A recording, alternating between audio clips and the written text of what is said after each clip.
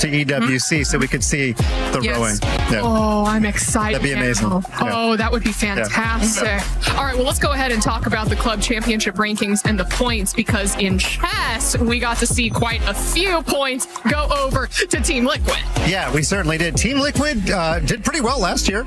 This year, they were sitting on 0. Yes. When the week began, they got 200 in Rainbow Six, and they got the full thou with Magnus Carlsen. And, it's kind of like a relay race. You want your anchor leg to be your best runner. I know we're only in the penultimate week of EWC, but Magnus got the job done. But also shout out to Dennis Lazovic, because it was his performance that extended the lead by 250 points. He gets 750. Hikaru gets 500 for the Falcons. So Dennis actually helped the margin grow a little bit greater there by even getting second place. So, but yeah, Team Liquid, they're on the doorstep of a top 10 placement. Yeah, absolutely. I mean, Glitter, this is something that we have been talking about recap after recap. We never saw Liquid on the board after 2 back-to-back runner-up years at EWC, and finally we saw them there. I think it was page 1. Yeah, page 1. They're up now because of Magnus. And honestly, I think a lot of Liquid's points hopes were hinged on Magnus. I think he had some very big expectations to live up to, able to do exactly that, push them up the leaderboard just a little bit. An idea? Yeah. When you sacrifice your queen in the final game, you should get a bonus 100. Can we get that in the rules next year? Okay, you know what? I'm phoning John EWC right now. Can we have this? I don't know who John is, but make it happen. And I apologize, John. You sound like a very important person. You don't have that's John Chess? Okay. John Roblox? Yeah. John? No, okay. I mean, I've got John PUBG Mobile. John PUBG Mobile? Yeah. Okay. Fantastic. We've got people all around. But no, I'll see if maybe we can make that happen. Please do. Sure. Who knows? But yes, it's so nice to see more of these points up 100%. On the board for these club champions. Yeah, and not only that, I mean, you saw on the second page, there are the other orgs like with that we just talked about. DK got 300 points for that 4th place finish. They will be on that list. Furia on there, FaZe on there, everybody we just talked about in Siege. So any additional bit of points does matter, because even if you're not able to claim the trophy, you're still jumping up and down the leaderboard. That's determining club championship prize pool money. So every win is still big. Huge even. All right, well, this basically brings us to the end of Spotlight. But before I let you go, Mike, anything else that you want to say to all the adoring chess fans out there, the people who are excited for Magnus, or maybe the people who want to see someone else take the win in the future? Well, I just say that Magnus wants a good rivalry. He loves sports. Ooh. If you ask him about the 1980s NBA basketball, he'll tell you all about Jordan and Larry Bird and Magic Johnson. So he wants somebody to rise up and be a perennial challenger to him, because he knows that makes a good narrative in sports. Maybe Dennis is becoming that person. Dennis is only going to get better at 19. Magnus, he might get better, but he's trying to hold on to his skill set. So we could see, this Dennis versus Magnus rivalry repeat at EWC next year. If not, there's, Nakamura still there, Ali Reza still there. So somebody is going to create a narrative to challenge Magnus every year. Or hear me out, Glitter. You start your chess journey right now. You start training, and we see you here next year. I've been thinking about it. This could be my calling. It could. I believe in you, girl. Do you believe in Glitter? Yeah, and I'd like for Checkmate to have some glitter bomb drop on the board. You're making all the new rules from here on out. Special move. You throw the glitter whenever there's a potential misplay or a fantastic play. Well, listen, that is it for the EWC Spotlight. Thank you all so much for tuning in, and we will see you next time.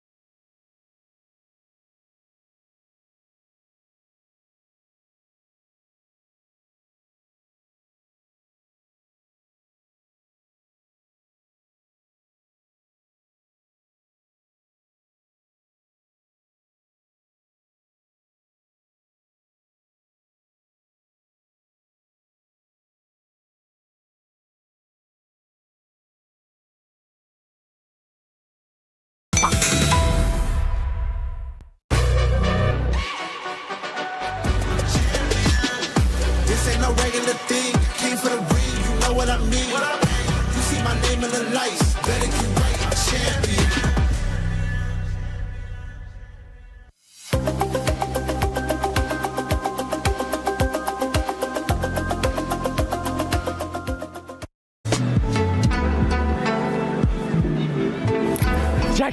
Jackie, we only have 7 minutes and 7 seconds.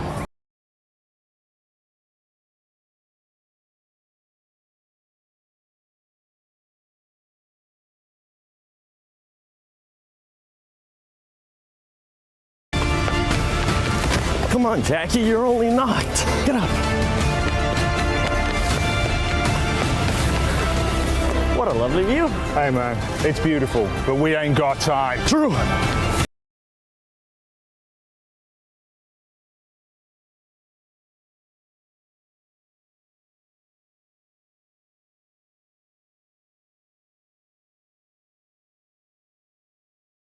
Barely, with 7 seconds to spare. Let's go, baby. The finals are here.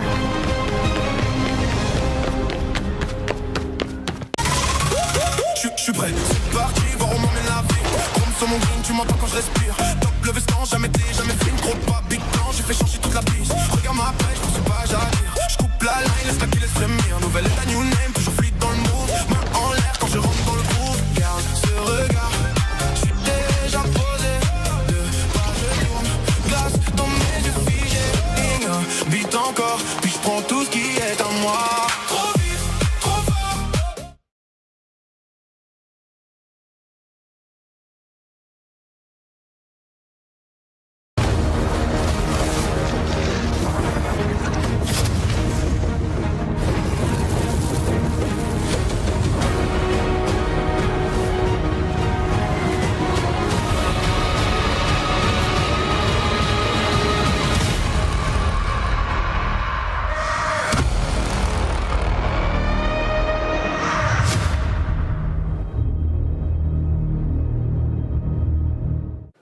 Time for the last SCC rewind of PMWC for EWC 26, and we're going to look back at everything that happened yesterday, have a little bit of a talk about it here, Mr. John, and see how it all went down, because yesterday it was a marathon of games for these teams to try and struggle through. Yeah, we had 8 matches played, the 2 Miramars at the start of the day. They went pretty quickly. I mean, those first 5 that I was casting during the day, it felt like there was some real pace to it, and I feel like our teams wanted to get through it because there were just so many of them. What was really interesting was the dynamic of having 2 Miramar sets in the same day and seeing the adjustments between the two. So that was something that would have come through. But a big feature, obviously, is the top of the tables. E-Arena able to keep a hold of that one. Yeah, definitely. Their win to start things off really set the pace. Of course, they didn't quite get themselves towards podium, towards the middle stages of yesterday. However, extremely strong, consistent eliminations coming through across a lot of those games. So once again, E-Arena is now in a position where effectively they've set the smash barrier, and they're going to be the ones to try and challenge for that straight away here, John. Absolutely, but there's other teams as well who are going to look to try and push past that smash boundary. Getting past it, it was set at 122 points, so you're getting past that and then needing a chicken dinner. There's plenty of teams within striking distance of that over the 6 matches today.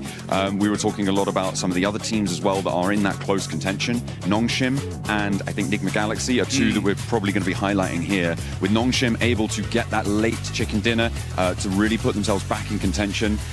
I say Enigma Galaxy is in that direct spot. I think they are just outside it, to be fair.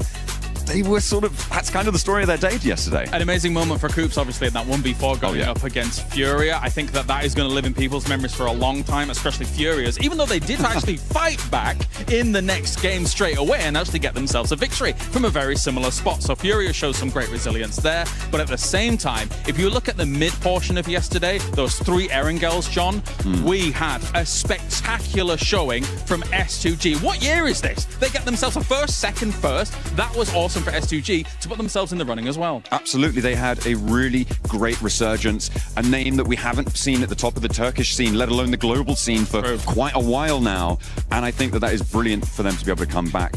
Without the name of Silas on side though, which is a little bit disappointing for me. I would have loved to see him alongside, but That's not my decision to make. No, it is not. And they are making some great decisions on the Battleground regardless of that. And also who's making great decisions. And again, what year is it? Aurora, when a lot of pundits and experts had really kind of given up on them being able to win. Obviously, we saw them as Alpha Gaming, as Falcons kind of in the past as well. And now this roster suddenly is like, well, you know what? We're going to prove all the pundits and experts wrong and find ourselves at the top of the table as well. We are sometimes seeing the dockening happening a couple of times, though. There are still those little glints and gleams of the false past, but hopefully they are going to put them in the past because they have one day left to sit atop the pack and maybe claim a global title where they have been denied so frequently. All right, well, that does it for the STC Rewind here for the last day of the finals for PMWC EWC 26. You don't want to miss what happens today. At the end of the day, we will have a team placing their key in the totem and cementing themselves in history here at EWC. Ladies and gentlemen, welcome to PMWC at EWC 26. The final day. 2 weeks of grueling hard work from this squad is gonna conclude today. We don't know how many teams is gonna end up being, how many games actually is gonna end up being. It could be 2, it could be 3, it could be 4, it could be 5, could be actually all the way to 6. But I'm joined by none other than Maxman, Neptura, and myself, the 7WG. Max, how are we feeling going into this final day? Oh, I'm so happy really for today because we are going to be 100% going to be crowning a new PMWC champion here. There's no Yangon Galacticos, there's no Alpha 7 to get that trophy back for themselves. So today, one team will be making history at Paris. There will be making history. And for everybody, before we show anything else, just a quick reminder, the prize pool, $3 million. First place is going to get a cool $500,000. But before we even talk more about that, just remember, if you are going to be using social media, use that hashtag EWC, hashtag EWC26. And while we're at it, let's give them a cool pose so they can actually screenshot it and share it. Ready? 3, 2, 1. There you go. That's all you guys get. Hopefully, you'll be able to share with the hashtag EWC and hashtag EWC26. And don't forget to do your predictions as well in the EWC app. Put in your predictions. Our predictions aren't doing quite well, but maybe it will be the turnaround today for some of the squads. But talking about the prize pool earlier on, $3 million, life-changing money, especially for first place. Don't forget, we also have the finals MVP, the Sony MVP, which is going to be $25,000. 25K for just fragging out completely. I can't wait to see who's actually going to bring that one home.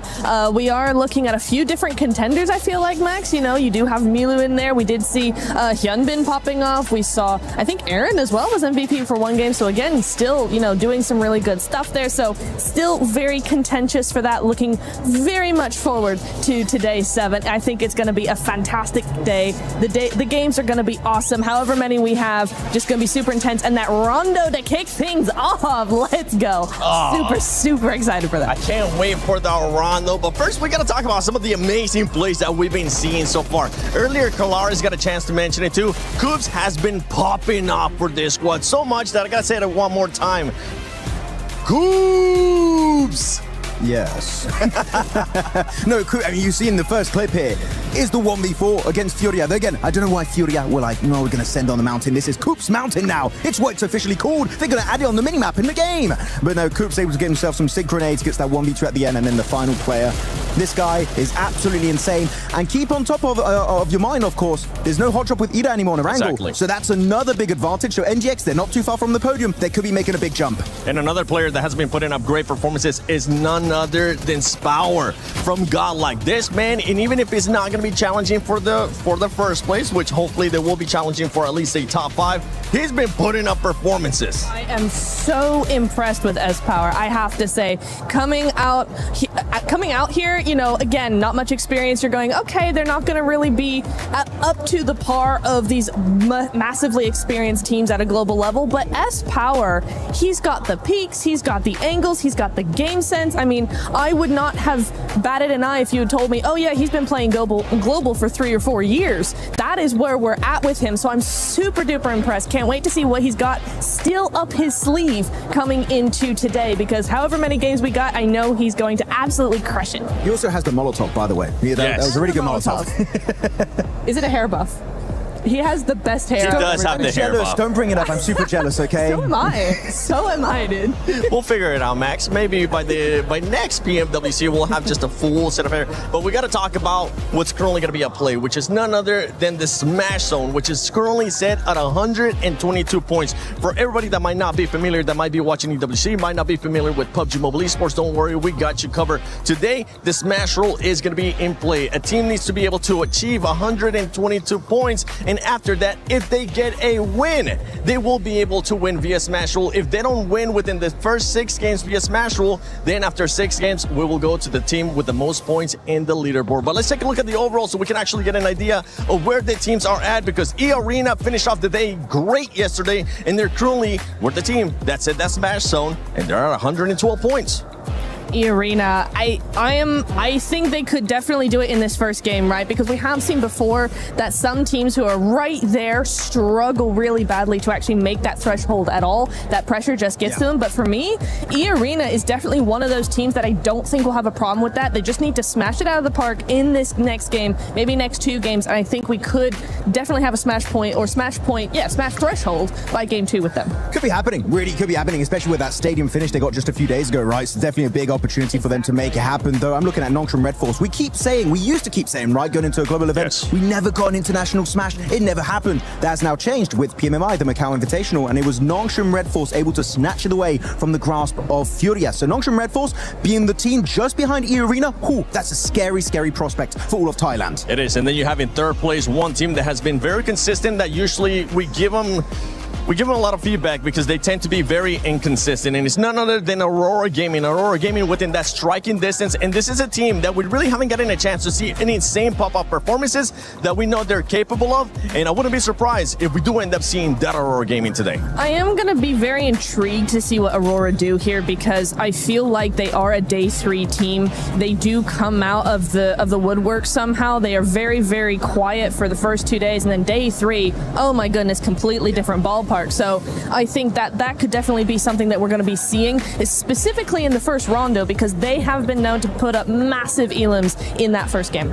I just want to say, can we stop getting a global MVP and just actually win a tournament, Aurora? That would be really So nice. true. On the second page, we did see for a little bit there, teams I would say below Tianbao really going to struggle to make it work out. But here you have it, the race to the Smash Zone for all of these teams. Of course, we know E-Arena need an extra 10 points, but everyone else is going to need 17 points for the likes of Nongshim Red Force. Aurora is going to need a total of, what is that? I mean, a little bit small, 18 points. So 1 and an 8. So really, on Rondo, those numbers are very easily achievable if you do end up getting that chicken dinner, and especially if you get a lot of eliminations straight away in that hot drop. And for the teams that are currently in 7th place, 4th prize, for the team that's currently in 8th place, Furia, you need to be able to put up those numbers if you want to be crowned a new champion. And that is our Sony story of the day. With some of their squads. And I can't wait to see who's the one that's going to be taking it. By the way, 4th drives, they are 45 points away from it. So I'm hoping that for 4th drives, they're going to have a great start here in Rondo. But we're going to talk about E-Arena, because that was one squad, Max, that was able to perform really, really well. We have to go a little bit deeper on the Arena, the White Rabbits. How are things going to go down for them? We're going to check out the individual player stats, which I was a little bit critical yesterday. Looking at the player stats, I was like, look, they're actually quite low for a lot of these players, right around like between 1 and 2. The thing is, every player gets that every single game. It adds up really slowly, but over time it adds up to, like, I think it's total of 80 eliminations, which is crazy. So the fact is not just like, oh, you don't have 2 really good players or 3 really good players. No, every single one on this lineup is doing so well. Mormon, Joker, Schweppes, and Tony K are definitely showing up massively for Thailand.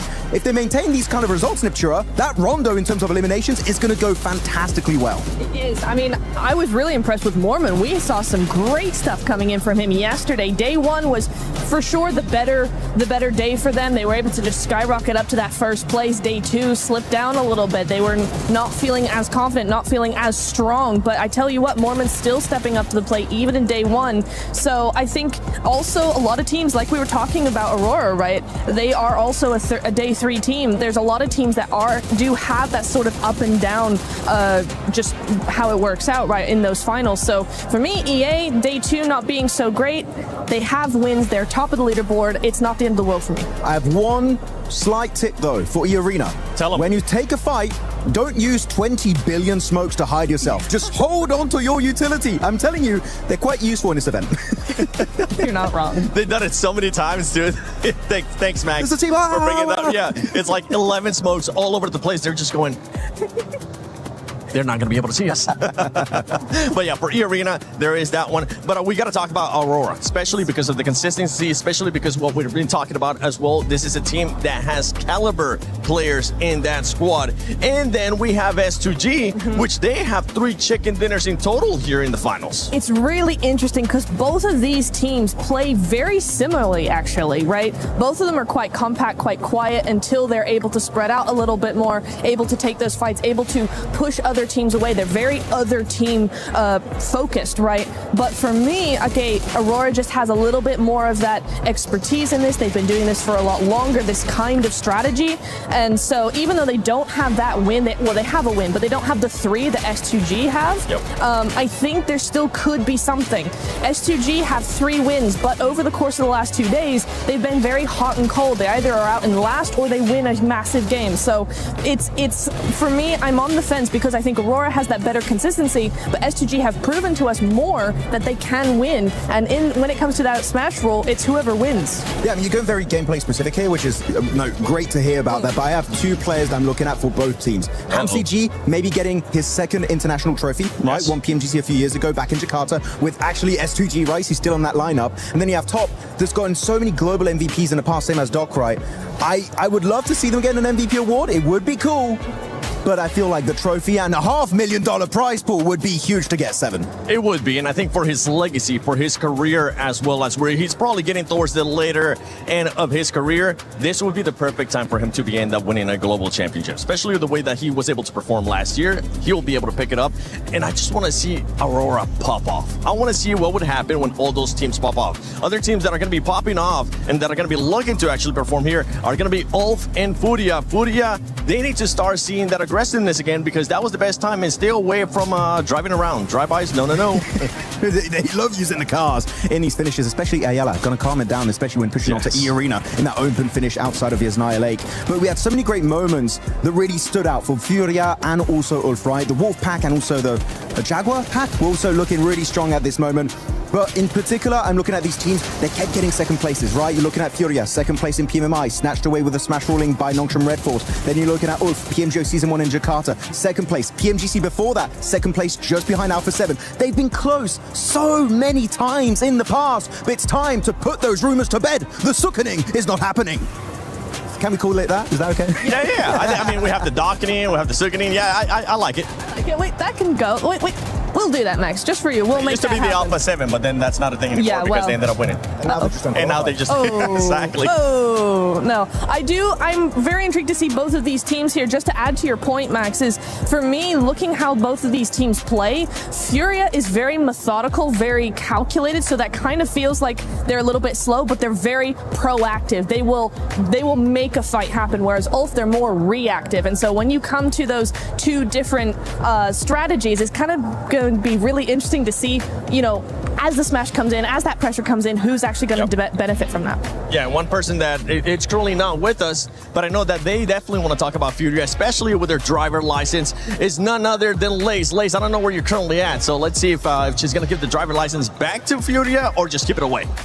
Look, this is what we're going to discuss. Kalaris, Jackie, and Lace here. Obviously, we have our teams that are leading the pack, the E-Arenas, Aurora, Nongshim. But we are going to talk about Rondo, specifically the map coming up, along with our middle pack teams. And one of these teams, Kalaris, for Thrives, our PMWC champions at 77 points. What are their expectations today, especially going into Rondo? I think they've got to make some adjustments, to say the least. Obviously, our first day, second day for Thrives, they were looking a bit of a shadow of their former selves compared to what we saw in the group stage. They looked a bit more opportunistic there, as well as able to allow Falak's gunplay to really kind of flex out against some of these teams. So I need to see them just almost take a few more risks, but just kind of find themselves like a bit more forcefully moving into some of these circles, as opposed to sitting on the edge meekly and not really kind of doing much. And Rondo's the map to take risks, right? Yeah. We expect suspect this is where you will gather most of those eliminations. And obviously, you know, they got to chat a little bit about Furia. But Jackie, I want to pick your brain about Furia because we all know how I feel in their drive-by special. But this is a team that sort of can maximize eliminations, and they are at 74 points. What do you think expectations lie on Furia coming into this? I think they know domestically how to approach Smash rules. They're going to be playing a little bit more aggressive here. They're going to basically come into this one with the mindset of we need big games, right? Not only do you need to go into it with the mindset of we need 11 to 14 elims in this game. That's the kind of safety net. Anything above that's a blessing, James. But you've got to target teams above you as well. Realistically, break their legs on the way if you have to stop them getting into a safe position in Smash. This is the crazy thing about those kind of mid-pack teams is that I think they're going to need a little bit of divine intervention from elsewhere to be able to catch up, and then they probably need themselves 2 wins along the way, whilst also figuring out the fact that somebody could quite easily finish it before those 2 wins even come their way as well. So there is some of that does come in. For Furia, they've been on the absolute other end of this, losing out PMMI to Nongshim Red Force that were able to smash despite Furia having more points than them at the end. So for Furia, they don't want that to be occurring again. They don't. I like the way that you said that. Let's just hope the top teams kind of fall out, giving these middle pack teams an absolute opportunity and chance to do so. But of course, we're going to have to wait and see. But 7, I am going to bestow the driver's license back to Furia so they can do the absolute craziness it is Rondo in this map. Okay, I like it. I like it. Let's see what kind of craziness we're going to be getting here in Rondo coming up. But I know with everything going on here at EWC 26, there's a lot of movement happening within the club championship. So, Glitter, what's currently going on with the club championship? To get through, so let's dive into it. We have had so much going on here in our championship weekend, and right now 2 grand finals have officially completed. Yesterday over in chess, it was Magnus Carlsen who was able to take home the title when he faced off against Dennis Lazovic. That of course means that Liquid got the 1,000 points when it comes to the club championship, and AGAL were managing to get that 750 points that were already accounted for last time we spoke. But that wasn't the only grand finals that happened. We then moved on over to the Lenovo Legion Gauntlet, where we had Rainbow Six Siege finishing their grand finals as well. That was a massive face-off between 2 Brazilian orgs in Furia and FaZe. And at the end of the day, it was FaZe who was able to take home the win despite all of the support from the Furia fans in the crowd. Both of those squads are also in the club championship as well, so some points on the board for them. But now we're focusing on what we've got going on here today, because we have 2 more grand finals that will be ending today. One of them will be in Rocket League. Now, they still have to determine which teams will make their way through to their grand finals, as they'll be starting off with their semifinals matches here today. And these are going to be some big ones when it comes to the club championship side of things, because on the top side of the bracket, we have KC versus Falcons. And we know how everyone is keeping their eyes on Falcons to see what they're able to do with the points. Then on the bottom side of the bracket, we have SSG and NIP. So it's going to be an action-packed day from Rocket League as well. But Seven, I'm going to send it back on over to you so we can get into what we have going on in PUBG Mobile today. Shout out to the amazing Glitter Explosion, getting all those updates, running around to every single stage, and just keeping us updated with what's going on within that club championship ranking. But right now, I want to get some predictions out of you guys, because we've been getting the predictions out of the viewers. Max, which is the team that's going to be eliminated first in Rondo? Oh, I thought we wanted like a pick of who's going to win. Eliminated first, Aurora. It seems like something they would do. That's crazy. That's wild. No. For you, I'm going to switch it up. Oh. Hold on a second. Slow down. All right. Which team is going to be winning Rondo? Which team is going to be winning Rondo? 4Thrive. Yes! Do it. It ain't happening. Sorry, guys. Dang. Don't listen to him. Oh, no. Hold on. That might be a good thing, because they might be able to just reverse that curse. And it could be a blessing here for 4Thrive. But ladies and gentlemen, we've been talking enough. We've been waiting for this moment to start. And I think it's time we get started with PMWC at EWC 26, the final day.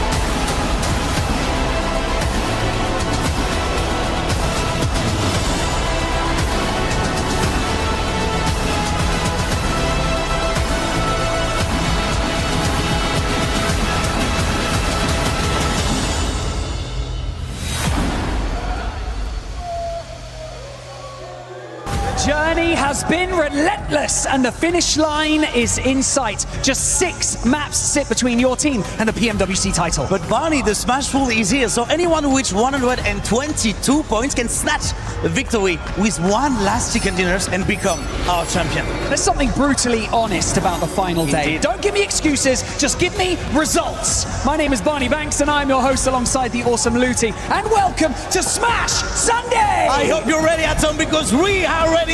So it's time to welcome one last time our finalists on stage, starting with Al Hula Club Esports!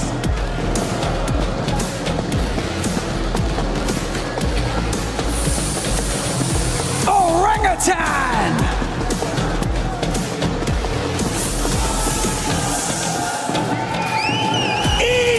Esports!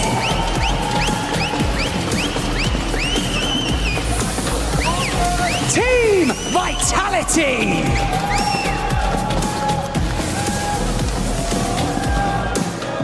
Godlike Esports!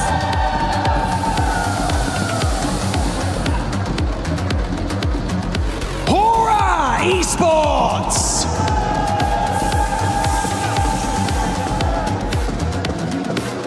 Team Flash!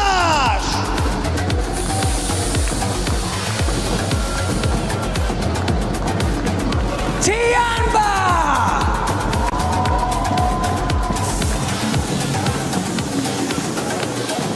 Furia!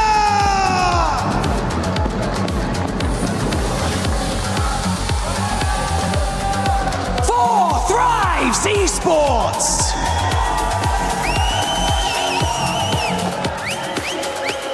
Wolf Esports!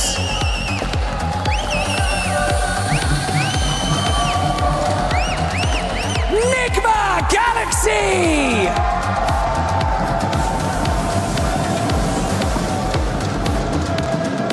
S2G Esports!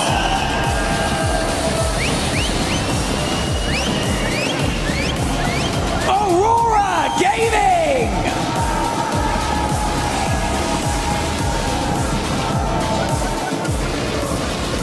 Nongshim Red Force!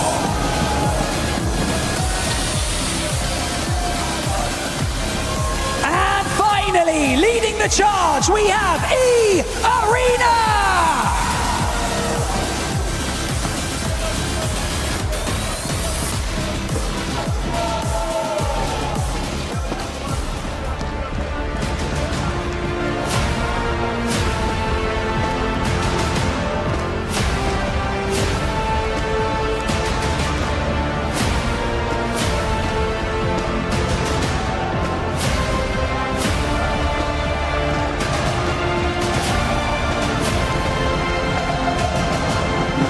Every single one of these teams has proven that they belong on the Gadia City grid. Today, they fight to be the last team standing. Only one key will remain intact. After Alpha 7 and Yangon Galacticos, the throne sits empty, and Paris demands a champion.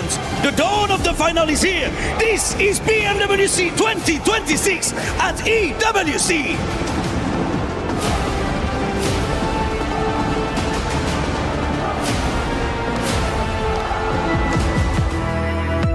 Months of preparation, thousands of hours played, and sacrifices have led to this point. Life-changing money sits on the horizon, and a legacy that dreams are made of. We saw it in the group stage, we saw it in the survival stage. These teams are here for a reason, and every single one of them can actually clutch it all and become our PMWC champion. Rondos we've had at this event have been ludicrous. There's been so many huge games. E-Arena, one team that's already shown we can break records here live at EWC. So yeah, I think it's going to be a spicy start on Rondos. That's how they finish it! Thailand makes a stand here at EWC. An incredible 39-pointer! E-Arena barely made it here into the finals, and now they're looking on top of the leaderboards. If they could just continue to be a little bit consistent, we should be able to see them win the whole thing. It's just Raouf, and that is it. E-Arena get the first chicken dinner here today. พวกเรารู้ดีครับว่ามีอะไรเป็นเดิมพัน pressure तो है हम इसके लिए तैयार भी हैं और बाकी हम यहाँ पे compete करने आए हुए हैं My opinion on Four Thrives is that they're actually a very talented team. I think they've got a lot of firepower. They're proving that in a LAN environment like this internationally, they can show up and be a dark horse to contend. They've got championship mentality, and I think we're going to see that today. Oh, it gets the secure. Four Thrives finally shut down the arena. The team that surprised me the most has got to be Nigma Galaxy. I mean, they were getting hot dropped by Ida almost the whole tournament, and they're at the top of leaderboards. They can actually win this whole thing. Down to the last man in Joel. They need to isolate the peak as he hits Lord Heavy, but he's gone. That is insane. I've got to eat my words on that one as well. I mean, for Nigma Galaxy, what a good game.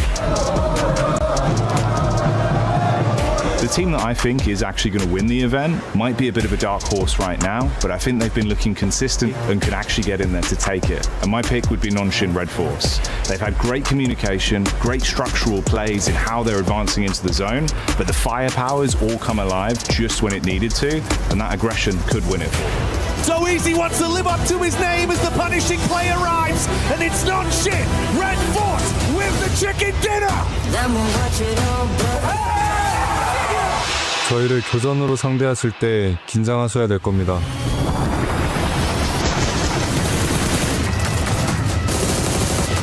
My dream scenario is if we see 6 matches with like 6, 7 teams in the Smash Zone just battling it out to see who's gonna take the whole thing. And the most wildest thing ever, if we just see like a 6th place team somehow clutch up a chicken dinner and win it. Like that, to me, that would be just the best.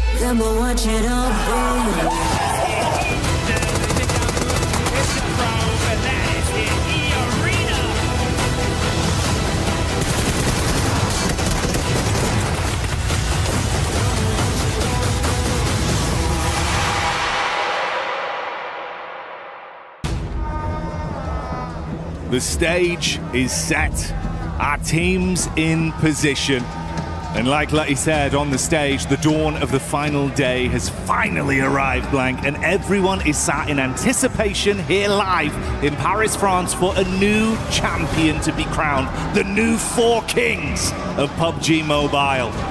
And there could be quite a few contenders for that throne right now. A lot of princes down by the stage looking to dethrone.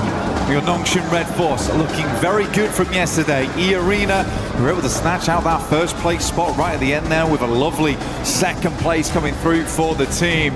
But it all comes down to this. 6 more remaining matches, but potentially less. With that Smash ruling in place now, there is that possibility to end the tournament early. 2nd match minimum, as we do need to get towards that Smash point during that first game here. Very possible to do here on Rondo. We've got the fans in the crowd all supporting their teams, family, friends here in Paris. And with that said, Paris, it's all on you. Let your voices echo throughout the history books. Light this all up. Let's give these teams some energy. Let me hear you roar!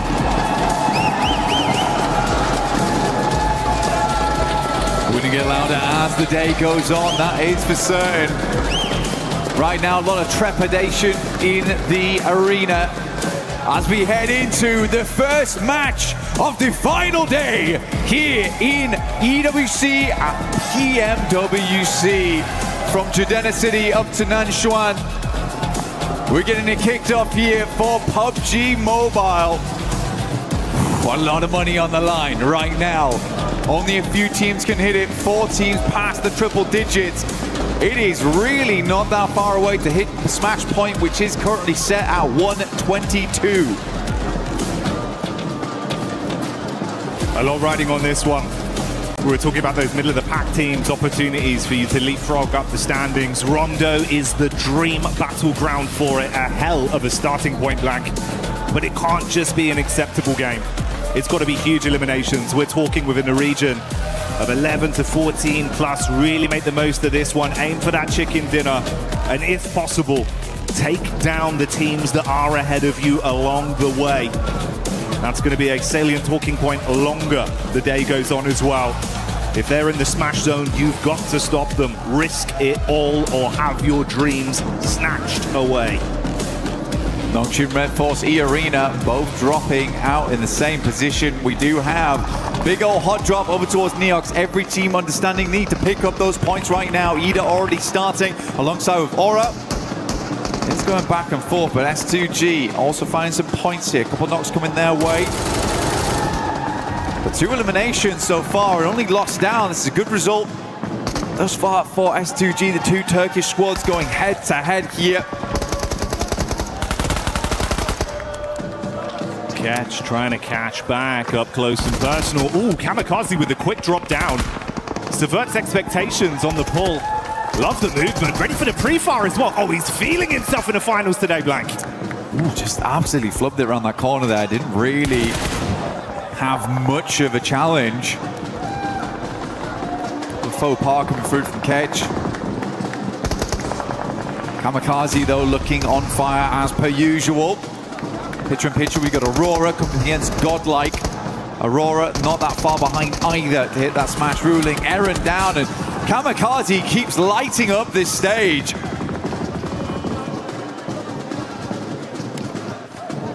He's been a real meme machine of the competition.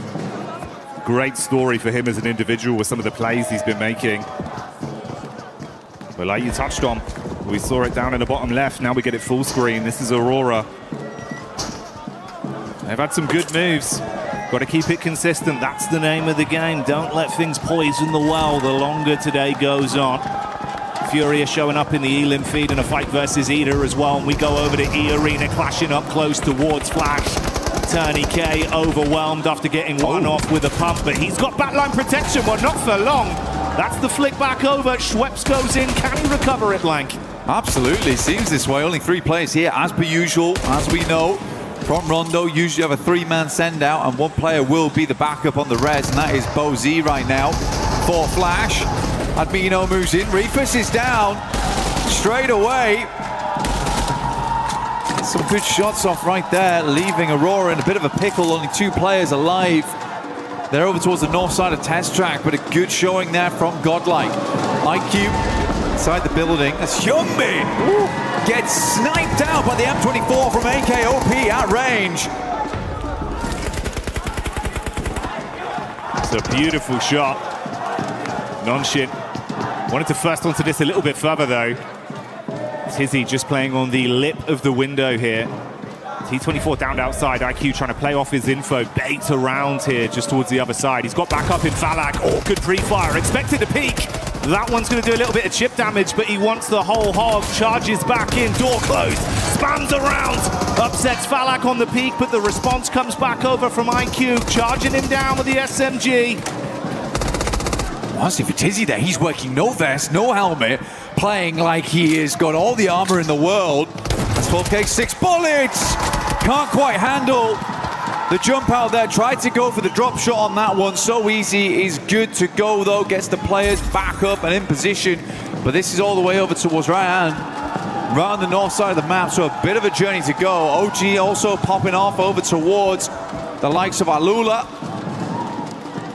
We take a fair bit of damage there, but Tizzy's back in. Nongshim Red Force, good to continue. E Arena though, good start for them. We know that they like to flex out around Stadium, get themselves some eliminations where they can. Already started off in a good way over towards Flash. Those 3 points are further towards that smash rule. We have seen multiple times in international before, when we get to those finals, teams can't quite make it to get into that region of smash point on the second match. They got to be lucky. And if you want to be lucky at home, you got to join the 2026 PMWC Lucky Spin to draw for the exclusive set only available here for PMWC. And it may be lucky for those of you at home, but it's been good decision making and some great gunplay for OG that's made the difference coming into the early fights here versus Alula and Ida, farming themselves up to 6 elims. That's what we're talking about for all these teams. You've got to have a big performance here. But none other are beating out 4 Thrives with the 7 they've been able to farm up after shutting down, of course, Nongshim Red Force in the cheeky plays we were seeing through the windows.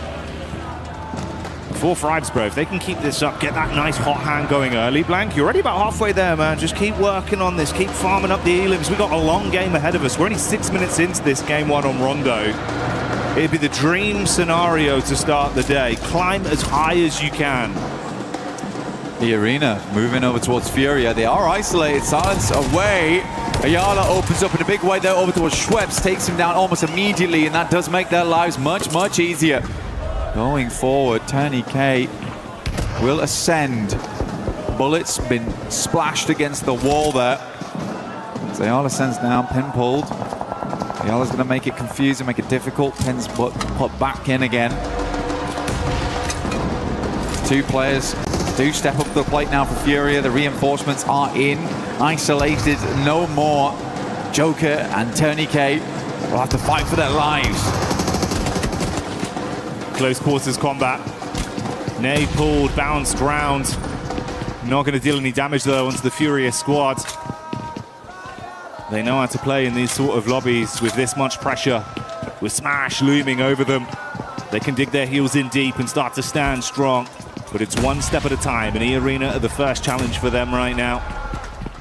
It's Godlike that are also just on the periphery of this, getting information for free with all the noise that's being exchanged between the two squads.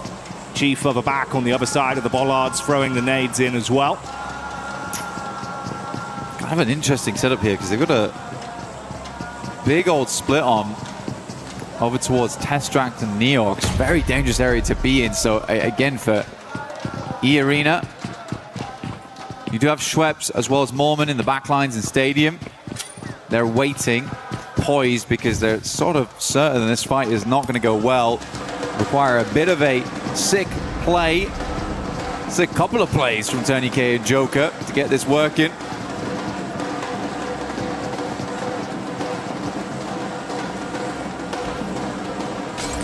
TourneyK, he's just been arming that nade, waiting for an opportunity to get the most out of it. Yeah, quick head count on the util. He's only got 2 nades and the 1 Molotov in the back pocket. Furia starting to clear out the building. They want to go floor by floor, but they run into Joker. Good first hit. They respond back in kind. A 1-for-1 trade. And TourneyK with a nade. That's one of the 2 thrown out. It was a good primer, but no direct connection. He's going to be baited down as well. Could be stung from the back here. Oh, the bounce is big. Turn around as well. So close, Black, but couldn't hit it. So close. You can feel in that moment there was almost a clutch potential. Luckily for E-Arena, they can move back over towards Stadium, move back into the circle. But what a long journey it's going to be to get over towards Lo Hua Sing on the eastern side. Fourth Rise, though, you're right, man. What they've been doing so far is good. Kalash was talking about it earlier, wants them to be a bit more aggressive on those entries. Lurking around the outside edges a little bit too much when they have the gumption. They have the capability to play those central positions. But for E-Arena, I think they were just gambling with the points there. If they get the full 4-man flush, then massive addition to their points tally. Still, getting those 10 points isn't always easy. Doesn't always come on that first game.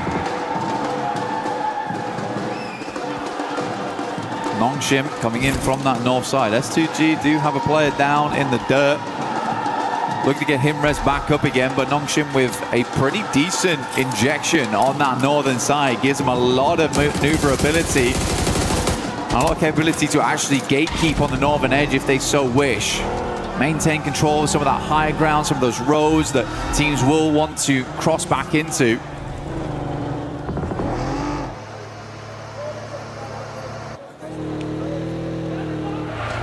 It's almost poetic. It's been twice inside of this game. We've seen S2G and Ulf going against each other. Ulf coming into it to start the day here.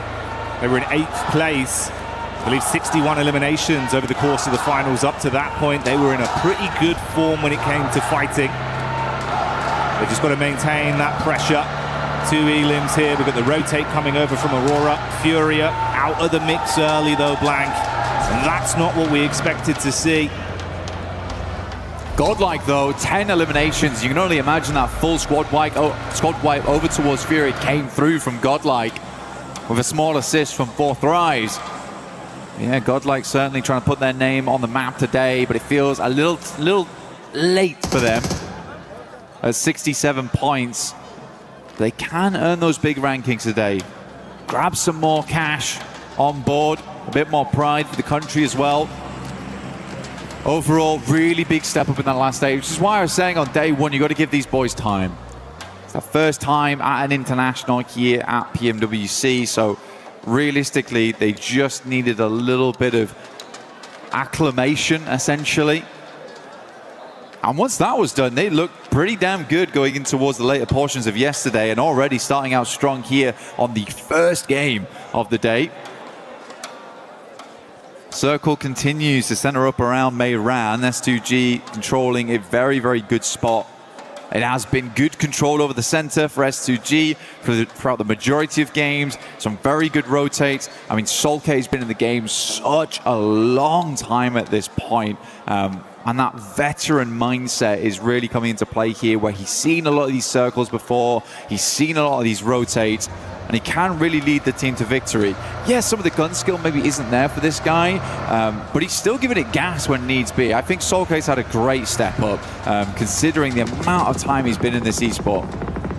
You've got a lot of talent on that roster you can pass the baton to if you need to rely on someone for a sick play mechanically as well. So certainly armed for some good fights. Talking of which, Aurora getting line of sight over onto the Vitality migration as they wanted to make a move straight past. Few shots on target, resulting in them going down to a 3-man squadron. And it's Hora that also have a similar flight path back over towards the zone. I'm curious as well, bro, the push down from Nongshim Red Force, thunder-footed their way into the zone early. I was saying the consistency of this team looked good, but it's the fact they've turned on this aggression. They're willing to fight for a good position now, Blank. I mean, playing over towards the northeast side of Meiran, I mean, it's a bold maneuver, right? You don't try and play to hold out teams on the outer edge, but they don't get themselves too stuck into Meiran either. So they have accessibility to the rest of the zone, but this is a livable position in what is a bit of a dastardly circle. Now, E-Arena, we saw them coming in very late. They played over towards Stadium for a long, long time. Go over to recuperate after 2 players in Tony K, as well as Joker went down to the Fury a lot. Just on the heels, though, of OG. Mormon's going to jump out. He loves a scrap. In the meantime, the Elim feed's lighting up and the crowd's getting excited because Godlike, it looked like it was a struggle of a fight versus Ida, but they've turned it right around.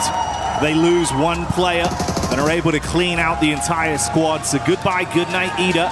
The second team to exit stage left in our opening game of Rondo, whilst E-Arena continue to chase OG. Keeping it pretty cool here inside of E-Arena. Smash ruling always changes how these teams play. So crazy as well. Godlike's just hit the 14th elimination on this game. They are cracking it open at the moment. Looks great to see. But for E-Arena, I do think you're getting ahead sometimes, where for this game, for them, doesn't matter so much about getting ginormous points, but what does matter is just getting enough so you open up the capability throughout the rest of the day to hit that smash. But you can get in your head about it. You absolutely can. Soka moves up towards the western side. Nongshim is extremely pleased with this shift, as they were already in Meiran, as we stated earlier. E-Arena was a little bit slow to the punch. Vitality finds the first here in top, but Axel will go down once again. Aurora has been hounding Vitality the entire game. No punches pulled there. Clean uppercuts. And with Vitality out, they'll be able to save their mate. Get Top back on his feet, recover from this. They saw the rotation from Hora, hard committing to get past them, now trying to get into the zone themselves. Meanwhile, Nongshim Red Force actually getting vision of their entry point, and they've instantly dispatched 2 of the players. They're pincered as well, Velula on the other side. So this is a ton of info for Nongshim and some extra points. Look at this shot from Doc. Really, really good stuff. Double spray down on the roll-up is crazy, even before they get anywhere close to the compound itself. And not a single dash of damage sent back his way. Very, very nice initial game here from Aurora, but they have a long way to go. Nick McGalaxy currently holding the backside on that southern edge. S2G blasting bullets in as Alula holds back Flash over towards the water side. Eren out in the open, waits for the reload to come through, and then makes the cross. Good timing on that one. These two sides hounding each other the entire time on Rondo. Feels like they're mirroring each other. Ooh, Orangutan from the side getting a look in as well. Solke feels that one. Gotta drop off. Meanwhile, the team with a whole load of elims and Godlike wrapping down potentially to get a bit of a scout over towards the setup from E-Arena, Blank. E-Arena would be really bad to go out right now. And I can actually tell that E-Arena is playing fairly passive because they didn't take the opportunity, despite being ahead of OG, to hit Meiran hard. OG's actually been able to take up that position. But E-Arena, they want to live this game out. They are really giving a lot of teams liberties right now just to survive. One knock goes back over towards Godlike's way. They will reassess, but it's not carnage just yet. No, it's not, but it is a little bit of a crowbar that's been dashed at them, slowing them down on their potential aggressive play. That was from 4Fribes as well, by the way. And yeah, we're hyping up the Godlike maneuvers, but they're currently sat on 11 elims themselves. And if they can vie for control of a decent position off the back of this skirmish inside, hey, maybe 4Fribes are coming alive early. What's great for 4Fribes, right? In PMGO Season 1, they were sort of the back seat because they came in with Smash Point very early on the first day. And I think that pressure got to them a little bit. It went all the way to match 6. They weren't able to put a lot of points, but they managed to make it through. The Arena, though, sending over. Joker does need to reinforce those backlines. Good shots from Schweppes, but immediately it's taken down by Huzaifa at distance. Manya up to the rock, but realizes he's got to push back off this one. Tourniquet, full broadside here. Manya should be able to pick up this flush. Good nade again, though. Now just S-Power. A lot to do, but this is the man to do it. He's the clutch factor. Ooh, saved by the bell on the nade. So low. Able to keep his head above water for a few more seconds. Good bounce back. Squad Oh my God. bounces over, shuts down S-Power. Salme out. Adamino, the only one left now. That deployable cover barely keeping him alive. 3 players up still for E-Arena, looking to get further into this game. Admino might be able to go for the res if he goes for it now. I think they're going to sweep round in the vehicle, try and figure out what's going on back there. S-Power still down, knocked. Schweppes moves up, goes for the drive-by, has the information, and that is Godlike out. So a good refresh on the gear, at least for E-Arena. Some more nades available, more ammo. They could swing back down towards that compound on the south side they held earlier on, because this is a hard south shift away from Meiran. E-Arena getting thrown a bone here, but still they have 3 players. They are not at full force. Let's see how they play this out. In the midst of this, that elongated battle that's gone on the whole map here between S2G and Ulf continues. Edge guarding them coming out of the blue and keeping shots on target. It's worked out slightly worse for Ulf, down to a duo, but we do say goodbye to Solke on S2G, so a triple threat remains there. There was some fighting over from Nonshin onto OG inside Meiran as well. They were taking pot shots at them, so a 3-man squad living on amongst that. And 4Fribes consistently keeping their head on a swivel as well. They were peppering bullets over to the E-Arena encounter with Godlike. Yes, they got some knocks, but none of those converted into points. S2G desperately trying to make the cross right now. Couple of shots, but the vehicle, it is very low HP, smoking now and on fire. They have to get out, but they're just about in the zone. Same can't be said for Ulf there, but Alula's going to continue to put the hurt on. I think Enigma Galaxy wanted to move around on that eastern side, see what they could pick up, but all those points have been dashed away. Still a 5-pointer on the game with the 3 players that Enigma Galaxy hold. They're on the other side to E-Arena. I like this, though, actually. They've got Joker as well as Schweppes playing the northwest edge whilst Mormon holds down the compound. They're looking for exit frags here, Jackie. You see the conversations there between S2G. It's an intense day.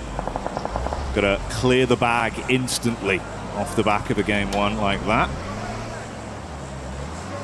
And Mormon did set himself up just as you suspected early, and then have played a little bit more of a scouting play to keep themselves at least aware of what's occurring up between the setup of 4Fribes and OG. There's been a lot of noise, a lot of free info from that. Don't mind this too much. Just trying to create a little bit of a dip to play around as players will attempt to leave from Meiran. That's OG on the north side. Likely first to leave. It's a gamble play, but they know they're close now. They know they're close. As soon as they start getting into those placement points, they get a couple more eliminations. They're set. Their goal in this game was far easier than most. Not looking for that chicken dinner, man. Back up into Meiran. Goodness me, we went back down south, back up north, and now Schweppes has got to go pick up Mormon. Plays up by the roadside. Not definite this ends in the urban area. Enigma Galaxy might want to make a send soon. OG loses one on a knock. Not flush though. Fourth Rise looking fantastic right now this game. 11 eliminations, holding a strong 2-2 split inside of Meiran, controlling both the run out from OG and scouting towards Nongshim. With Nigma turning their attention onto Flash, you can see Schweppes had already identified their setup far over. He was waiting for an opportunity to actually shoot some bullets their way. That was the call for it. No raw connection from this. He'll spot Satan on the rotate with a vehicle as well. Still debating if he can actually get some pot shots here, trusting in his source from distance. And this is also amongst the Lula that are pushing up onto 4-5s. They knew they were fighting OG. They took a few pot shots, but now Quick's trying to take at least a little bit more aggressive space off them. I think we're going to see in a struggle position, and E-Arena can play this very slow here. They don't have to peek too much. Ralph already down there. Should go down to the play zone. Enigma Galaxy is going to try and go for that southern push on this one. Like you said, Schweppes identified their position very early. The shots are coming through. They don't want these points to be stolen from the players inside of Meiran. Schweppes opens up, but looks like those points might be going another way. Nongshim getting some great damage, just playing into that engagement between Alula as well as Flash there. Gonna be long grenades on this one though, Jackie. Decent chuck. That one might be good. Bounces into the back. It's chip damage, but no conversion. Ooh, bursting just in front of Satan. They've got one smoke to try and pop. Hey, this is dastardly. You are trapped in a hellish position whilst the other squads are scrapping through each other, so the lobby's starting to thin here. It's tempting for E-Arenas just to push this. Getting in towards 6th place, right? Very close to that point with 2 eliminations. You could just sack your game here to go for it. Joker's going to try and get a different angle on this one, move up over towards Mormon, put some more emphasis over towards Meiran. If we go a little bit further south here, the game actually does open up for E-Arena mainly. Fourth Rise also have a good capability of leaving from this area. Wonder how many vehicles they've still got left with the tires in play.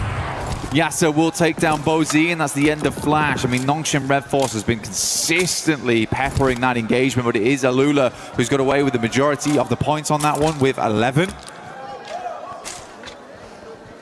Yeah, there's been a lot of harassment of all of these squads from Nongshim and 4-5s, consistently taking pot shots out, making the fights more uncomfortable for either team involved.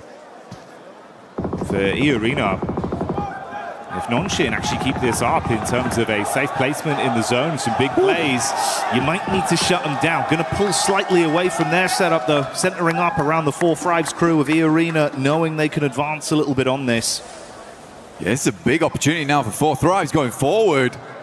Get a chicken dinner here. You set yourselves up to get potentially into Smash ruling by match 2, by the end of match 2. Very cool to see both E-Arena and Nongshim Red Force. None of it was small talk at the start of the day.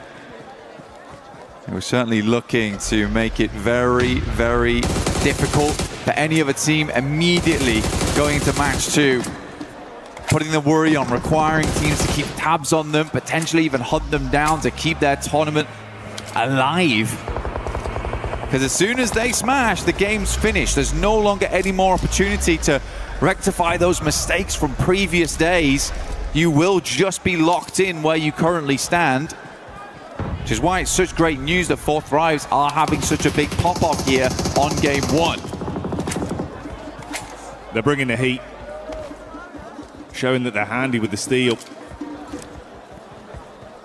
And for Alula, try as they might to absorb points from this lobby. They're so far down that it's been uncomfortable. What happened there? I mean, it was danger close, mate. He got one knock onto OG, but it took down a member amongst the commotion for 4-5s. 224 heading out for Lack, like you say, a bit of an accidental play there, but not the one you want to see. You always praise Falak's gunplay. Basically a legend in close quarters, so to lose him in an urban finish, disastrous result here. Hyunbin though will find R3B. To send a nade over the top immediately to confirm. Is that in the window? I was going to say, that is a long lob on that one. By this time, it's a bit more difficult to hit that one. But OG lose WizGod. He's getting picked up though, off in the distance as OG moves in, but it's Joke from the sidelines actually finding Aru. They're consistently harassing from this outside edge. Played that compound down towards the south side, and then just playing off this ridge side around the road, but ooh, it is time to leave now. Gonna have to force the issue. Jump back behind the driving wheel and get into the zone. For OG, it's so uncomfortable because you are just being completely cut off from all angles. The back line's covered by E-Arena, nades from the front in from 4-5s. They cannot peek in any regard. He's going in crazy. Okay, into the building. 4-5s ready for it. Zypher strikes first. Sweep, sweeps under the rug. Goodbye, good night. T24 with a nade from the top. He sees Joker, but it's Lord that steals it from Enigma Galaxy. Nade over onto WizGod in the meantime, as well as Yasha falls to Hyunbin. It's all turning into carnage. More man. Last left alive here. I think it's one more placing they need on this one, Jackie, as well. One more elimination would also do the trick. They want to get themselves up towards 5th place, but it would be so awful to go into match 2 1 point away from Smash ruling. Does not have a position to play though. Everyone's completely looking his way. Might have been better to hedge his bets down towards Enigma Galaxy and just try and take a one-on-one trade. Just wonder if they actually know how many points they've currently garnered on this game and how close it gets them. You'd expect them to, right? And honestly, for 4-5s, this probably works out in a way with that charge in. Oh, no. Oh, mate, the nade on Mormon. Okay, goodbye, you. Oh, they're on it. They're on it. So it was. 6th place is fine. We're good. Whew. They're safe for now. That's what they needed. And with Schweppes charging into that compound, he gave them some extra ammunition. They were having to make concessions, Blank. You can see about 80 rounds of 5.56 left for them. So they've been able to restock up. Nonshin, though, still making plays, and they got loads of ammo to spray with. Shots down on target from XCY. Hits onto another man. OG, you have just been trapped, taking punch after punch for so long. They're punch drunk in the back line. And for Nongchin Red Force is where all the storylines converge. Chicken dinner would be ideal, but a few more eliminations and a 2nd place would get them in towards that position. A pitched battle between Nongchin Red Force as well as E-Arena going straight into match 2. Good nade over the top from AKOP. Opens up the door here for them to move in. Hazaifa leaning onto this one. AKOP's down, leaving just WizGod. Goodness me, Enigma Galaxy still going, and it's Lord of all people. Oh, finally taken out, but top 3 now. Nongchin Red Force ever closer to a chicken dinner and set themselves up alongside with E-Arena at the top. The solo savagery was nice to watch, but now it all goes down to the 2 squads that were in a prime position on Rondo for so long. The duo of 4-5s versus the full force of Nonshin. They charge up onto the compound. T24 top side. Zypher rearming himself. Shotgun to play with if they come charging through the door. So easy. Dashes the nade onto the lower levels. Wants to ascend up. Nade in. Masking some of the sound. So easy to peek this. Looking for the 3rd angle. Just through the window. Catches a glimpse, but they read it right. They try and keep him pinned back. He's got to heal. XZY, got to be a good nade through the window. Good damage off the back of that one. The burst is lovely. The play zone will take down Hazaifa. And Nongchin Red Force start the day off with a chicken dinner. Can they grab another after this to close down the entire tournament? They've got Red Force, they've got Daka. This team looks good. Nongxin have seen red, and the aggression has come out when it's needed. Fighting harder, pulling out huge eliminations on Rondo, and still playing so consistent with their setups. I mean, a technical back-to-back as well from yesterday. Last Miramar into first Rondo. Nongxin is just a different beast coming into these last 2 days of finals. Especially coming off such a long eight-game day set into day 3. You're in the finals. It's getting nerve-wracking. You just open with a chicken dinner. These guys must be so confident. They don't look rattled. They don't look bothered whatsoever by the sheer pressure that's on their shoulders. We know there's going to be a new champion, and Nongxin are eyeing up that trophy. They want it branded with their organization, their legacy. And if they keep this up, Lang, there is a decent chance they damn well do it. Just fantastic stuff. Good to see Nick McGuice as well. Lord stepping up right at the end there. Fourth Thrive's also making some more aggressive plays, which is great to see. They had some familiar faces. I think E-Arena panicked a little bit, but they just about made it right at the end there. Losing for Lack for Fourth Rise was a fairly big deal, but OG also getting in towards a late game. Aru making some good calls that match. I think Nick Begaisi also was very resilient that game to get where they did from where they were playing, so difficult, and then Lord able to sneak his way in. Oh man, you were bigging up Lord earlier into the tournament, right? Saying it's the fact that you've got Coops and Lord. That sort of collective in unison that's doing so much for this team. And again, there, in a situation where it felt like you were out, Lord goes off with the solo shenanigans. Oh yeah. Hey, do you know what that is? He's got the Brandon on the go, mate. That is the stamp to get into the Winners Club. Nongxin fighting, we'll be back soon.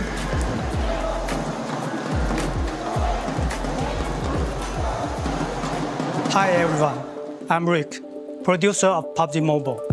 For the past 8 years, PUBG Mobile has continued to grow together with players around the world. And even today, we are still fully committed to this battleground. We are continuing to invest more resources, improve the experience, and bring PUBG Mobile to more players in more ways. Today, I'm excited to share something important with you. New app, PUBG Mobile Lite. For us, PUBG Mobile Lite is not about making a smaller game with a smaller experience. It's about maintaining the high-quality PUBG Mobile standard while giving players a lighter and more accessible way to play. We know that different players have different needs. Some players want the full PUBG Mobile experience with the richest content, all sorts of highest quality gameplays, and everything the game has to offer. For those players, PUBG Mobile will continue to be the best choice. But some players want to jump into battle faster, save more stories, and reduce the burden on their devices. That is why we are creating PUBG Mobile Lite. PUBG Mobile Lite is a lighter version of PUBG Mobile, built for players who want a faster and more flexible way to enter the battleground.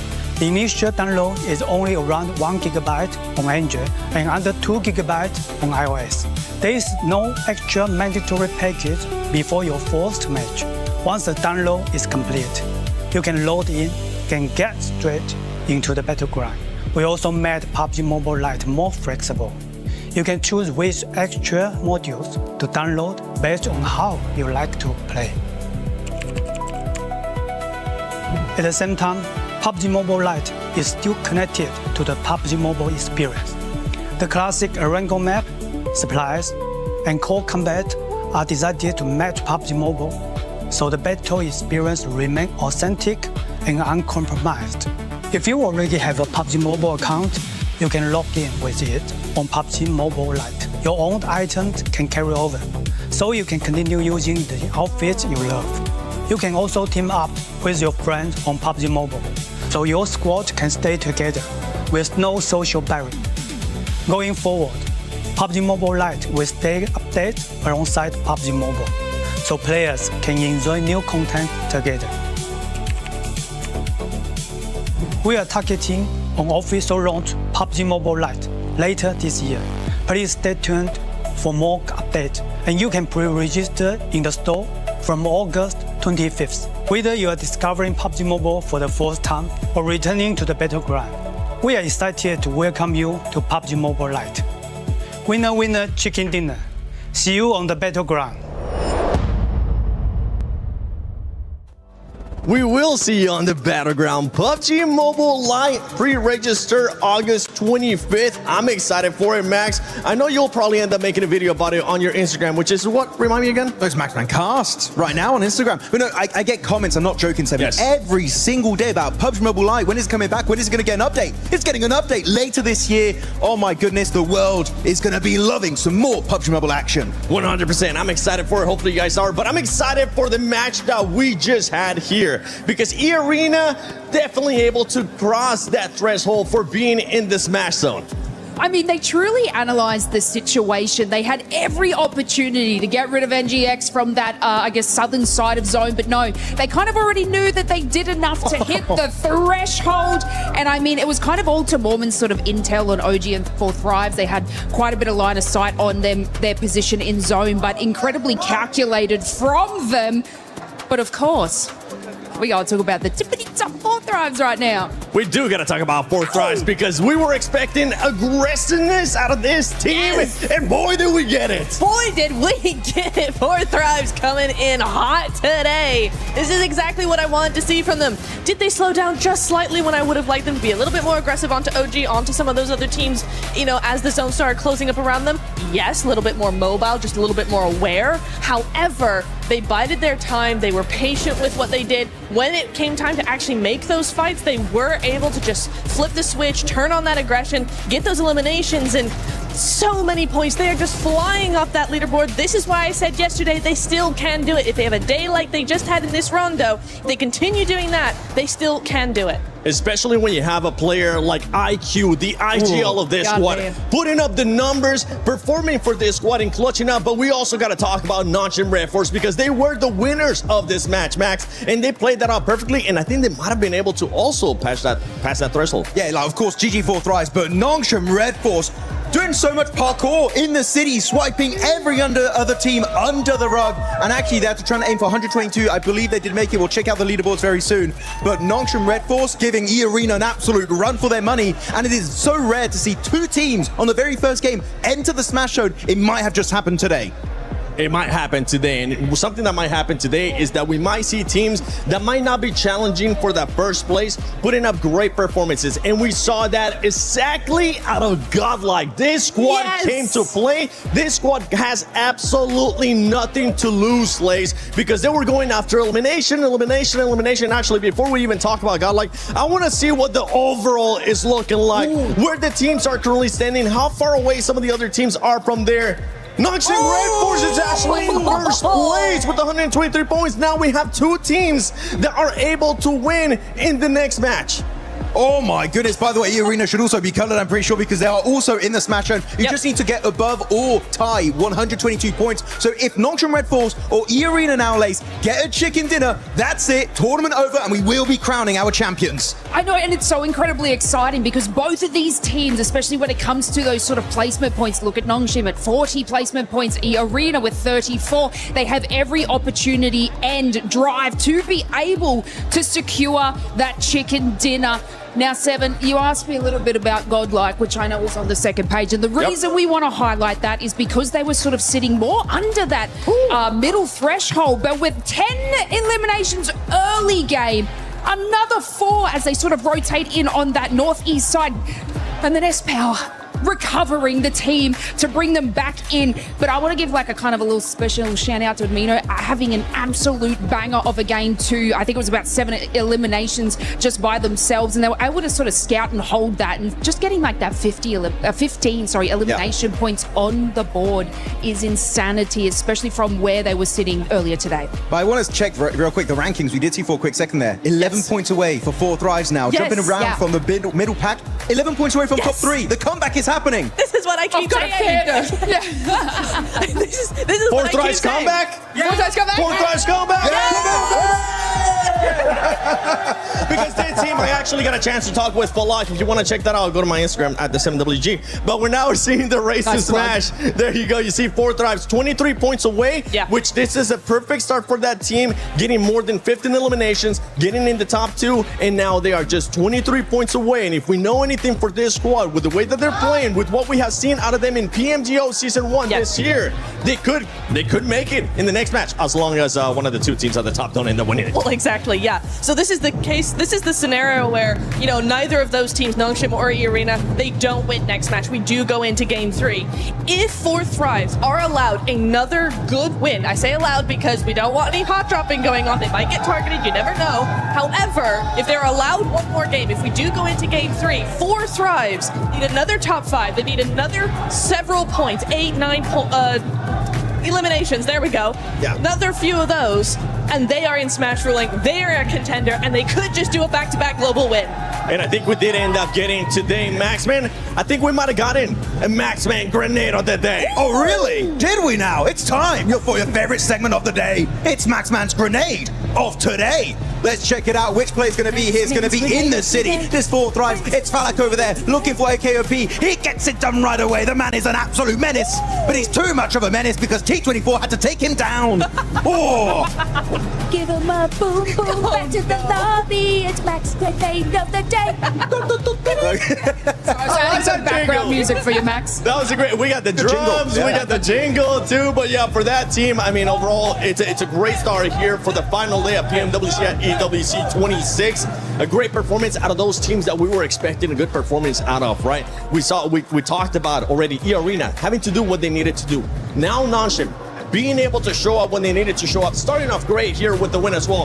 One thing that we do need to talk about is possibly this team's being targeted. When I say being targeted, I don't mean getting a hot drop right away, but we are going to be looking at those rotations, because if we look at E-Arena has 2 wins so far this PMWC in Erangel, and in the finals, E-Arena has already gotten 1 win in day 1, match 3 in Erangel. Actually, I do want to say, I was talking to Kalaris earlier. Nongshim Red Force, they got back-to-back wins, right, on the island finish. So that's going to be something that you got to keep into mind also, because they did win PMMI by Smash ruling. Literally, all of the storylines are merging together in favor of the South Korean team of Nongshim Red Force. They could be looking fantastic. But of course, that's if the Arena get a win, or if Nongshim Red Force get a win. But Niptura, we got to keep in mind, it's not Rondo anymore. It's no Recall Tower anymore, meaning the teams that are not currently in the Smash Zone is going to be even more complicated for them to reach 122 points. Oh, absolutely. And then you've got, you know, when we've seen this a lot of times in, you know, Smash ruling, last day, all of this sort of stuff, you do tend to see other teams actually go ahead and change their drop location to avoid getting targeted. But you're right, Seven, right? We are going to be looking at those rotations. We need 4 Thrives, we need Nongshim, we need E-Arena, we need Enigma Galaxy as well. All of those teams. Aurora did not have a good game at all, so they're still chasing that. They need to make sure their rotations are on point, that they might change them a little bit just to avoid any early eliminations, because right now, it is now or never. We got 2 teams in Smash ruling. You do not want to take any chances going out earlier. You're gonna have to use those spidey senses if you're currently at the top. If you're 4 Thrives, you want to continue your frag out. Here you go. You can actually have it back now. Thanks so much for learning, Bar. If you're some of the other teams, E-Arena, Nongshim, you gotta watch out for everything going on your way. And I know right now around the arena, we do have a special guest crawling by.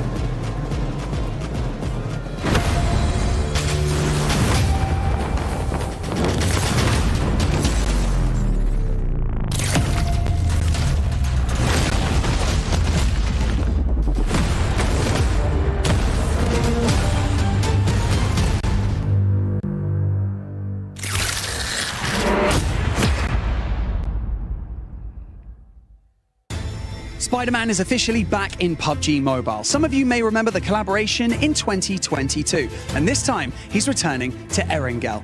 Suit up and explore the brand new central square.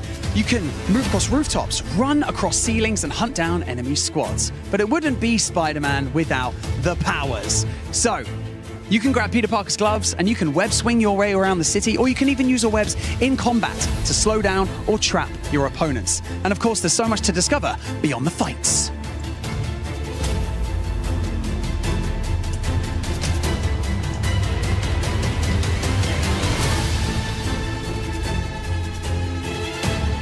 You can visit Peter Parker's apartment and hunt for hidden Easter eggs inspired by the world of Spider-Man. From Peter's messages, to secret clues, to hidden surprises that you're going to have to find yourselves. And remember your favorite Spider-Man movies? Well, here's your chance to recreate those iconic moments.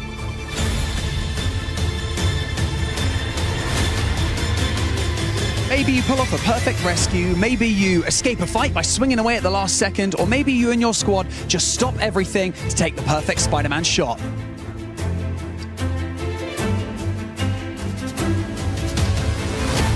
So, if you haven't jumped in yet, grab your squad and experience Spider-Man in PUBG Mobile. Also, Spider-Man isn't only swinging around Erangel today.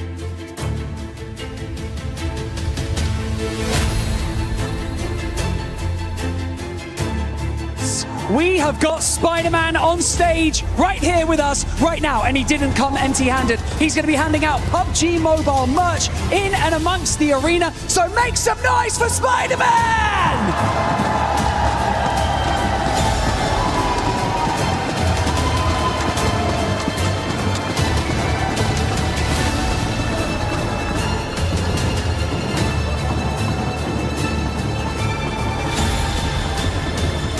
It's good to see the heroes back in action on every single front, from Spider-Man to Hyunbin and the rest of Nongshim. Heroes is the name of the game today. These teams have been heroes in their own right. For Nongshim Red Force, what a push to hold down Meiran and find their way to that smash zone. E-Arena held their nerve. They played that west side well, and they just got across that line. It was surgical precision on that 122. Surgical is the perfect word, because Rondo did not disappoint. Yeah, we got Spider-Man here to save the day, but we got two massive threats in the lobby now. We've got E-Arena and Nongshim Red Force that can end the tournament right here, right now, with one single chicken dinner. That's all it's going to take. We saw Nongshim just do it. Can they pull it out the bag again? But it's not just those two teams, as the desk, as Blank and Jackie were saying before as well. There are other teams waiting in the wings, now staged with the points that they earned from that previous game, from that Rondo, to jump into the smash zone. There are probably at least 6 teams that can do it this match and join them. So if we don't get one of those smash chicken dinners, it is going to get hotter and hotter as the day goes on, because I don't think we're only going to see 2 teams breaking that barrier today. Yeah, I'm glad we were able to get on the cast here for it to at least cast one game, right? Absolutely. This is absolutely insane here. My hopes and dreams are coming true. Could we see 6-7 teams in the smash zone with one single squad that could win it? That would be insane. At the same time, though, right? You gotta stop these 2 squads, because if E-Arena or Nongshim Red Force win right here, that's it. This tournament is over, and one of them is walking away with $500,000. Hey man, I caught Coach Pecco for Enigma Galaxy on the walk over to the caster booth just now, and he was saying, I asked him, hey, you gonna target? And he was like, if we know it's them, things might get a little bit nicer. Hey, you know, I can't say, but yeah, I feel like that is the sort of situation where teams who are certainly below those top 2 will really hard commit if they find one of these teams in a fight. The third-party targeting will definitely be high on the menu for a lot of these teams. It has to be. It really does. I got a chance to talk to Knight, as a matter of fact, the coach from Furia, and because in Brazil, these guys have had so much practice when it comes to the Smash ruling. Furia themselves have smashed in multiple of their regional tournaments. So I was talking to them, I was like, hey, exactly the same question, right? If you see a couple teams in the Smash zone, will you guys go out of your way to take them out? And they said, well, at a certain point we have to. You know what I'm saying? We know what's at stake. If we have to risk a bad game to ensure that we can continue in this tournament to possibly come back, we're going to do it, right? So even if it's a crash and we lose the fight, we're taking a couple of those players with us. So the whole lobby, honestly, really needs to have that kind of same mentality, because if you want to be able to move up the leaderboards, there are massive jumps in prize pools as we go from 3rd, 4th, 5th place. So you want to be able to stay in this tournament as long as possible. And this one's going to be a fun one. We got a nice Eastern Circle. I don't know about nice. It's certainly an Eastern Circle, though. It's going to push all the way out towards Milta, east of it, and Milta Power. Lepovka's in there as well. A lot of water here, Jukes. So that is going to be tricky to navigate. Nick Galaxy will not be getting hot drop currently, but Ulf might try and step in. Ida clashing with Tianba over on the western side. A very, very close drop. And of course, we got our big threat of the lobby on a bike. Finally finding a vehicle here. And they're going to go ahead and be looting all this north side of Georgeville Hospital area. And since it is such an Eastern Circle, right, I wonder how much these teams are going to be kind of even thinking about possibly a rotation camp. Things like that are going to start coming into play here. And man, this is going to get intense. Yeah, a lot of teams looking to put pressure on as the fight near Gatka between Ida and Tianba is still popping off. Remember, this is an adjustment from Ida to move out this way with the plane path as south as it was. They are going to get stuck straight in with Tianba, and neither team is looking super happy about it. Aching on the inside of the building. Swain on the top floor now has Eagle to contend with as well. Drops a nade down to the ground floor. He tries to fend off the remaining 2 players. QZZ unlikely to get picked back up here. Does bleed out in the end. And a step forwards. Swain rebuffs. One more barrel, but it's not enough to blast it back. Tianba survived, but with only 2 players. And Horror can just move in and maybe just sweep this one through. A very strange hot drop coming through over on Gatka. Terrible. I mean, honestly, Ida's disrupted this lobby so much, and Tianba are devastated. Now down to just 2 single players. Aching jumps out, just desperate, trying to do something for his squad, and Eagle is just standing still, just saying, like, not like this. Not like this.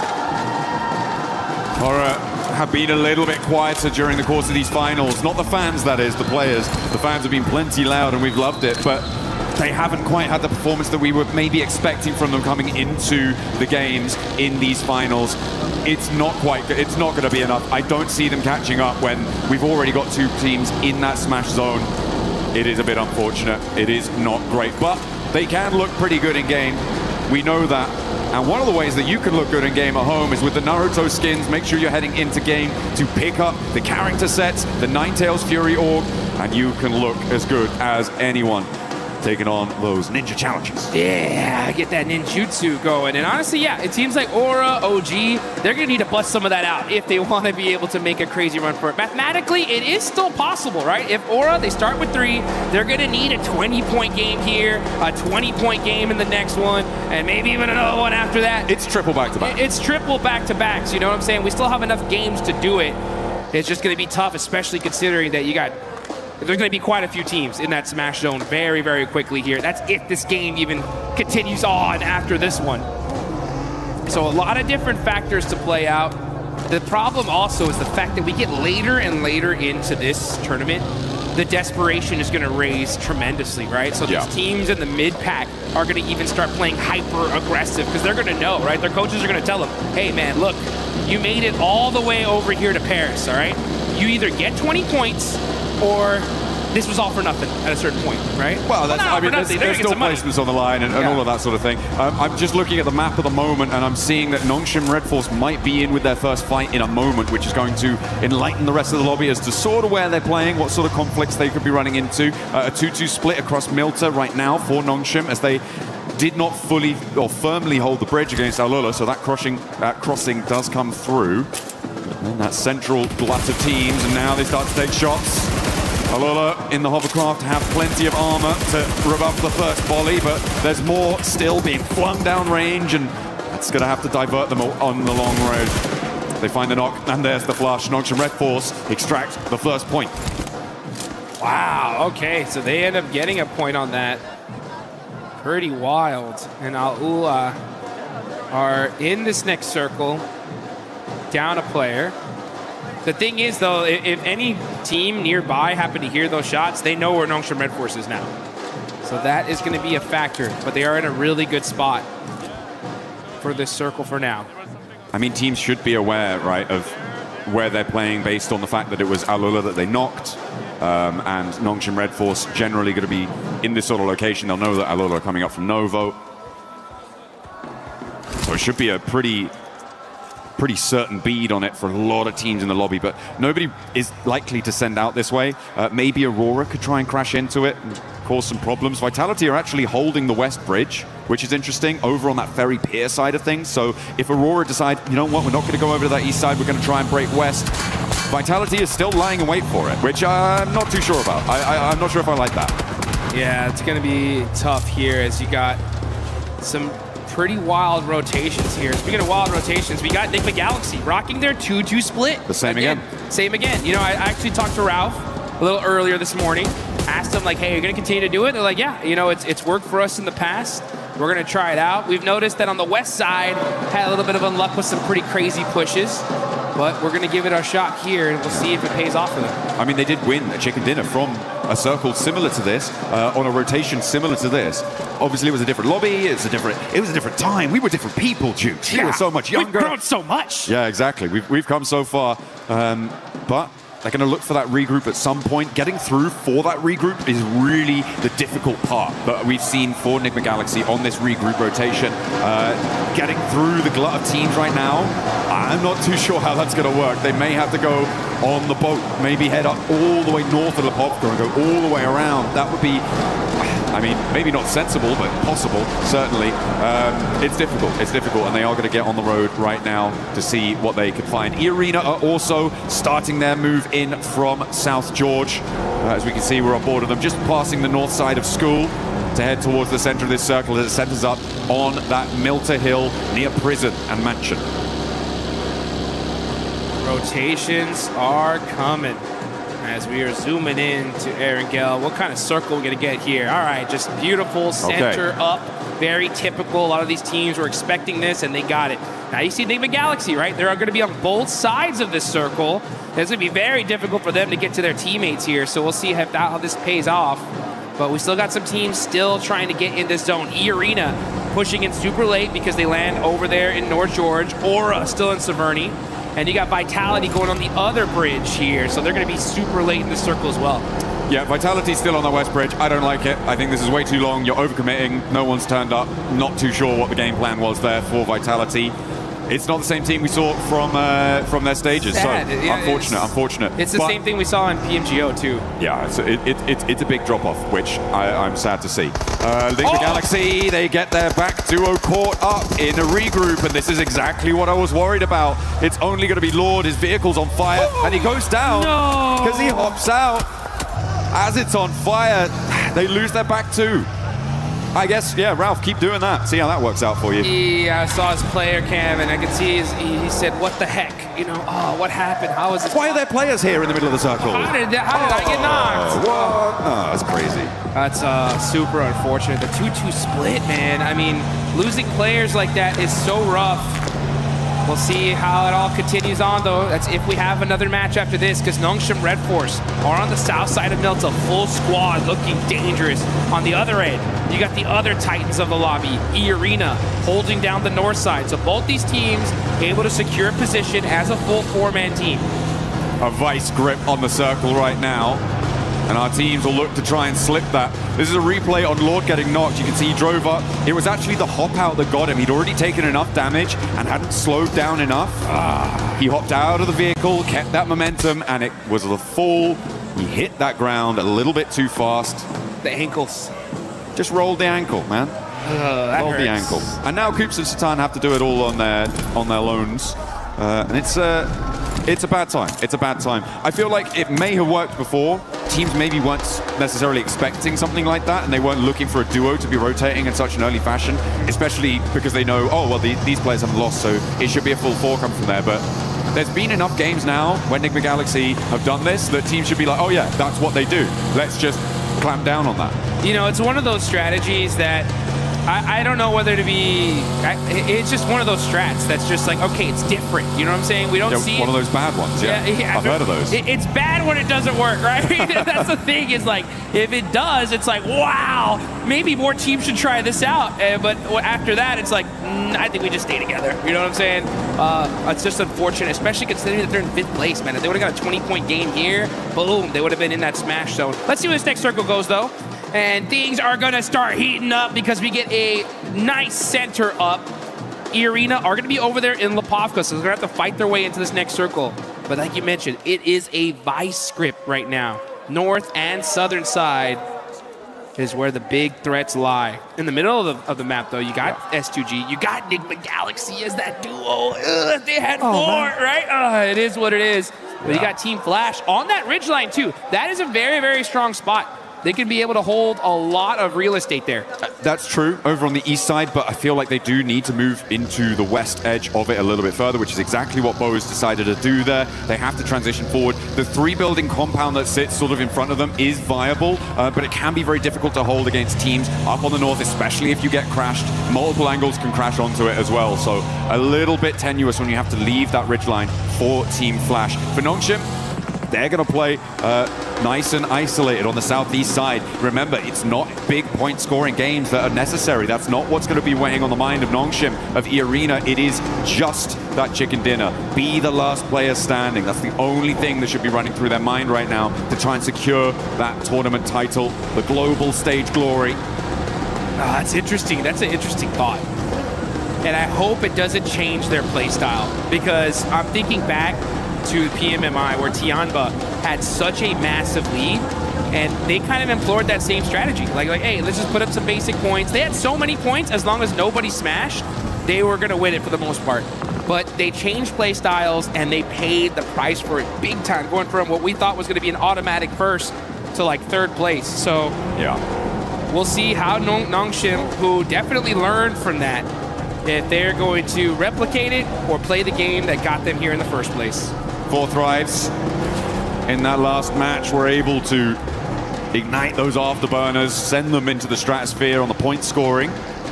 And now 4 Thrives want to keep that pace, but they're kind of cut out on this northwest edge.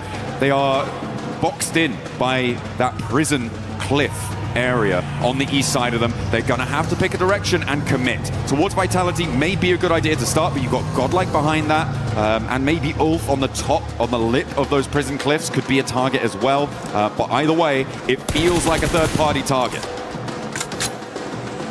I can't lie, I'm so hyped for Godlike right now. After seeing that Rondo match, they put up so many points. If they would have won that fight with E-Arena, they would have, who knows where they'd be on the leaderboards here. But they put themselves in a good position. They're still in 10th place, 72 points.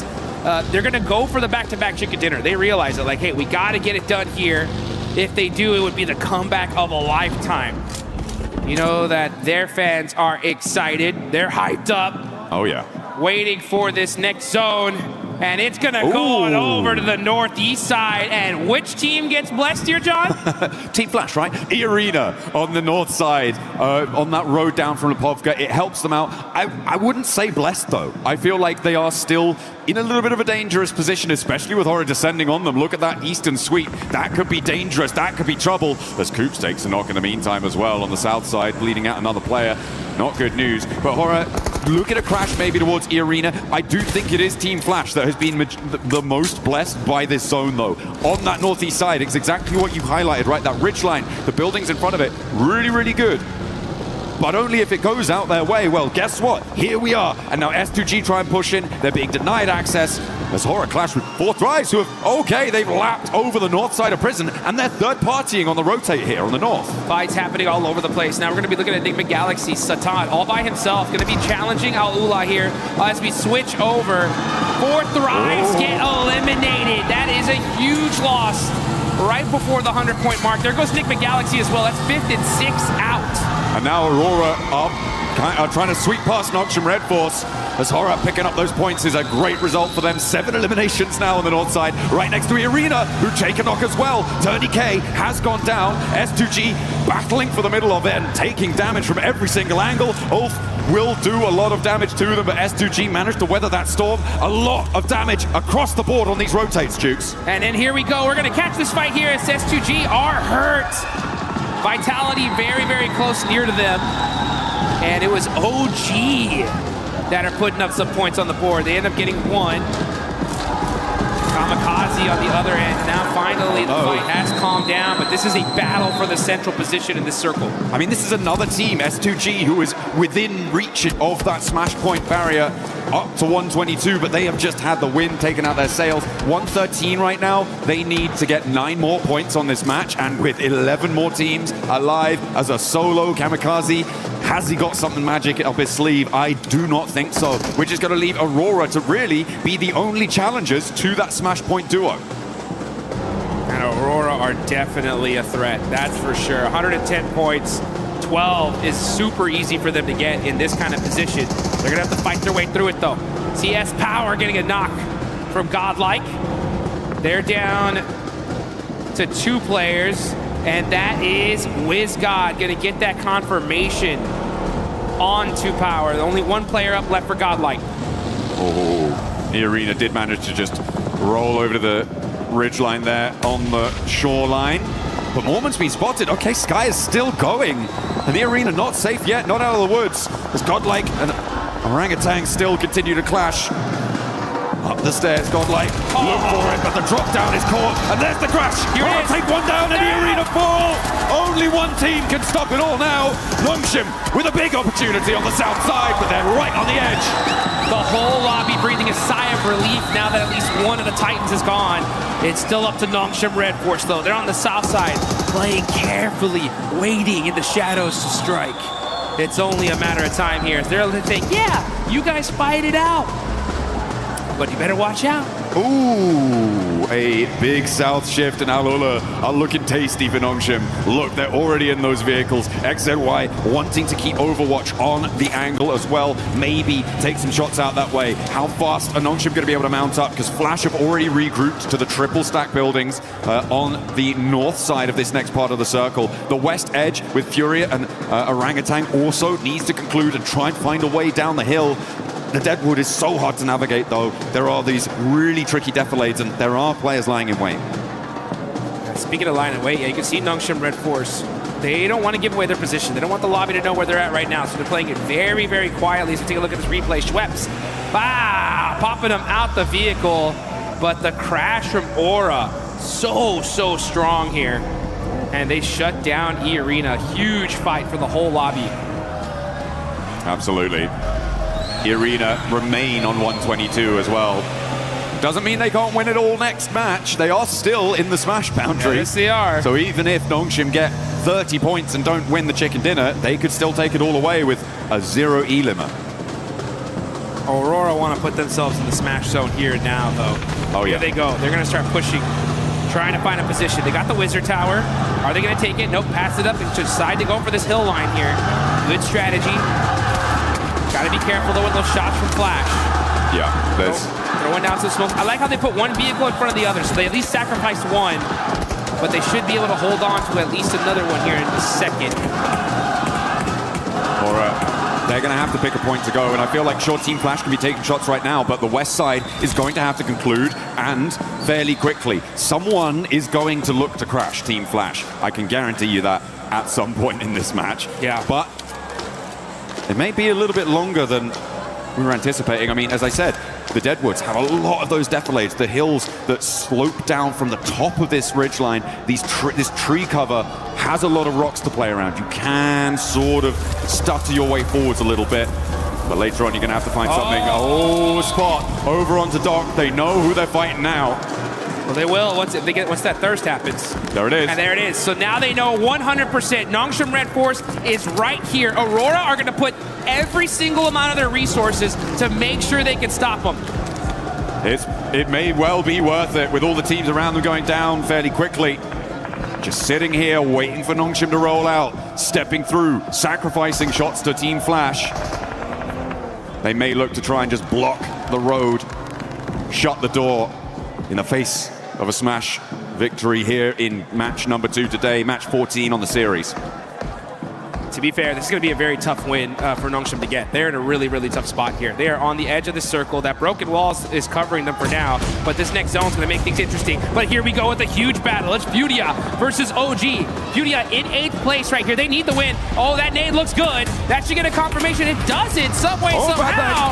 Bad nade there, but all of a sudden, they are able to get some knocks. Silence is going to go into the building, eating some blue zone. Furia are getting peppered. Little by little, he gets away with just 1 HP. Oh, WizGod steps out. He's looking for more. He's got the shotgun shells under the car. The blue zone's ticking, but it's not going to matter. WizGod strikes back against Furia, but now Horror here, and he's got a sliver of HP to play around with. They'll know he's here, and Fear rolls over the top of the hill. WizGod, what? He didn't see him. He should hear that. No! With his back to it. Will take the shots, but not find the knock. And he will be put down. In the meantime, the roller from Nongshim. And they're off. Here they go. Nongshim Red Force on the rotation, trying to find a spot in this zone. Tires get popped. Team Flash knocked down Tizzy. It's up to the 2 players from Nongshim to end this tournament. XZY trying to regroup now on the back. The reloads are coming through, and he may be able to sneak his way into the dip. And Aurora now have Nongshim set before them. A gauntlet to run through, and then one that they will charge in headlong. Nades first. Joel, Reefus, and Top wants this retribution. Draw this game to a close without a smash point victory. Aurora throwing an absolute bombardment onto Nongshim Red Force. They know they're the threat. They're going to use every single piece of utility they have to finish this team off once and for all. Not able to find those other confirmations. Vehicles are getting moved out the way, though. That's the coverage that Nongshim Red Force desperately need. Looks like they're playing a little game of ping pong with that car. Ooh, but Aurora starting to suffer as well. They have to move forwards, and now they're in the firing line of Team Flash. It may well be enough to stop Nongshim from winning the game, though, and that seems to be what they were trying to bid for. All the while, by the way, Kamikaze is still alive, so can't discount him just yet for getting the points that he may need. It would be a very long road, though. Hyunbin and So Easy now find the final blow, struck to the heart of Aurora, who draw their game out on 113. They will fall to no smash. Not here, not now. We're gonna see a game 3, folks. Get excited, get hyped, because now's the chance for a lot of these teams to start pushing their way up the leaderboards. How far can you go here, though? I mean, for Team Flash, this is a golden opportunity to jump up placement points, to jump up and get a little bit more cash under the belt, be a higher ranking finisher. They have all 4 of their players alive. They're looking pretty chill. As I said before, S2G do have the slimmest of opportunities. For me, it's Kamikaze needing to grab some third-party points off a fight that Team Flash has. Yeah, he's just trying to sneak it enough points to sneak his team into that smash zone. Any point matters, though. I really got to give some major love, though, to Aura. Look at them. 13 eliminations. This team is trying to make a comeback of a lifetime, and this is how you do it. Got to get this win, though. Anything less is not going to be enough for them to make that race to the top. I mean, even when you do get it, it's still a long, long road for them to try and find. For Kamikaze, he needs to profit 6 more points on this match. Those can come from either increasing placements or getting eliminations to join that smash point bubble. But this next circle comes in, it's not going to have him in it. It does push Flash into into a few of their locations, but it looks like they've spotted him. Kamikaze is there, they roll up, he's put down, and no longer do we have that storyline. The battle at the bottom of the tables rings true for the final 4 here. This is huge. Everyone's trying to move up their placement here. Like, again, this is a massive prize pool. Every single placement up is big money in the bank.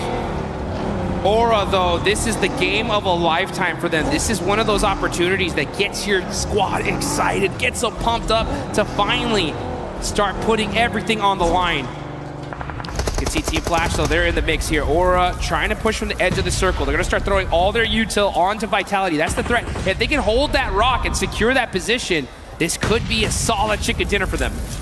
Absolutely. A big chance. As the nades keep on going forwards. 13 eliminations on side, and they want to add 2 more to the tally. Go. Sky and Jiggle into the fight. Razak goes down first, immediately putting him out of business, out of action. Sky looks for more as well, and they turn it on. It's just too hot.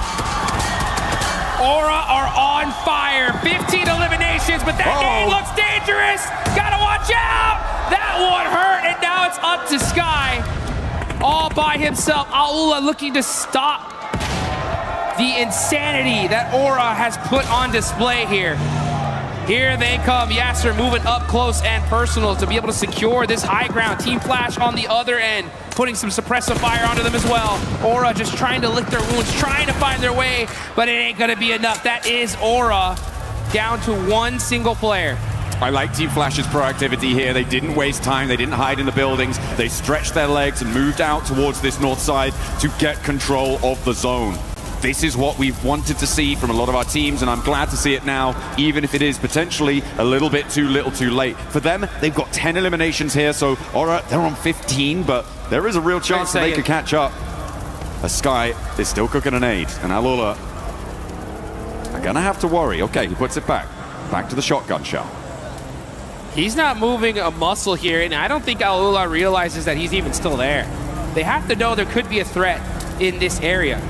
But Quick is just hopping in the vehicle to get a little bit of extra third-person perspective and get some sightlines. Plus, he's protected in there. He has no idea. They have no idea he's there. Hello! He missed the shots, though. Sky gets the knock, but gets shot in the back as Win from Team Flash shuts down Aura's run. Pretty mighty flub there on the shotgun, hot over the bonnet there. Probably didn't realize, but Quick didn't know he was there and thought, oh, well, I'm gonna have to go for the fight. He's gonna stand up for it, right? Right? Not to be. Ooh, a cheeky little pick onto Zeus, and actually, Bose is quite low.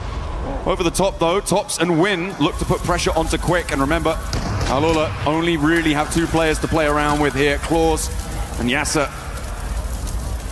Looking to navigate closer to the middle for Yasser, but Flash can regroup on 3. Claws has a lot to face down on his lonesome here on this angle. Needs a big nade, needs to find a knock pretty immediately, and is already taken down. Win steps through with the AUG, puts that one to bed, and a second volley of fire over the top of the rock sees Team Flash to the chicken dinner. I'll take that one, that's for sure. Over 20 points in that game. A massive one for them. I guarantee you, their coaches, everybody was telling him, right, hey, this is what you need to do if you want to make a run of it. And this is a start, right? This is a start. It's still a long road ahead, but now the road is there. You know what I'm saying? It had to happen in this game, and they got it done. That's what you need to do. When that clock strikes, you've got to hear the call and step up to that plate. Unfortunate that Nongshim and E-Arena couldn't really get much further into that one. That Aurora hold on the eastern side, it stopped them really from being able to break out in the way that they wanted to. Flash were an incredible suppressive force over the course of a lot of that final set of circles, so really, really great stuff from them. But yeah, it could have been very, very different if Aurora had played that slightly in a different fashion. For sure. I mean, unfortunate for them, super fortunate for the rest of this lobby as we're going to go into one more game for sure. Now, as far as teams that are still within that Smash Point threshold, I believe it's still going to be the duo, right? It's still going to be the two teams. But another opportunity in this next game, right? For more squads to be able to push their way on up. As we're going to take a look at the replay here. Team Flash, great job of being able to finish this game strong. Win especially, just boom. Putting the nail in the coffin. That's how you do it. I just didn't want to mess about, you know. He knew Let's get this on the game's next over. game. Come on, come on, come on. Let's go next. Let's go next. Keep the pace, because they do want to keep up that pressure. If you're on a run, now is the time to hold on to that momentum. There is no more runway that you need to cover to take off on this. It is just today. There is nothing that you want to leave out on Erangel and let it go to Miramar, because you may not reach it. No one might.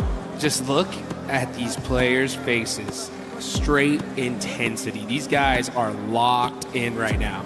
They know exactly what they need to do in order to make this happen. And it's going to be on the back of a ton of eliminations and securing those wins, all while stopping E-Arena and Nongshim Red Force, who had a great pincer on the end of that circle there. But, you know, I think teams now especially have understood just how threatening this smash rolling is. Yeah. And I think they're going to do extra and beyond to make sure that they can stop those two squads. Absolutely. I mean, there is so much pressure on so many teams. I think that again, I'm gonna go back to my old favorite hobby. It seems this game of giving a little bit of hate over to Ralph because Nick McGalaxy, that 2-2 split did not work. It was really kind of catastrophic. And hey, you know what? The position that they went to, that they tried to go for on that east side was where Team Flash won from. So could have been different. But we're going to head down to the stage. Kalaris has a little interview for us for some inside information. Yes, I do. Thank you very much. Here with Nongshim Red Force, Hyunbin once again to get some insights on what's gone on so far. Let's talk about the Erangel that just actually happened. You guys find yourself in mini-mill to power, but then the circles shift away from you. You sent it north instead of any other direction. Talk to me about that choice. Do you think it was the right one, or do you think there was another path you could have taken? 일단 현빈 선수 첫 번째 질문은 일단 아까 에란겔 경기부터 일단 얘기를 해볼게요. 에란겔 경기 때 사실 밀타 파워 쪽의 공장을 이용하셨다가 이제 자기장이 튀자마자 이제 바로 북쪽으로 지르셨는데 사실 그쪽이 좀 다른 선택권이 없어서 좀 강제가 된 건지 아니면 좀 그게 좀 가능성이 있다고 보신 건지 좀 궁금하네요. 일단 저희 자리에서 치킨 갖고 오기는 좀 많이 힘들었던 것 같고 저희가 오로라 한 명을 잘라나왔고 그 골에서 오로라 일단 한 팀 먹고부터 할 생각이긴 했습니다. Yeah, we already knew that that shift was actually really tough for us. So what we thought was Aurora was actually there, and we got a one knock of Aurora player. So I think we should have started with getting out, knocking out Aurora, and then we find our footing on the ground inside that circle. So the Rondo game, you just won another one here. You look always great in urban endings, does Nongshim Red Force. So talk to me about that urban ending. What were your biggest concerns? You had great roof control. So what was your guys' perspective on that finish? 또 론도판에서는 또 치킨을 드셨는데 사실 시가전에서 정말 좋은 모습을 보여주시는 것 같습니다. 그래서 그 시가전에서 특히나 이제 지붕을 통한 영역 그 컨트롤에 굉장히 또 일가견이 있으신 것 같은데 좀 그 점에 있어서 좀 어떤 점을 좀 중점으로 플레이를 했었는지 궁금합니다.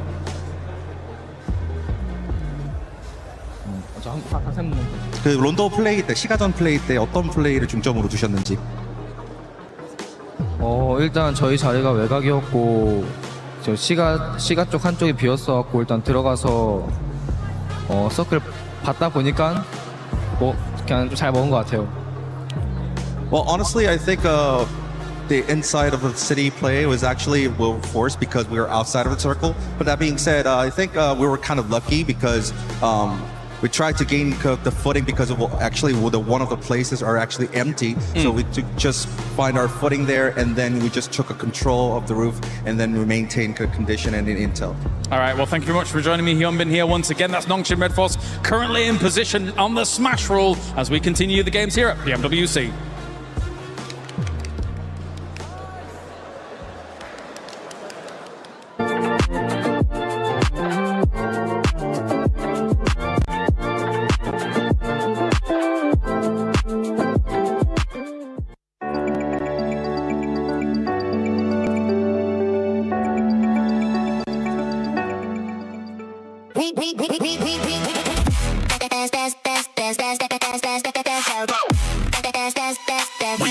Esports World Cup up.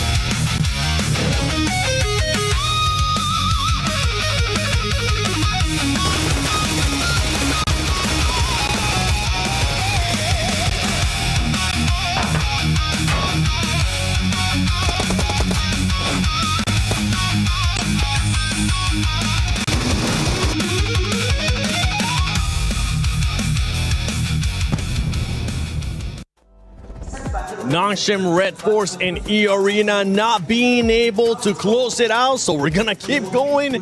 One more match in this one. Team Flash being able to come off with the win there after not really being able to do much for the whole tournament. Great performance out of their squad, but don't forget, for everybody that's currently here at EWC, make sure you guys check out the fan experience. Go look at the awesome stuff between PUBG Mobile and Naruto. Try out Brain Rot Royale. Why not? Because we've been able to try it, and it's quite fun. And I played it way too much. I had to stop so I could actually come here and break down what's been going on in the finals. And also check out Spider-Man. Maybe you'll get a chance to meet him and greet him. But about this performance from Team Flash Max, we finally got a chance to see them perform. I never doubted. No, I have been doubting a little bit. It's been looking a bit dicey recently, unfortunately. But no, really good hold on the northern side, right? Able to get rid of a lot of threats over in that position. Definitely a team that has been very silent. But before this game, they had a total of 63 points. If my count is right, they just got about a third of the points they've made so far up until now out of all of their games in a single chicken dinner, 23 points. So that's going to get them way higher up in the middle rankings. And let's keep in mind, even if you're not number 1-7, the prize pool distribution is getting way higher on that first half of the leaderboards. It is. For some of these teams that might be too far away from that threshold of the Smash rule, they're going to be pushing up because there is that prize pool at stake. $3 million that we're going to be giving out. And Horror Esports being able to perform really well, seeing the aggressiveness. This is what we've been expecting out of Horror Esports, the aggressiveness, 16 eliminations. I mean, it's a real shame we just didn't see this from the get-go, right? From day one throughout to today, because they could have been in a very different position on those leaderboards than we see them right now. But also, just mention very quickly, as we look at the team stats here for Green, Sleepy and Sky actually doing some mega work. They did have some really good nades. They were pushing very well. They are the team that got rid of E Arena in the mid phase of that game, taking shots onto Nongshim there. So, you know, very, very proactive, really looking around them and trying to get as many elims as possible. I think we can call that farming. They were farming a little bit. They definitely were. But actually, the key thing we have to keep in mind for Horror here is they are the team that eliminated E Arena, which is a team, if you get that elimination, one of the plays, you're like, that's E Arena. That's E Arena right there. Go. Push them, push them. And then they did it. And because of that, right, Lace, they delay the tournament just a little bit more, which really is going to make this event so much more interesting because so many teams can enter the Smash Zone. I know, and how crazy it is that the top of the leaderboards seem to fall and then these mid teams sort of have that glimpse of hope and opportunity. But that's why we love it here for PUBG Mobile with the Smash rule, especially. Now, I do want to sort of draw your attention to S2G, a team that is quite incredibly close to that Smash rule. But if we talk about the first game, we didn't really get to chat to them sort of in that first mid-section. They had a nice recovery, a little bit of a hot drop, couldn't capitalize on as many eliminations as they wanted to. The roughest zone shift for them, they had like that kind of open terrain, they couldn't really move in. And then they passed. And then this game, again, it kind of like they're losing their team so incredibly early after eliminations. You saw Kamikaze there on the north side trying to sponge those points, but again, falling short. Look how incredibly close S2G are, 116. They should have done it earlier. Just 6 points away from being able to enter the Smash Zone. Aurora Gaming as well, currently 9 points away. And teams that were going to be looking to be able to close that gap, especially when we saw E Arena get eliminated. Nongshim really not going for that many eliminations, playing it quietly. Four Thrives. I mean, Four Thrives wasn't really able to do much. And with the win that we just saw to Team Flash, Team Flash now moves into 7th place. Yeah, really good push up here. Team Flash, 7th position overall. That's going to be an extra bit of money in their back pocket. But the thing is, it's looking very scary. Look at the top three. 3 chicken dinners, 2 chicken dinners, 3 chicken dinners, while the other teams below all have 0, like 4 Thrives, or a singular chicken dinner. So that is really making it scary that the tournament could really end at any point today. Well, the big thing as well for me is that Aurora Gaming, Nigma Galaxy, and E Arena all finished up that match with 0 points on the board, right? Yes. None. Nothing for game 2. S2G is moving up. As you said, Lace, you've got 4 Thrives. Well, also they got 0 points, so they don't count. But Team Flash, Ulf, all of these teams, they are really making a push forward, while those top teams, except for Nongshim, they're it's getting very close for the rest of those teams. Yeah. And in this first page of the overall, there is one big outlier, especially when we're looking at the wins here. And it's none other than Four Thrives. Four Thrives, the only team in this first page that doesn't have a win. The reason why I'm bringing this up is because, yes, Four Thrives, if you are able to have a good performance in the next match, at one point, we need to start seeing those win if they want to be able to win via Smash Roll. I mean, even if we bring it back to sort of the group stages, they were sort of unable to get those chicken dinners. Of course, they could capitalize on eliminations, but they weren't really one of those teams that would close out the win. We're sort of seeing this trend now, and of course, they want to sort of get those E-limbs and sponge those points to hit that kind of Smash Roll threshold, but in then, it's still, if you calculate statistically, it's still, their win rate is not really that. Yeah, No bit politely. tough. But you know what? I'm going to pivot the conversation. I want to bring it back to Nongshim Red Force. Yes. Let's discuss. And what I wanted to take a bit of time here because that was an absolutely insane throw. There are three options. Or you third party to the western side on the mountain next to Lumberyard, or you directly crash onto Al Ula, which is what I think would have been a really good option, or you decide to go for the wide wrap onto Flash, which I wouldn't recommend, and they ended up doing. There were so many options to go, but that was like, out of the three, Nitra, the one that was not going to give them the win. And you know what? It's showcased by Al Ula taking second place from the exact position that we were like, Nongshim, go that way, go that way. Al Ula end up going that way, get that second place, and I think if it had been Nongshim with the kind of momentum that they had off the win, they would have won there. It is genuinely not even game throwing, it's almost championship throwing in game 2, right? Because they could have won it, they could have ended it, done and dusted, and they just didn't. They went for a very different play. Yeah, and especially because of that rotation. If you push Al Ula, let's say, only Al Ula is going to fight you, right? It's literally team versus team. Literally. That wide Eastern rotate, Aurora's looking your way, Team Flash is looking your way, Al Ula's also looking your way. You're just making it harder for yourself. And Nongshim Red Force have some of the best rotations sometimes, and then they pull stuff like that. I'm very confused. They're a very confusing team. Entertaining to watch, but confusing. I also want to sort of point out, and this is just kind of across Battle Royales in general, sometimes you only have that one opportunity, and when you miss it, it is now 10 times harder to get back to that same position. You do not get these chances often. And like you said, Nepturo, they didn't make that space, they didn't make that play well, so it will be a little bit more challenging now. And with Nongshim Red Force, especially in that performance, right? I fully agree with you guys. They decided to go the completely wrong way, being within nade range of Aurora as well, even though they ended up out-surviving Aurora. One thing, though, for this team is that when we've seen it in the past, you were kind of telling me this too, Nepturo, especially a PMMI. Once they hit the Smash Zone, this team is so scary because they know exactly what they're playing for, which is just the win, right? Yes, they can get some points. And we kind of saw this here being super passive, the team just waiting for the right time. And I think maybe that's what could have hurt them there. They was just looking for something passive. They weren't looking for an actual fight, and that's why they decided to go with that rotation. You know what? I 100% agree with you there, Seven, because, yeah, they are so scary. They are so patient. And we saw that them lining up on Milta Power there, lining up on that wall, going, okay, what's the next play? They didn't look scared. They weren't going too quickly. They were just being very patient. They were sitting and going, okay, what are we going to be doing next? And then they make the most harebrained, like, under pressure play, it felt like, right? Another team I would have expected that from. Not from Nongshim, not with the presence of mind they seem to have while in the Smash Point. They are not a team that falls under pressure, and it felt like they just did in that moment, so very, very odd. Next game, though, still that chance. No one's quite caught up to that Smash Zone, so really, EA still the only competitor for them right now. Game 3, we can do this. I'm going to pivot the topic again. Sorry, I'm all over the place. There's so much to talk about right now. But I want to talk about, actually, the MVP race, which is actually, we could have a dark situation on our hands, which is we saw Eren being top damage dealer, he had a ton of eliminations, and they're currently at the very bottom of the first page. We could have a situation where they're nowhere near winning the tournament, and a player on Ulf could actually become your PMWC 2026 MVP. Got to be careful there because he is in 4th position, but it's Hyunbin, it's Tizzy dominating here for Nongshim Red Force. It is, and Hora with that performance that we just saw there, Sleepy being able to put up the numbers. Aaron, you were talking about it as well, but we have a lot of fans here in the arena. We got Four Thrives, we got a bunch more over there from Godlike. Let's see what Barney's currently up to.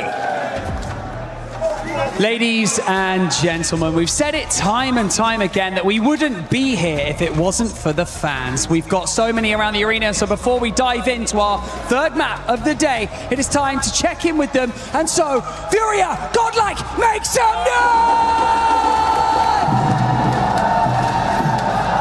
Killaris, who have you got with you, buddy? Yeah, that's all well and good, but I've got Enigma Galaxy. Make some noise! Thunderous applause for Enigma Galaxy!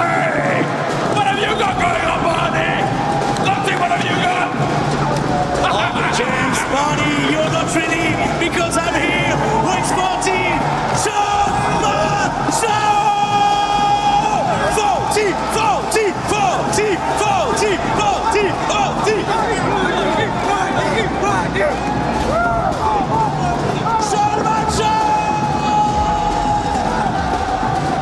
You can hear the celebration in the arena. I'm sure you can hear it at home as this Hall of Heroes echoes with every fan's hopes and dreams, giving out their energy because the tournament still goes on. Not ending in a Game 2 smash, we run it right back. And anticipation has reached fever pitch here in France. Everyone's loving it. Having a great time here in the arena. The Enigma Galaxy fans getting ready. I mean, they have played very well today, Lord, making a great showing on that first match, but goodness me, what an event, what atmosphere we've got here in our arena. Lovely to see all the support coming out for our players, for our teams here. Potentially the last match. Ooh, maybe. Felt like it on that last one. Weren't quite able to get it there for Nongshim Red Force. They kind of make a bit of a Hail Mary. Didn't work out. But we do have our third match coming up. Erangel. Nice and steady map here to get yourself a chicken dinner on. Nongshim might be waiting for later on in the day though. Hitting another big Miramar, but will someone beat them to the punch? Will E-Arena start stepping back up again?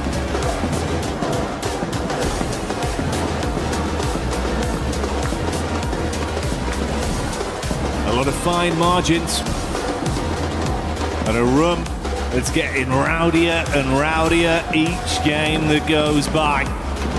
But we'll focus on the here and now, the present that is the fact. We've been presented with a third game here live from EWC. PMWC has not stopped delivering, and I don't doubt this game will be anything different. We're back on Erangel, playing path established. Last match, a little bit difficult, honestly. I don't blame a lot of our teams for struggling slightly there. Very, very southern playing path to start things off. Awkward drop spots, awkward rotates, quick switch out towards the eastern side. Not an easy game to confirm a chicken dinner on. This time around, really, really gentle playing path. Straight across the center. No one's complaining.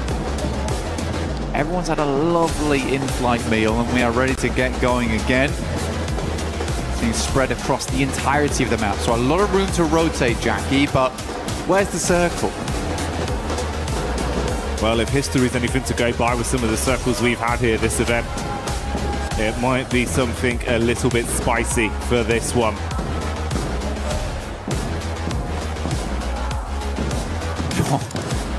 It might be, might just be. Fair bit of Sosnovka pulled into play here down towards the south side. We got plenty of water in play. Teams have to start getting their feet wet into this one to make it happen. Those bridge crossings, absolutely diabolical. Aurora, also tough decisions. S2G, bit of a menace team to run into on that eastern side, but Fourth Rise have been consistently oppressive over towards the west. So hard decisions need to be made for this squad. They get in vehicles, likely will loop down towards the south side of the map. They've been praying for a southwest shift on this one. Over towards Farm, Nongshim Red Force will get moving. Planting those seeds of destiny. Hopefully get themselves another chicken dinner today. E-Arena far out over towards the northwest side, South George. Long distance on this one. And of course, for those of you at home that don't want to forget the event, make sure you get stuck in with that Naruto in-game event that's been going on. Pick up that awesome Ninetales Fury org and try and make plays like some of the best we've seen over the tournament. One of the best right here on our screens in Mormon. For E-Arena, he has been the man. Seriously good stuff from him. So many clutch plays, so many moments where it felt dire and Mormon was able to pull it back for the squad. Looking to do the same here in the final day. They've already achieved the smash ruling. As was said earlier on the desk, the only two teams to currently do it, but I do think that that will change after match 3 if we don't end it all here and now. Right now you have that serene sense for E-Arena as well as Nongshim Red Force that there is only one other squad in the lobby that could beat you to the punch.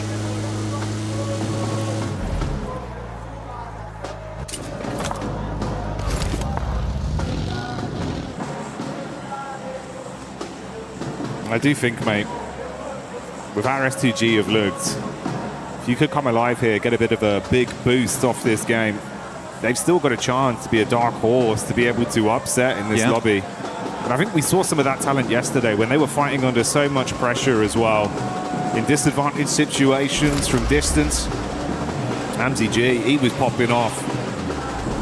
There's a lot they can do, bro. You know, we touched on Kamikaze an awful lot over the event, but I think it's that duo that brings so much firepower. So we'll see what they got this time. Hamzy as well as Kamikaze looking great. And for S2G, they're a team that's put up quite a lot of chicken dinners so far, actually. I think they're currently on 3.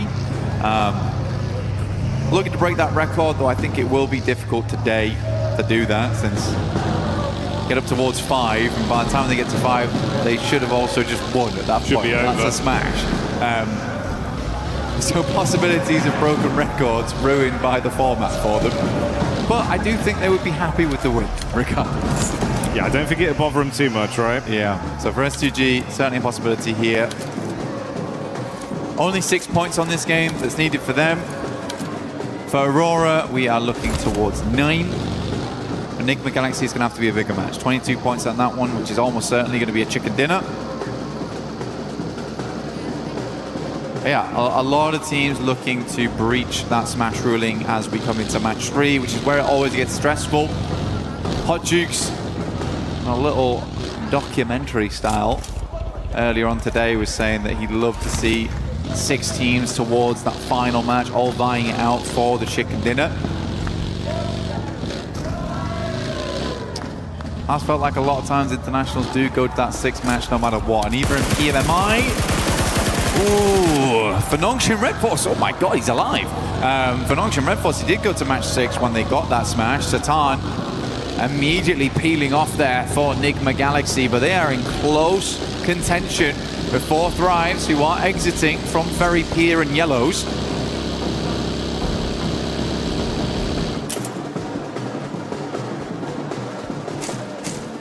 Four Thrives, they've been loving these fights versus Enigma the entire event. Always able to catch them on their egress. I was just as surprised as you were. He actually got out from that one. But Lord, not lucky enough to bypass Ida. That back and forth conversation between those two teams continues even this far into the event. Emre running down Lord to get that confirmation off. Yeah, now that idea of getting the chicken dinner and getting into smash ruling feels a little further away. 4 Thrives will aggress over towards Ida.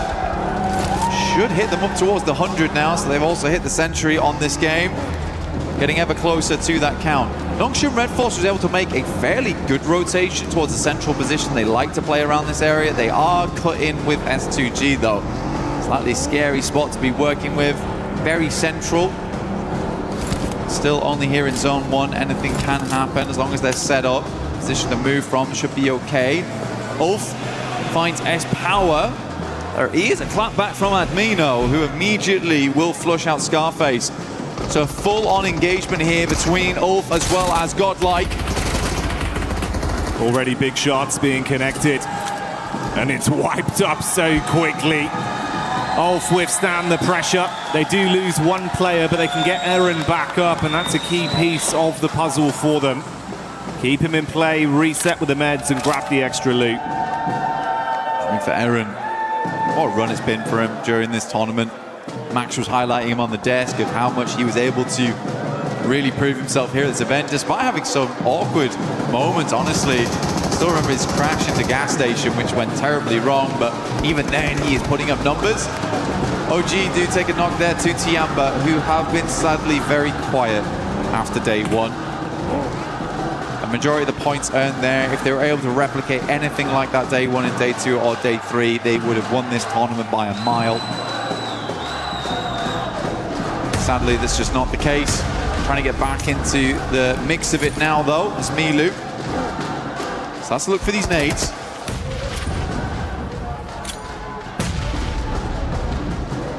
Maru on about half HP there. AKOP in the back line. Ooh, nice arc from Milu.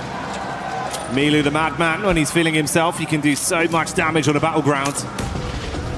He's got backup from the boys. If they can get out of this one cleanly, maybe they can at least try and ruin some of the runs for the other squads above them. And Milu keeps it going to get that flush as well, so that will remove Aru. Hard cut him out. Blue coming in to make it a bit more suffocating between these two sides. Quite a few nades already expended here from Tiamba as well as OG. We're right in zone 2 now. Blue starts to tickle a fair bit. QZZ gets a bit panicked there, will drop a couple of shots through and then immediately send in Milu. He's just going to prime the nade. That's a nice one from him. Good patience. Lets it go through. Is he going to peek this onto AKOP? It's me. Does not care in the slightest. Friendly fire. Denies the point. Ooh, yeah. And they're going to bounce around, make sure they clean up on that one. Trying to snatch away some of the earnings from it. Good to see Tiamba, though, getting a bit of fanfare back from the crowd and big plays from Milu. I think he was sat on about 11 elims off the back of 3 games back on day 1 as well, mate. He's a killer, that's for sure. Tiamba lucky to have him. Great to see him back on the team again. Some subs came through yesterday, Shallow in, Milu out, but looks like he is ready to play today. Gameplay looks clean. For Nongshim Red Force, hard rotate over towards that north side. We've got Dip in play, but not fully. At least we did confirm away from the south side. A lot of the water got cut out immediately. A hard shift over towards the northwest, and an easy rotate now for Tiamba to actually get in. There's Catch popping up in the elim feed. Couple shots over towards the Furia squad. Furia that have been a little bit more shaky today in some of the battles we've seen. Hasn't been as cutthroat. We'll see if that one results in a bit of a flush. Seems like they have grabbed Igor's backup for now, so he'll live on. Nongshim just ahead of the Aurora crew that have made their rotation over the bridge, left of Novka. Oh, are they going in for this aggro? Aurora might be looking just to swing on the coastal side, deny as much sidelines as possible. Top though, playing an anchor backstop here, taking some good shots. There is another play here alongside him with Doc. Hamzy G at distance, also watching, so this is a dangerous rotate here for Aurora, because even if they get down towards the beachhead, S2G might have a sightline with Hamzy, and we know just how good Hamzy is at distance. An eagle eye on him. Nades go through, but so easy, brushes them off. Dirt off the shoulder for so easy. Can't keep this man down right now. 3 of their nades invested, so draining some of the early offensive utility, but it looks like they've still got a good supply, at least on Doc with 5 in the backpack. Meanwhile, E-Arena pushing back up over to Waldorf. Ketch trying to catch an escape plan. Dives behind the driving, but it's not quick enough as Joker will adjust his crosshair and find that one on the exit. Mormon takes a knock back over. Bit of a disjointed Irish exit there from Ulf. Alula under pressure though, as S2G just flies in over towards the garages. R3B in the corner, and S2G cleans it up. Not a single player lost. Should be able to get that res. Nongshim Red Force in the meantime, after seeing those players leaving, did get that leapfrog on, so they get a little bit further into the circle here. Milta, not the main feature. If we go down towards the southeast, we know just how good Nongshim can be in an urban finish. Thriving in the concrete jungles.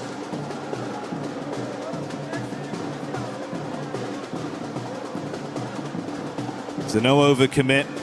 Like you touched on, Aurora just controlling some of the rotation paths with the coast firmly under their foot. Map geometry favoring them from this position. They opt to go for the 2-2 split. Rufus and Top further over near the area we see Vitality starting to encroach upon. Whilst Joel and Doc, two players with very heavy hands if you do want to challenge them in a raw duel, play off each other. It's actually a possibility right now with S2G leaving. I don't know if Aurora is able to spot that. They certainly don't see Hamzy G continuing to peak the angle, but now they have free capability to actually make an eastern ramp if they want. Right now they're holding two fairly decent locations in terms of vision onto the map, but they are right on the edge, so eventually they'll have to move. I think likely what's going to happen is they'll wait for Zone 4, make a decision from there how they want to rotate in. But there's a lot of free space over towards the eastern side, and already Doc is going to scout it. Yeah, that's exactly what I thought was going to happen. Get a little bit further up, realize that actually this space is kind of open at the moment for us to get a little bit more of an eye in towards the circle. That's the kind of premium real estate that man like Doc's going to instantly sniff out. He'll be confident enough to rep himself to take control of. We'll see how this pans out long term for Aurora. Next circle though. We have to define a lot of how this works, and we are down towards Milta. Nongshim might be thinking about making a move right now, and they're instantaneous. This is way better than last game. Last game felt late on those rotates. It felt like they were still making decisions. This time they are much quicker with it. Out to the outside edge, not confirmed towards Milta yet. Still giving them capability to move out towards the field should this move towards the west. But now they're going to have a swivel on towards all the teams around them. Aurora recalling Rufus back towards the squad as teams start to surge towards Milta. Timing on this is going to be so dangerously tight, though. They all caught vision on one another. Ida have already entered close. Three-man split. Solo's playing in a line there for Aurora with the wrap in late. Rufus, seeing the back line of Vitality, knows he's got to go down towards the coast and then assist the team. Tiamba getting shots off as well. That's Ulf. Oh, you're going to be eating shrapnel on this one. Wide arc down towards the roadside. Solus and Eren here by the toll gates. It's always an awkward spot, very nadeable. Couple of positions you could play around inside the toll booth itself to try and dodge those close quarters ordnance. Oh my god, there's mollies everywhere. Eren can barely move. He has to find an opening with this nade, but for Ulf it's looking like it's more and more over. XZY goes down to a nade from Rufus. Doesn't push it though. Should be resable. That's two players knocked as well. We saw Vitality getting the first domino falling onto Nongshim, then the assist coming in from Aurora. The Nongshim Smash squad might have come unstuck early. It's far. It's so hard. He kind of needs to get over the top and try and pick him up, but when the vehicle's currently slammed, it's really difficult to do. Just about holds the res. He was so low. Tizzy perched himself on the rubble of the wall. Whoa, that was close, Jackie. I think we just saw Federales get a single tap onto Hyunbin as well. He was looking for the drop with the smoke, wanted to try and get down there and assist. Took a single bullet, had to hit the deck again. Thankfully, smoke's out, limited cover as well with the walls, so the geometry playing in their favor. You can go for another res. They might be able to recover it cleanly. I think that they won't be recovering, though, is all this utility that they just spent getting those players back up again. How many smoke launchers do they still have left? Vexy finds Tizzy again. Nongshim under mad pressure at the moment between two separate squads, both looking towards them. Just have to hold on for the time being. Stop peeking, honestly, but I feel like they realize they need to keep these teams on the outside at bay. Arena, though, down in the blink of an eye versus Tiamba. Another team on Smash ruling out, and Tiamba survives as for just. Eagle inside. As always, the lurker looking to play medic for the rest of the squad here. He might be the Eagle, but there is vultures swarming the skies around him. Other teams realizing there's been a lot of damage done here. It's a risky pickup with a position he's in. Luckily, he's got some cover from the vehicles to try and save his mates. That's Aura, though.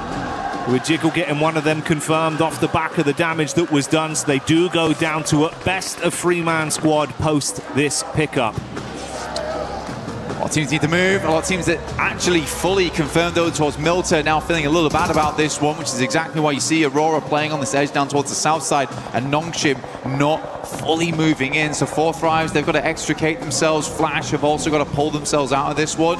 S2G a little bit safer where they play around the warehouses and they can move up over towards that top side. We'll be playing over towards Tollbooth later, but it's Aura right now who actually own the majority of the space on the northern edge. 4 Thrives opening up over towards Aurora as they move.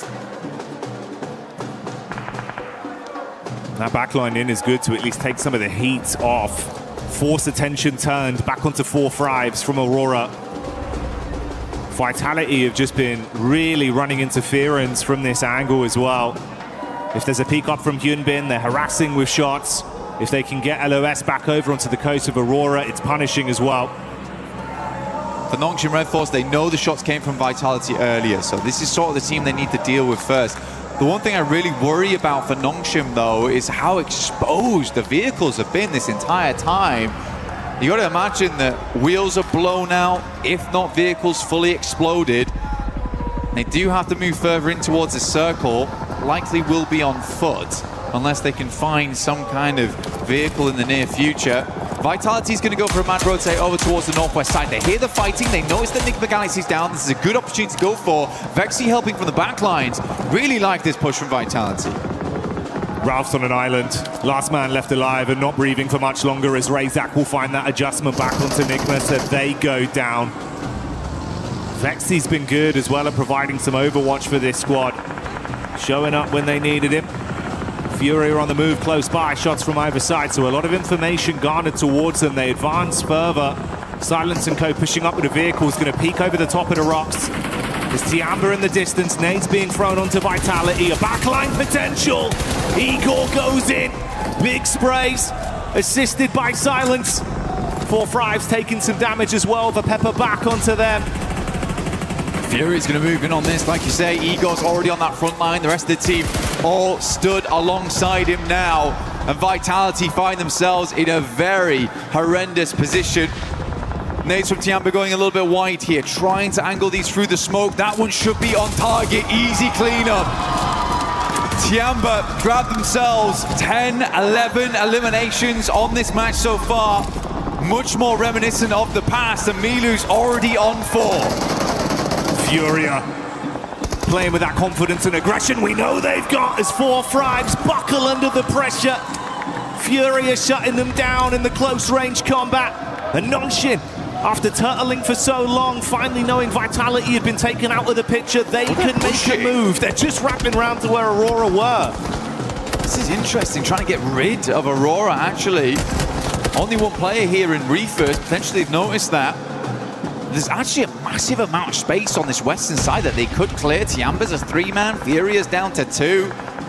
Circle moves up that way, leaving Tiamba with one of the few remaining positions, and we are on Tollbooth. Oh my god, what a circle to end on. Ooh, deep nades. Reefers casting that one out. Back nades as he advances to try and create a little bit of space between the teams. Distant shots coming in from Tiamba. He's got to hit the deck, but that's not the only squad you got to worry about. Lost from S2G, gets a sight line, and goodbye Reefers. The only thing is just like kind of flashbacks to last game where there is a massive capability of moving west on this one for Nongshim and clearing up towards that north side, having all that space. You'd imagine that they saw the amount of teams that moved into Milter. They are just charging headlong into danger here, where there is so much more room to play on the northwest side. Guys, you don't need elims. You need a chicken. And they might get barbecued if they take too much time on this one. Joel was cooking a molly. XCY so paranoid about the peak from the top side with Tiamba. And with Furia not needing to force the issue amongst them, they've got a crystal clear line of sight down onto the rotate path for Nongshim. It's so uncomfortable. Come back, lads. Just come back off this angle. We don't need to play it anymore. You can wrap back over towards. So easy. 2 down. What is this? It's just It makes little sense. I mean, they'd set themselves up wonderfully the entire time for this Western exit. And as soon as the circle moves away from Milta, what do? Push into Milta? The panic's there. Paralysis by analysis. The zone takes away one of the members and we're down to just a duo. Aurora caught on their exit as Lost will be able to continue playing powerfully off this angle. XZY thankfully given a few moments of respite as he runs to try and find any cover at all. Kamikaze from S2G, we talked from the start of the game. They have just about hit that 122 now. So they have hit that smash ruling going towards that next match. Another team steps up to the plate. They've done enough here, even if they go down. Looking to take down Ida regardless. Hams, ooh, what a shot! Reactions coming through clutch there, but Kamikaze, as always, the backbone in the team. Standing straight and keeping S2G in a position to recover from this. Quick reactions from Ida, but a shutdown play that will let S2G fight on for another day. Flash though getting eaten alive by Hora. Wrapping down the ridge, the nades bouncing in. Tops is down. And Kamikaze scanning to see what more points they can steal. Hora on for a big game here actually, Jackie. Looking to push themselves further in the rankings. Only 2 eliminations so far, but so much more to grab here as most teams are bruised and bleeding coming into these final zones. Tiamba also having a good time of it. Nades going over the top here from Nongshim Red Force, rolling down, and we are directly on top of Toll Booth now. That's okay falling. XZY getting the tags off. They've been under constant pressure the entire time. It's not clean, it's awkward. Not even a helmet on So Easy here anymore. Mate, you're playing with a bare minimum. Concessions had to be made, but a nade could be coming their way. Lost with 2 left in the back pocket. The first one thrown in looks good for the bounce. Oh, see ya! Double bouncer. XZY is down. Comes to the end of his line there. Nongshim is floundering at the moment. Confusing moves. Win though from the backlines will get the backstab, but immediately spotted out by Lost here. S2G absolutely have done enough, but they're looking to push further into this game, as is So Easy. They're trying to send a message with this one. It's not just about what they needed to get into Smash. They want to prove that they can be the big dogs in the lobby. Response back over them. Hamza G eating the nade from Hora as Hora are lighting up the sky. Explosion after explosion on top of the Turkish team. They are stuck on the ridge and cannot advance. Backline attack from Tiamba from way over the other side. And Tiamba keeping the pressure on. Trying to get that pick up in. Lost with limited space to play off. In comes the nade. Oh! Sky makes it work and S2G go down. S2G blown sky high behind the tree there. Let me introduce you to the biggest dog in the lobby. Hora on the northeast side. So Easy with barely a hope in this match, but still hanging on. Furia dashed by the roadside, leaving just Hora, Tiamba, Nongshim Red Force in this endgame. For Nongshim, the best thing about this is that even if there isn't a match smash win, this is keeping them contention for the top spot, at least. It's going to be big for the placements. And is there a chance of some sheer shenanigans from So Easy? He's crossing his fingers, mate. But you've got a hard task ahead of you. This guy's got him. Has to have him here. Just to peeks over a little bit. So Easy's trying to hide his face behind the barest of pylons. Behind this railing. It is just not God, he has to do something. Oh, they've smoked him. Hang on a minute. Cheers, lads. I really needed that. He's tucked in behind it. Okay. There's no real angle from the backside as well from Tiamba, so it just depends. I mean, if Hora go for the hard force over, This is mad. Yeah, this could get cheeky quite quickly. Sleepy would have burned down as well. The vehicle, it's all going wrong. So easy on the peacock, good for one, and Tiamba assisting with the shots from the top. He's going to try first on these as well. Or on the assist with an unreal smoke. Mollies go in, nades go wide, and he is out. Tiamba will clean up. Nonshin were looking to blot out the sun on that one with a surprise plays, but it's not going to happen now.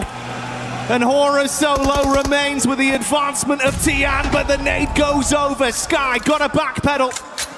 Runs back to whatever cover he can find. Can he trust in his source on this one? Holding the peak, ready for the shots. Eagle gets knocked out of the Sky. QZZ with a reposition. The Sky advances forward with a shotgun in his hand. Nade being cooked by Milu, and this man don't miss. Good damage. QZZ falls over the second, and Tiamba is back. What a fantastic game. The three-man inside just felt like these guys needed a little bit of confidence. And that star on the match reinvigorates whatever light died out in Milu on day 2. It is back on now, and it is blaring. They started that game as they meant to proceed. The aggression was there. The despicable nade plays from Milu that always give you that gut-wrenching feeling of how does he do it. Continued from start to finish. The shots are on point. And a pathway begins to present itself. Aura's got to be mad at themselves, though. Imagine just smoking off so easy. The smoke into the tire pot on the career down the hill. But they really did careen off course there. Looked so good up until that point. Covering their angles, clearing their spots out. So easy. He was mega confused. I would have loved to see his face in that moment. Pure shock. He's like, is that the nade moved away from me? He's like, wait, actually. That's the smoke. I can pass that. Nice. That's great. I didn't have one of those before, you know? No utility left, but they gave him what to be nice. And then Tiamba with the perfect timed nades. Man. So good. There was a small part of me that thought that So Easy was going to clutch up. Small part of me. But I am glad it was Tiamba. Oh, yeah. Tiny percentage, but it started to get a little bit bigger with how things were going. But hey, a Tiamba win is a very exciting prospect. Such a fun team to watch, Blank, bringing the heat in finals. They're just a fast-paced team, and I think what we've seen them from before is just a little bit of that sluggish gameplay where they weren't quite able to make those plays, and they've been desperately banging on that door, but it's just been not going down. And I think Milu right there just put a foot through it. So it looks good. It looks way better now. They're pulling off those maneuvers too. So yeah, great work to Tiamba. Really, really happy to see it. And it was, I think for me, it was fantastic to see these guys happy. Yeah. I think that was my favorite thing about that win. It's nice to see him smiling, nice to see the success story of how they're playing. And mate, you're right. I think if there was a door there, Milu not only kicked it down, he just destroyed the entire house. He's just a whirlwind. Yeah. Came through, blowing everyone away.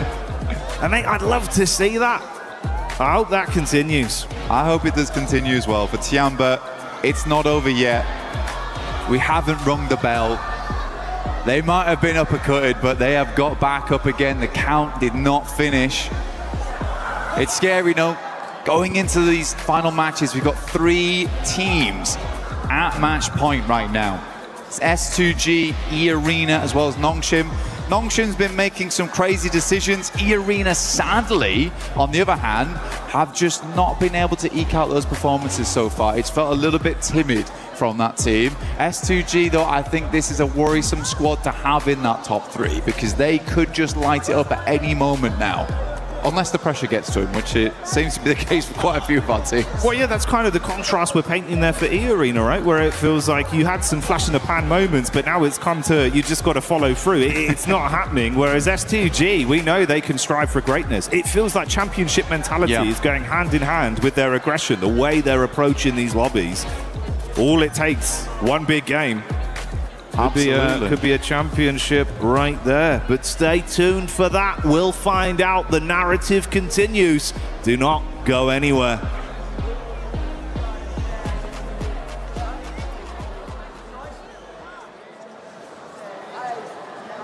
human body was built to move.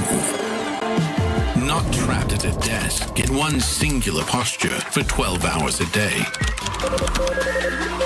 It's time your chair evolved. This is Secret Lab Titan Evo. Ergonomically engineered for you, gamers, hybrid workers, artists, backing your every move.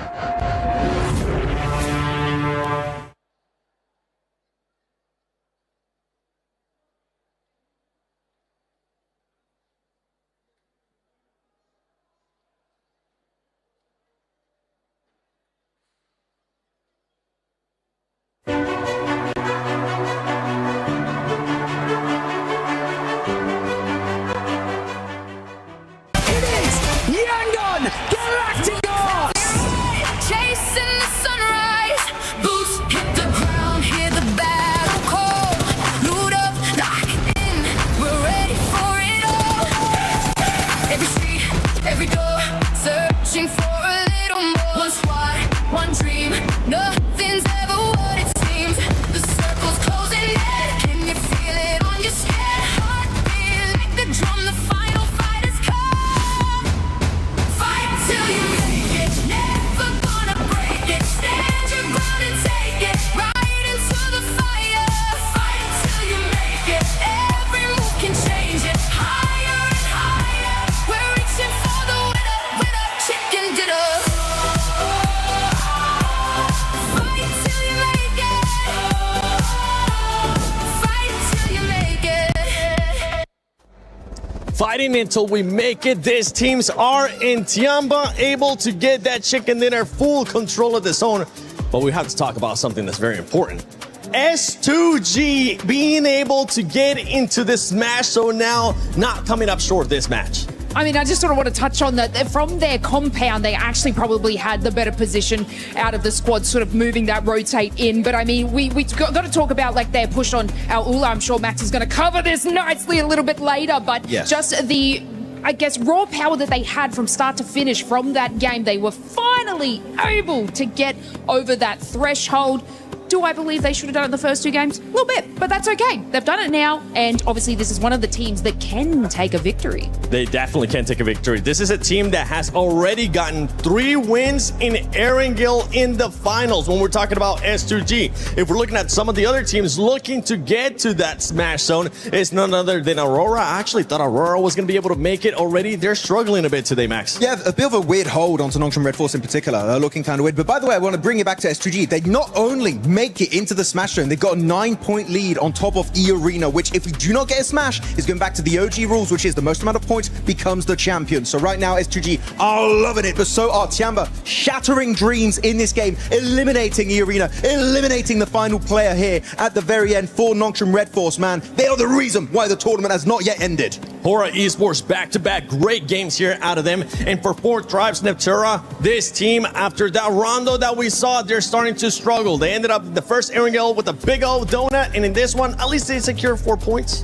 I mean, at least they do. I did see that they had a really fantastic rotation around from just massive wraparounds into Milta and then out of it. But yeah, 4 points is all they're going to get for that. Fantastic nades from Hora. Oh my goodness me. You were talking about it, right, Max? Sky is fantastic with the nades today. Really, really on point. And Tiamba, I mean, honestly, the word that I would use for both Tiamba and Hora, they're feeling very intense. You don't want to go up against them. Look at those sprays. Long range, through the smokes. There's no escaping this team. What are those sprays from QZZ? Oh my god. That was crazy stuff going out from him. I mean, he was just lasering everyone through the smokes. Incredible stuff. But at the end, Hora, another solid finish, right? Yes. Sure, maybe not chicken dinner, but it's a strong back-to-back, but so easy.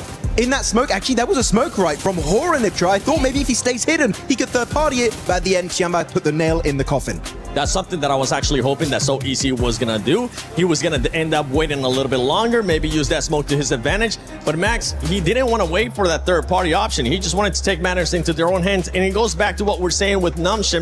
It feels like they're being passive, but they're not quite sure when to be aggressive and when to flip that switch. They are a little bit hesitant, right? And that's the thing about the Smash ruling. Love it or hate it, teams, the mindset does change a little bit when you do have that chance of getting those chicken dinners. It is quite stressful for now. Not just 2 teams, but 3 teams. S2G are going to be joining their ranks, but of course S2G got 3 chicken dinners so far in the final, so they're looking like a team that could actually wrap it up. But looking at the rotations this game in particular, I know you in particular, Nitra, were quite critical about their push on the western side of Milta. There were other options that maybe could have been more valuable. Absolutely. I think any... Oh, wait, hang on. Hold on. That's my clip right there. So looking at this split, so actually S2G, sorry, I have to jump into it. We're very split. Lost solo, literally in the 1v4. And even then, he's popping off, but he's also getting a bit of assistance from the teams on the other side of the road, right? His particular Kamikaze's got a fantastic angle. And there, the backup. This is literally the play that gets them into the smash zone. Solke gonna be sending it forward. He's gonna be joined up then by Habsajijukan, absolutely superhero style in the building, and they get 1, get 2, get 3, and the final player, and because of that they get the 4-man reset and actually get enough points to enter the smash zone. What a hero save play of the day. They don't do that, they would still not be over that 122 point threshold. It's insane. I think I missed that play. Thank you for that replay, because oh my goodness me. So HamCG is just like crashing the wall. We are not going out. They just send it. Absolutely send it. And that's what we want to see out of some teams. Being able to send it. E-Arena, one team that's currently also running into that struggle when we talk about teams struggling that are already in the smash zone lays for E-Arena. That was Tiamba's fault. I don't know. Like, I have to bring it to Tiamba because obviously E-Arena, you know, they had a nice little path in there, but Tiamba were actually positioned in such a great spot that they were so annoying to every team. This is Aurora. This was obviously even helping S2G in that fight. They were able to sort of gatekeep that area from E-Arena as well. And so it's unfortunate that we're seeing like E-Arena not being able to push into the position early enough because they are still sort of playing that edge. They are going to be playing that edge, but right now they need to get that win if they want to be able to win via Smash Rule. They are one of those teams currently in the Smash Zone. Keep in mind, E-Arena started off the day with 112 points. They have only gotten 11 points so far after 3 matches. And 10 out of those 11 have been in Rondo. Because remember, they hit 122. That's where they were. In the last 2 games, they've gotten 1 point. What is happening to E-Arena? You're looking so strong. Yeah, transitioning to some of the other teams, right? I'm going to be looking at 4th Thrives Esports. This is a team, Max, that we thought was going to continue on that momentum. Remember, this is a team that usually is able to carry on momentum. They're still hesitant. They're still showing those things that we've been critiquing this whole PMWC at EWC 26, which is hesitance at times. I was hoping they were not going to doubt themselves because they're not in the Smash Zone, unlike what we saw in PMGO Season 1, where they were actually very stressed and Ulf almost were able to close a 50-point gap over the course of those 6 matches. But no, 4 Thrives a bit shaken here. And actually, Nitra, one play that you highlighted is that 3-1 split, right? You had Huzaifa on his own, 3 players in the city. That was a bit of a head-scratcher, right? Yeah. He was by himself. Huzaifa was by himself. I could see maybe what they're trying to do is hedge their bets, but he was in such a difficult position, and it's a shame that he actually... When they actually wrapped around outside of the town as well to go back, Huzaifa ended up being taken out early, so that's a shame. As I'm looking at the teams here, all the way up to 11th place, 92 points. These teams are getting closer and closer. They're kind of giving a bit of an advantage there since some of the teams towards the top are choking a little bit, are not being able to get that many points. For those teams on the second page, what that's going to be costing Neptura and Lays and Maxman, it's just going to be costing for all those teams to just get closer and closer. There's a lot of money at stake right now when we end up talking about some of these squads. Let's see what we have, some of the comments on social media as well. 1 chicken for 40, and then you see what's domination is. Yeah, but right now we're not seeing the domination. We want to see that domination from 4 Thrives, right? Yeah! Let's see if they'll be able to deliver for their fans here at the arena. But for some of the other teams, right, we're now talking about, let's go back to Hora, because Hora is stopping a lot of those teams towards the top from getting those points. The teams towards the top need to be able to find some kind of adjustment to that aggressiveness that we're seeing out of Hora. Yeah, them, Tiamba also, Hora in particular, they have nothing to lose, right? They're like, okay, we have to go hard or go home today. We have to initiate that comeback and leave the second page, which with the last 2 games on Erangel, they've been doing. We have 1 more Erangel coming up, right? So maybe we can finally see a Hora chicken dinner. That will be very exciting here in the finals of PMWC. But Tiamba, I feel like they're a team that in this lobby, if they get a knock and a flush on a player that's or E-Arena or Nongshim Red Force, and maybe now also S2G, they just fully capitalize on it. And I love it. They really are one of the few teams that are delaying this tournament until the very, very end. I mean, I sort of just want to bring your attention to Furia because they are still sort of in that 90 points there. And from that previous game, they were holding the western side. Obviously, Hora was sort of taking out the rest of S2G. They did nothing. They didn't even rotate and swing around where Hora was, which would have capitalized their elimination. So they're kind of not being as present as they usually are. It could be ending here in this next match. My prediction was in 4 matches. How many matches did you have, Natura? 4. Max? 4. Lace? I was hoping for 2, so mine's it. Okay, yours is absolutely good. Okay. But let's see if it's going to be ending here in match number 4, or if we're just going to be getting a bunch more teams joining in the Smash Zone. Will this be it? We are about to find out. S2G joins the fray. Now 3 different squads could smash. 3 teams with that opportunity in our final edition of Erangel at the PMWC. It is going to go a little bit further than maybe some were expecting, given how today started, getting 2 teams into that Smash Zone so early on. But that double Milter shift on both of our zones has kind of thrown a spanner in the works. I mean, for Nongshim, right, they're dropping around that area, they're getting pushed in around the bridge. It seemed like they didn't quite have the force to be able to push their way out, right? They're still earning a lot of points on these games, though. So if it does go the full distance, they may just be able to win it out like that. That's what you got to do at the end of the day. Is you got to try to win this whole thing in as many different ways as possible. And that is going to be, you're going to smash, or you're going to end up with the most points on the leaderboards at the end of the day. And Nongshim Red Force with that double Milta circle, like you mentioned, is just putting in the work. Problem is, though, is that if we get another one, I mean, everyone's going to know by now exactly where they're at. So the focus is going to, I think, shift a little bit. But this could be the game where we get a crazy Erangel circle to finish out the PMWC here at EWC live in Paris. You can see these players cracking their knuckles, getting ready to drop in one last time. On Erangel, that will be the final bill. 3 teams, as you say before. Out of those 3, I feel like for my money, given today's games, I'm favoring either S2G or Nongshim Red Force. I feel like for me, E-Arena today has been solid, consistent, but not a game-winning team. And I need to see a little bit more from them to be confident in their ability to fully confirm on that smash. But we've seen them do some crazy stuff, right? They have broken records on their road here, and now they're in with a chance to take that title, give Schweppes his 3rd performance at a global level to get a global stage title with those 2 PMWI trophies already behind him, looking for a 3rd time to take it home.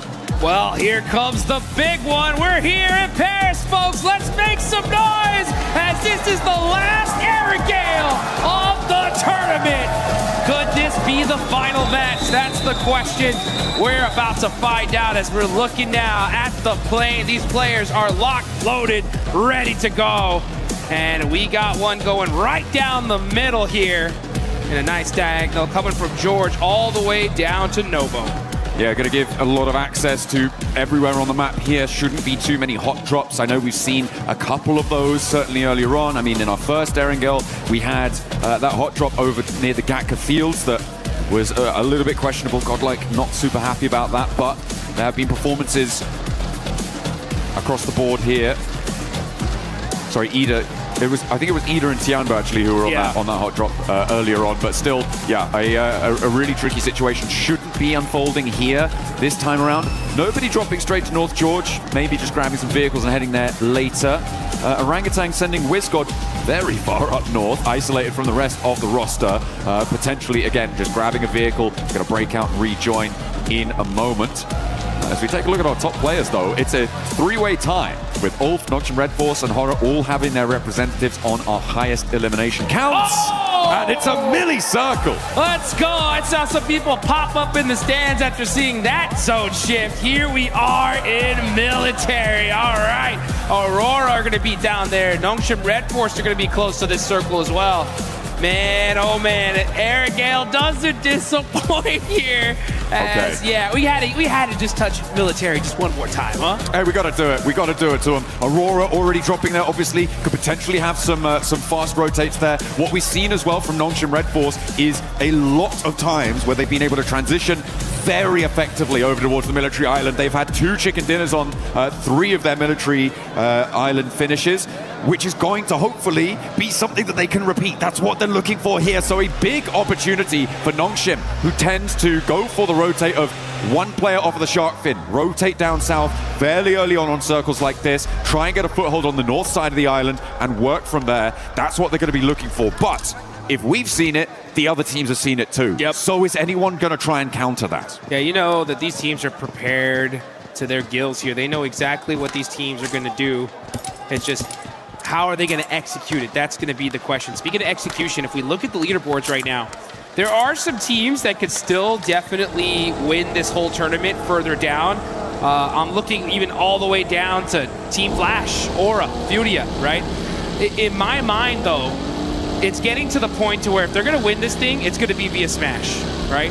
And if they're going to Smash, they have this game, and they have one more game to get within that threshold, okay? So if you look at Flash with 92 points, that's still quite a few away to get to that 122, but they have to do it in these next 2 games because you have to hit that threshold and then win the next game. Absolutely. I mean, from 12th down, I feel like it is pretty much done and dusted for the title, unfortunately. 74 points, putting you really, really far behind of that Smash threshold. Unless everybody else in the entire lobby stops earning points and you just keep going on a points victory, maybe. But still, I'm not too sure about that one. So for 12th down, 48. Yeah, that's 48. I'm having a bad time thinking about their prospects moving on forwards, which is unfortunate. But there are opportunities for the rest of the lobby to keep that ball rolling. As you say, Flash really very much on an outside chance. I feel like anyone below 7th place is in that same boat, right? Having a really, really tough time. And even in 7th, 6th, and 5th to boot, it's going to be really rough. It will necessitate a chicken dinner in this match. Yep. To go across. This is that Nongshim Red Force rotate. Here they go. To tune in with our teams in the Smash zone. Nongshim Red Force now across to the military island. S2G went very, very quickly, which makes me question how much loot they're going to have on board to try and hold this. Nongshim took a little bit longer to get across, which is going to give them some more power, some more backstop of utility of supplies. And Aurora, of course, dropping over in that military base. They're not in the Smash zone just yet, but they are the team that is closest to it. Only 7 points behind right now. E-Arena, they're still in South George. It's very likely that they're going to take a long time to go for this rotate. Yeah, super unlucky on the side of E-Arena. They've had to do the longest rotations in Erangel all day today, and I think that's why we've seen them not have as much success as normal. But this is a perfect zone for Nongshim, right? They're going to have the north side of military all to themselves. They know this side of the map like the back of their hand. Enigma Galaxy, in the meantime, starting to mix into a little bit with Ida, a team they're super familiar with as they battled with them in Pachinki at the start here of the finals. I mean, it felt like, Ida were across the bridge a lot earlier than this. They just did not have a setup. No. So, Enigma Galaxy getting across pretty much for free on that location is a great result for the squad. They are, of course, 22 points behind that Smash bubble, which they'll need to try and push past in the next, as you say, 2 matches. Yep. To break on in there.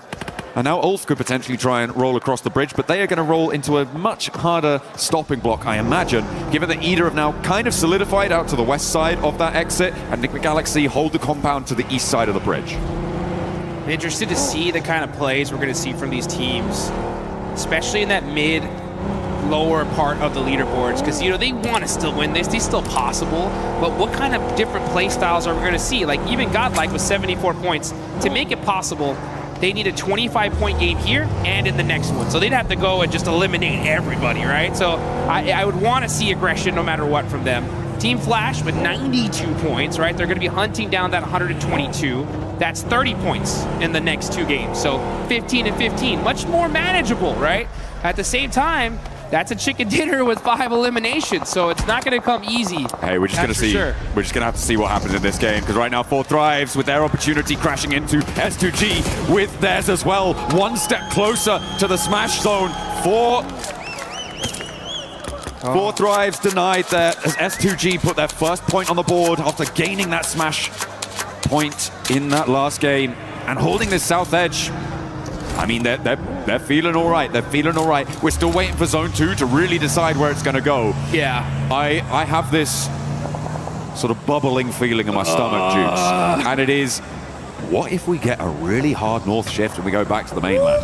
It's so unlikely, and it's not even really worth bringing up. But I just have that little feeling. I'm like, oh, back of my neck is prickling. My spidey senses. The John Allen tingle. That's right. Is in effect here, folks. If we see that northern shift, oh boy, will this be one heck of a party here. Fortunate for 4 Thrives, they're on that most southern part of military, just thinking they can kind of get some of that loot.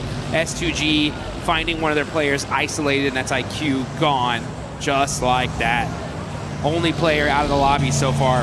Looking on over, there's still a lot of teams that are in the blue zone still. I mean, we got E-Arena still in South George, so they're going to be pushing in super late. Tianba's up there, Godlike's up there, Aura are still just crossing. Yes, Naya. So a lot of teams going to be very, very late on this rotate. Little family outing for Vitality. Pop into the hovercraft, luggage in the boot. Getting that fuel back on board.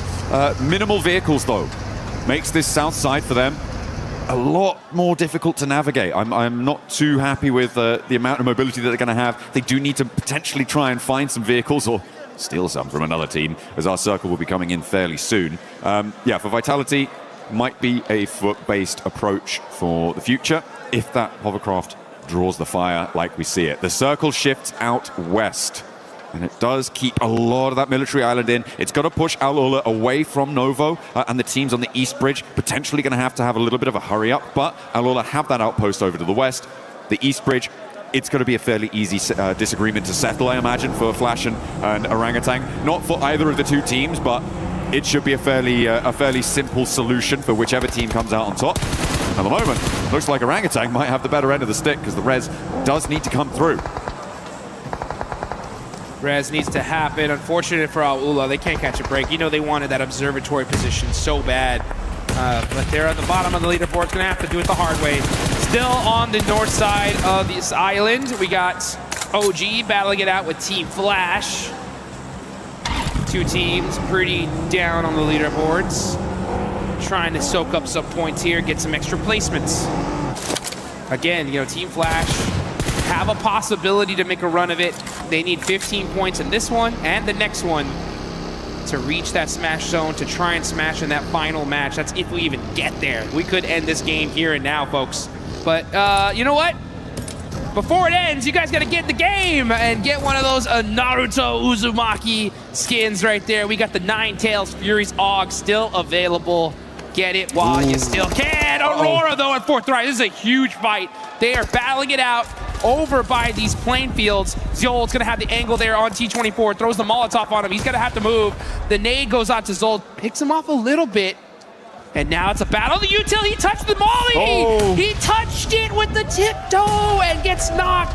Another huge mistake here out of 4th Thrives. Hey, 4th Thrives had so much momentum, but the pendulum swings back the other way. And Aurora now are another step closer. They put a second elimination point on the board. They are drawing inexorably towards that 122 metric. Now 5 points for them left to try and claim, to join for a potential smash in Miramar if we get that far, because remember, 3 teams can still win it. And we've seen 2 chicken dinners on milli circles coming from Nongshim, who have a 2-2 split on the north side of the island right now. Furia may look to try and challenge the northern point of this. And are Nongshim going to look to regroup over towards the northwest side of Millie? They will have to, at some point, decide which outpost they want to commit to. It may need another circle for them to do so. Yeah, they're in a really great spot right now. The problem is that everyone's going to want it. And they are completely surrounded by squads. And I guarantee you, the second a team realizes Nongshim where they're at, they're going to full commit to them for sure to try and stop them. E-Arena, meanwhile, going to be coming in through the zone on the north side. Where's this shift going to go? If it goes to the bridge, oh, this is going to be straight chaotic. It's gonna go a little bit close to the bridge. Now Nongshim need to regroup. For my money, I think that southwest side might just be a little bit better for them. They're right next to Ida there. Fury are gonna charge on in over the hills. E-Arena have yet to get across the zone as well to get towards that military island crossing. Godlike are gonna contest them on it. This could be the make or break moment for E-Arena. If they can get across, they've got the backline of that coast to keep them a little bit safer, but they have to get there first and challenge off Ulf. Maybe Nigma Galaxy will join in that fray, but they have to get across. Yeah, they're going to have to get across, and it's going to be a tough one right now. I mean, there is so many different teams crowding these bridges, and on both sides, on the eastern and western bridge. You can see Nongshim, though. They got those sandbags. They're going to be holding this hill. This is a great spot in this circle. They're going to have so many different sight lines. They can rotate away from it if necessary. They just got to watch out for the crash. These guys are set up for this one here. I'm not kidding. They are the biggest threat in this lobby right now. It's crazy. Nongshim in a command point in this circle with the chance to smash this away, put another military victory under their belt as well would be incredible. What a way to close it down, but they have got a long way to go. We're only 12 and a half minutes into this game, and there's going to be at least 15 more of them ticking away every second. A drop of sweat beading on their foreheads of one of our players.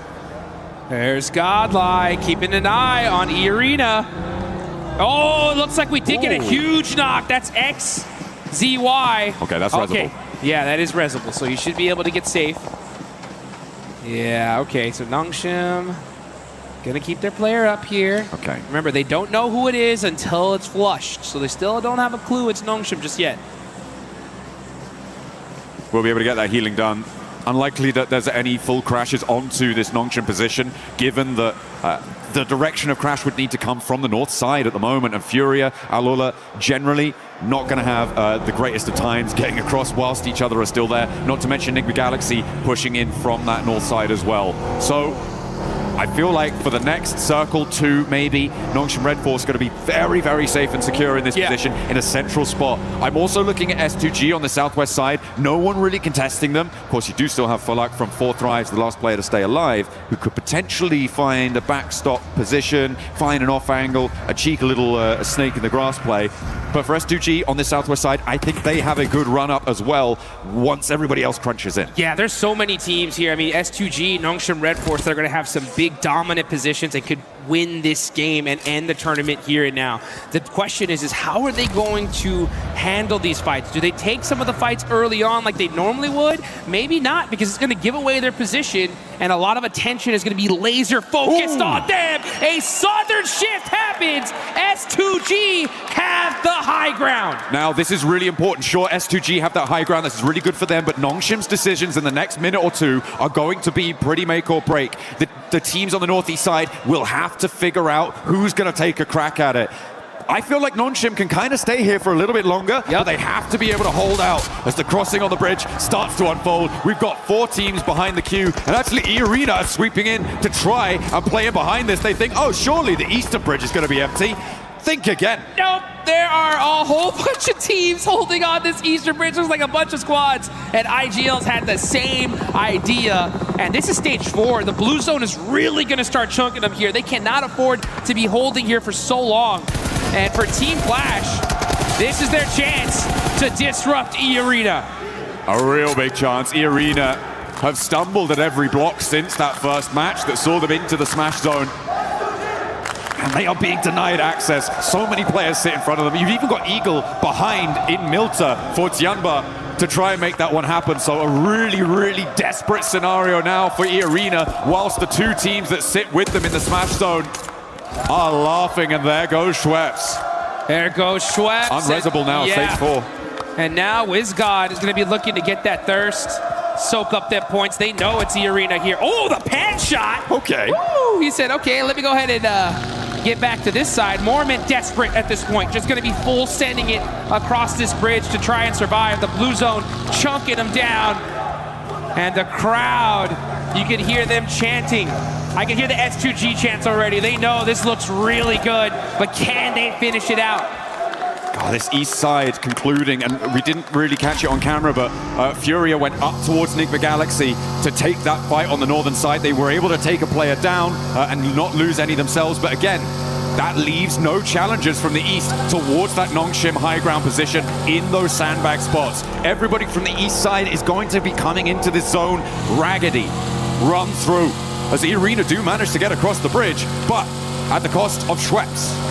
Yeah, at the cost of Schweppes and a whole bunch of utility as well. They're going to be going through almost all their meds here just to try and survive. And then they're going to have to get lucky into this circle. They're going to have to hope to catch a third party, something. If they do get that third party, though, and win that fight, this could be dangerous. Let's see how this works out, though, as now we're going to look at Furia getting mighty close to T-Flash. That nade just a little bit too far from Bose. Frolok's still going. He's taking shots over on the northwest side, over at Godlike. Don't think he's going to manage to push through with complete ease, but it's a good start. Has the blue zone at his back. Bose for Team Flash. Remember, they were the team that was holding out that east bridge. They alleviated that pressure, and now they might try and turn their attention to our tabletoppers, Nongshim Red Force, in their bunker spot. It is really dicey for everybody on this east side. They have to push past such a difficult, impregnable position.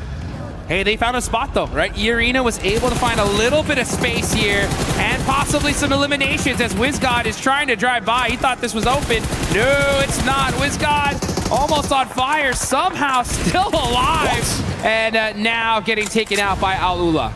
All right, okay. Well, that was a crazy dash out of the open through the melee position. A team that we haven't talked about in a while is Aurora, who sit as a blocker to Al-Ula. And remember, they are a team chasing towards that smash zone.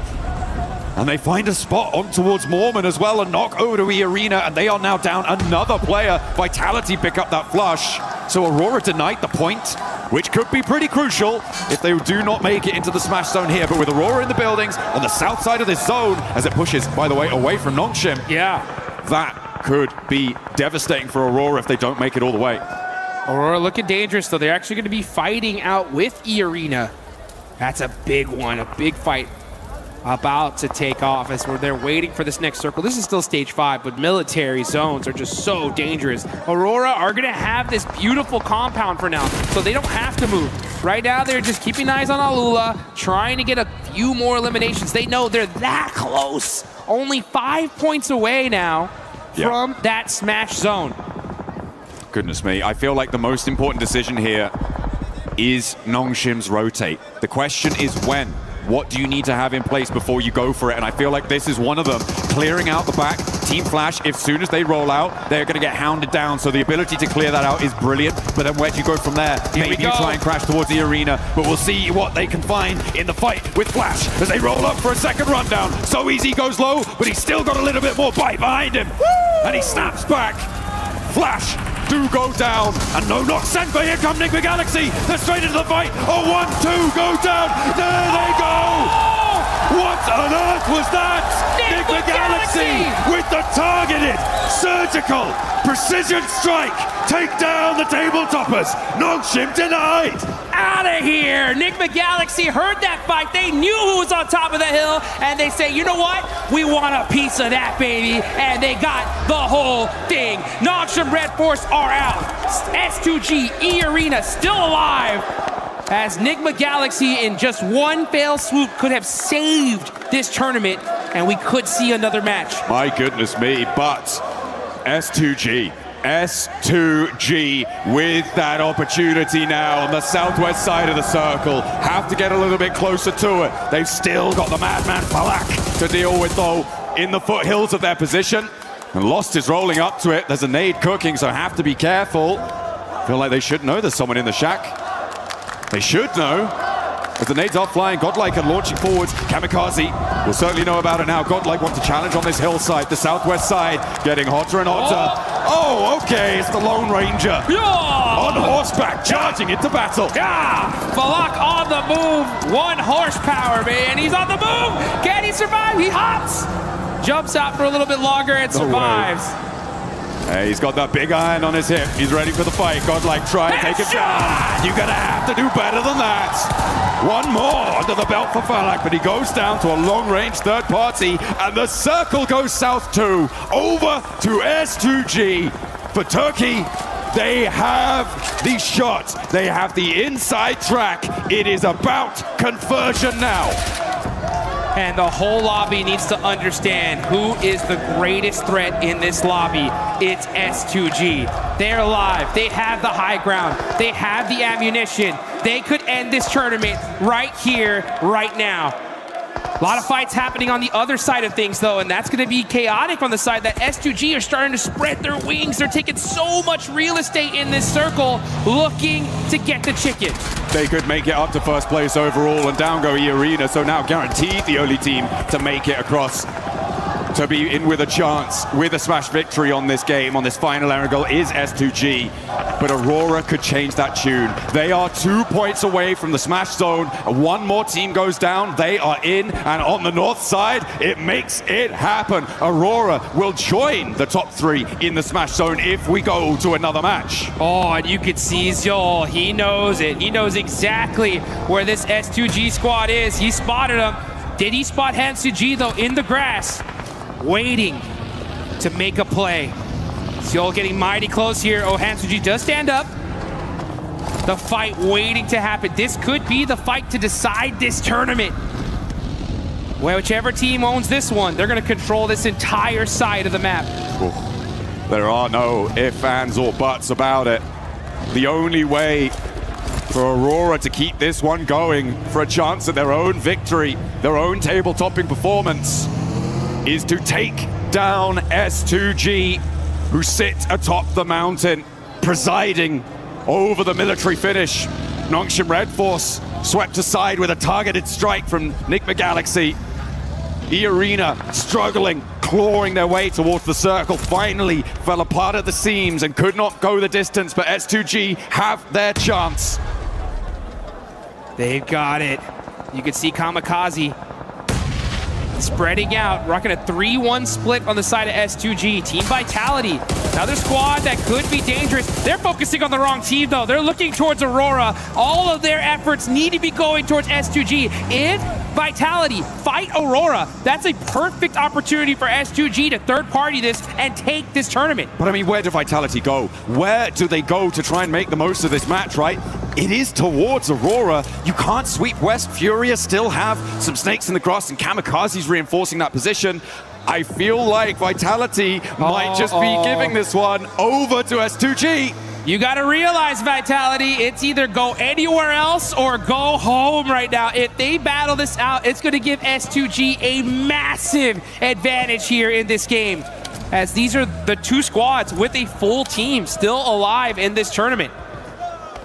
We need to put the aura in Aurora right now. They need to look big, play big, score big, get into the smash zone, because they are the only team really in the driving seat. The circle takes the backstop position out for S2G. Vitality are just gonna have to cross, but S2G might take shots at them as well. On this approach, up to the ridgeline, the fight is teetering. We are on a knife's edge.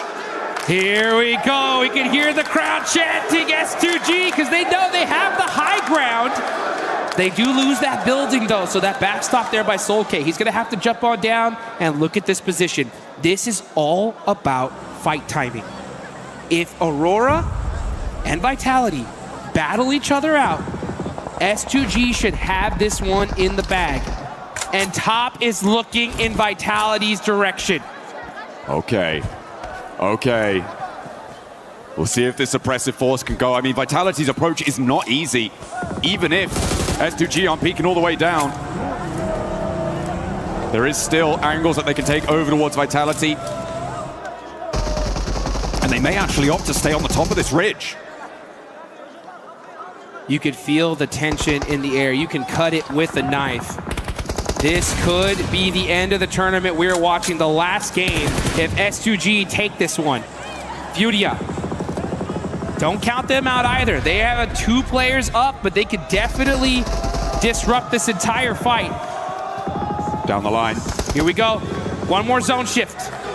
One more zone shift to decide who's going to have the advantage. And if S2G are going to be able to take it, Chief driving up, he gets knocked out.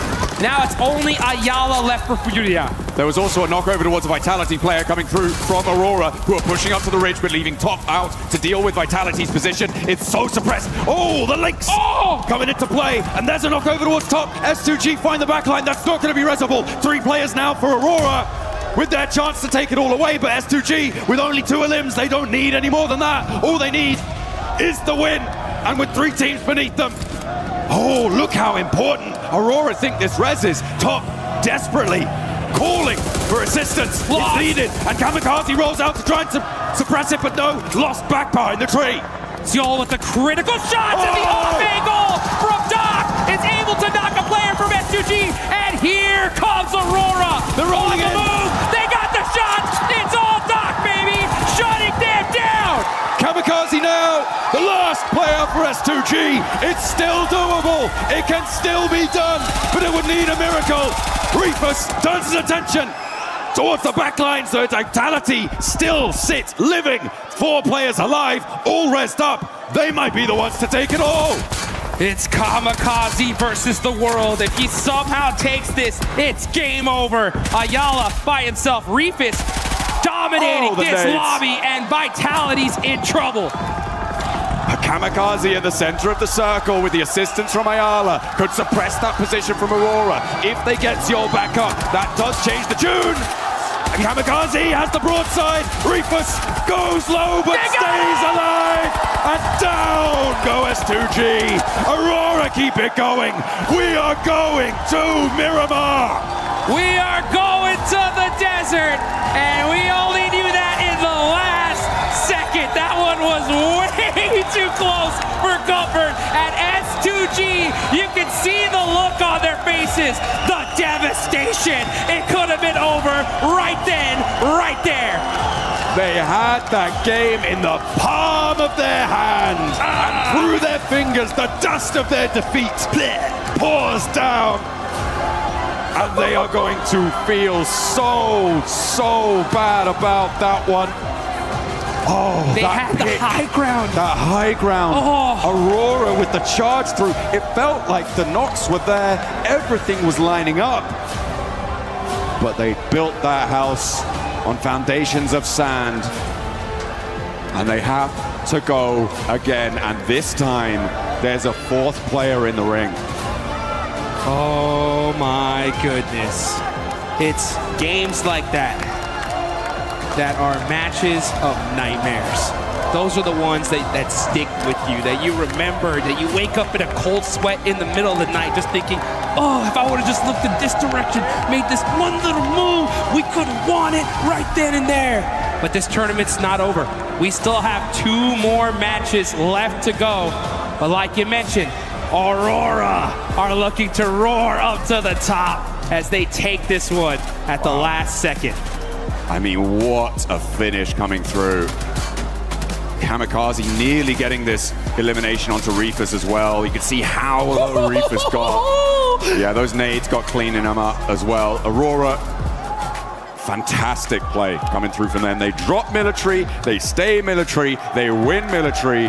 That is how you want to close down Erangel. And what a sigh of relief for Nongshim and for E-Arena, who have another crack at this Smash victory. Yeah, and I mean, I got to give some a major love to so many of the teams that we saw.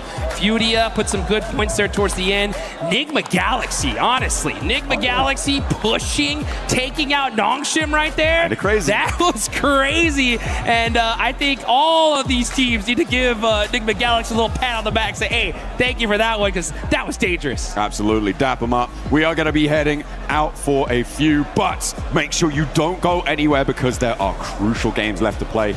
Let's see what we got for you. We were there. For every click, every clutch, every respawn. We were there for the years of grind. And we're here. Now. The proud founding partner of EWC. Powering the biggest event in gaming. Shoulder to shoulder with the world's best. Making history. Greatness deserves a stage. Lenovo Legion. Reach your impossible.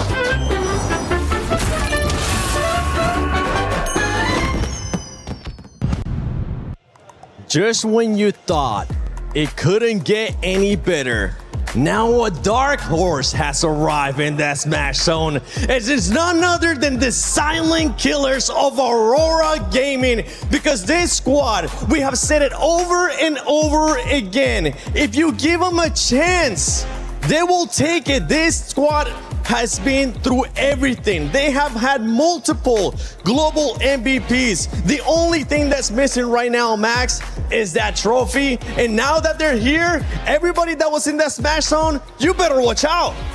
Doc, I'm sorry. I was doubting you this tournament. He woke up and he chose violence that game. Oh my goodness, Vitality, S2G, it does not matter. He was chasing you down. And because of that, Aurora make it right into the Smash and can be competing for that trophy. Can't they just? And guess what? We are looking at the final few matches here. We are going to be going into Miramar.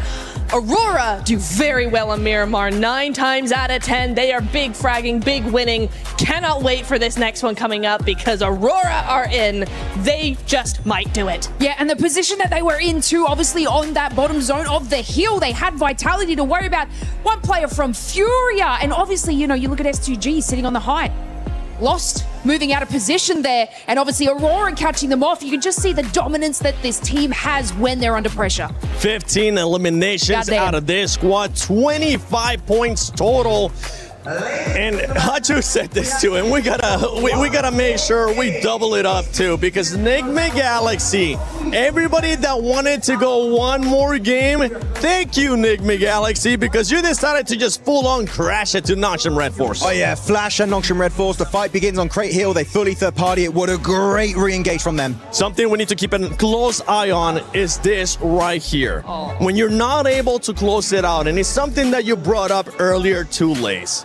Sometimes in a battle royale, in PUBG Mobile Esports, you only get one chance to win it via Smash Roll. If you're not able to close it out, you start overthinking yourself. You start seeing what those players are currently doing, which is just putting themselves down and starting to doubt stuff in their head too. I mean, we've seen it with the arena. Now, obviously, S2G, they had such a powerful position from the get-go. They were moving their rotation so well with each and every zone close. The height on the hill here, but like I said before, the positioning from Lost, sort of moving over this top side of the hill, unfortunately was caught out by Aurora looking down. So oh my goodness. You can see the upset on their face from this, and they just knew from that moment they messed up, Max. Oh, the Doc and Reefus wombo combo. Like, that is what you want to see as an Aurora fan. That is such a good execution. And really, the push from SGG, I would say, was not even a bad idea. But the thing is, they had so many angles on the side of Aurora. No tree, no rock was going to be enough cover to keep you alive in the very end. Kamikaze, of course, trying to keep the dream alive, but Aurora were just way stronger at the end. And Aurora now making the jump up, man. A 4-man race. We don't see it very often on the global stage, but any of those 4 teams could still now be crowned your champions. They can be crowned their champions, and we do have 2 games left if it doesn't finish here in a Smash, with the Smash format in this next match, which means that some other teams could still end up pushing out. We got a chance to see earlier that Smash race graphic. You can see Fourth Drives is still, even though Fourth Drives hasn't really been performing that well, awful day after that rondo, they could still find themselves a way up towards that Smash zone. But when it comes to Aurora, when it comes to that fight with S2G, I kind of want to rewind a little bit to that, because I was thinking maybe S2G took a little bit too long to try to get even more angles and spread out even more. I'm not sure. I thought that S2G played it well enough. I thought that they had enough angles, that they were timing it very well. The problem was Lost getting knocked. For Aurora, that is like smelling blood in the water, and it just activates immediately. Like, once they get that knock, Aurora are all over it. Full push, full send, complete synergy. They like, right, we have a target, we know what we're doing now. So for me, I think it's less S2G and more Aurora. Yeah, they were in great positions. I absolutely agree to you. And Aurora, were moving to the rotation on Vitality. If they were just to wait another moment, it would have opened up an even better position for them. But obviously, you know, like Max says, they were sort of making that push. It wasn't the worst decision, it was the timing decision that put them out. With that overall now, we see the Aurora jumping up to that second place in tying Nongshim Red Force at 140 points apiece. Nongshim Red Force does have 3 chicken dinners, Aurora with 2 here. And as we're looking at this overall ranking, even before this one, we got a chance to see the top teams for Miramar, Max. Yes. And we ended up seeing Nongshim there, and as well as E-Arena. This could be the turnaround for E-Arena. I mean, especially, wait, Neptura, remind me, PMMI, Macau Invitational, which map was it? The Nongshim Red Force won on and got the smash. Was that game 6? It was game 6, and it was what battleground it was? I think it's a Miramar. I think it was a Miramar. Exactly. Thank you very much for confirming my suspicions, Neptura, because it is Miramar. It's Nongshim Red Force o'clock. But I do want to say, 4 Thrives, Nigma Galaxy, Furia, Tiamba, if we do get to that hypothetical scenario where none of the top 4 teams get chicken dinner, these guys, the top 3 is not going to cut it. You need a win if you want to do it. And you know what? That means from those teams on the second half of this first page, you need back-to-back chicken dinner to be the champions. And we're starting to see the crowd pop up as well, especially towards the end when S2G, one of those players, ended up getting knocked. You can see all the fans from Horror, all the fans from 4 Thrives just getting so excited because that just means one more chance for those squads. 4 Thrives, you are 17 points away. I don't know if they're going to be able to do it, Lace, but they're going to have to try. I'm a believer. There's still time, absolutely, for them and to be able to capitalize on that. And what we've seen, and obviously a lot of these zone pulls on Miramar, they could have that potential to be able to do it. Obviously, you know, we saw it from the, the hashtag EWC post. They just need that chicken dinner, which will maximize those points for them, and obviously to close it out in the following game. I'm just looking at a bunch of squads here as well that you have absolutely nothing to lose. Throw everything. Do anything you can for those eliminations. Do anything you can for those points. And for everybody currently watching at home, don't forget that the PMWC Lucky Spin is currently available in the game. Log in and do your spins before it's gone. You could get the Electron Energy set, the Proton Power set, and that grows out that I'm just so close to getting it that I feel like today, after we crown a champion, I'll be able to get it. The PMWC Lucky Spin available now. Go check it out. Co-created with PDP creator Nana. But you were wanting to say something before we were talking about those awesome skins. Talking about the bottom teams, right? The teams that have nothing to lose. I want to look especially at the Indian teams, right? Orangutan, and also looking at Godlike. AKOP had some really good plays, by the way, earlier today on Rondo specifically. So good one on AKOP. But at this point, it's just about getting experience. Just try and get as high a rank as you possibly can. I would say top 10 would be great to see you try and one of those two teams to try and finish on. But I'm sure that with how much they've learned this event, next time we do see them 7, they're going to come back even stronger, maybe in PMGC. I think so. I mean, we already seen a strong performance out of OG, this one being now their second international event. For Godlike, they have completely shattered my expectations, even though after what I saw from earlier on, I had them in my top 5 for the finals here.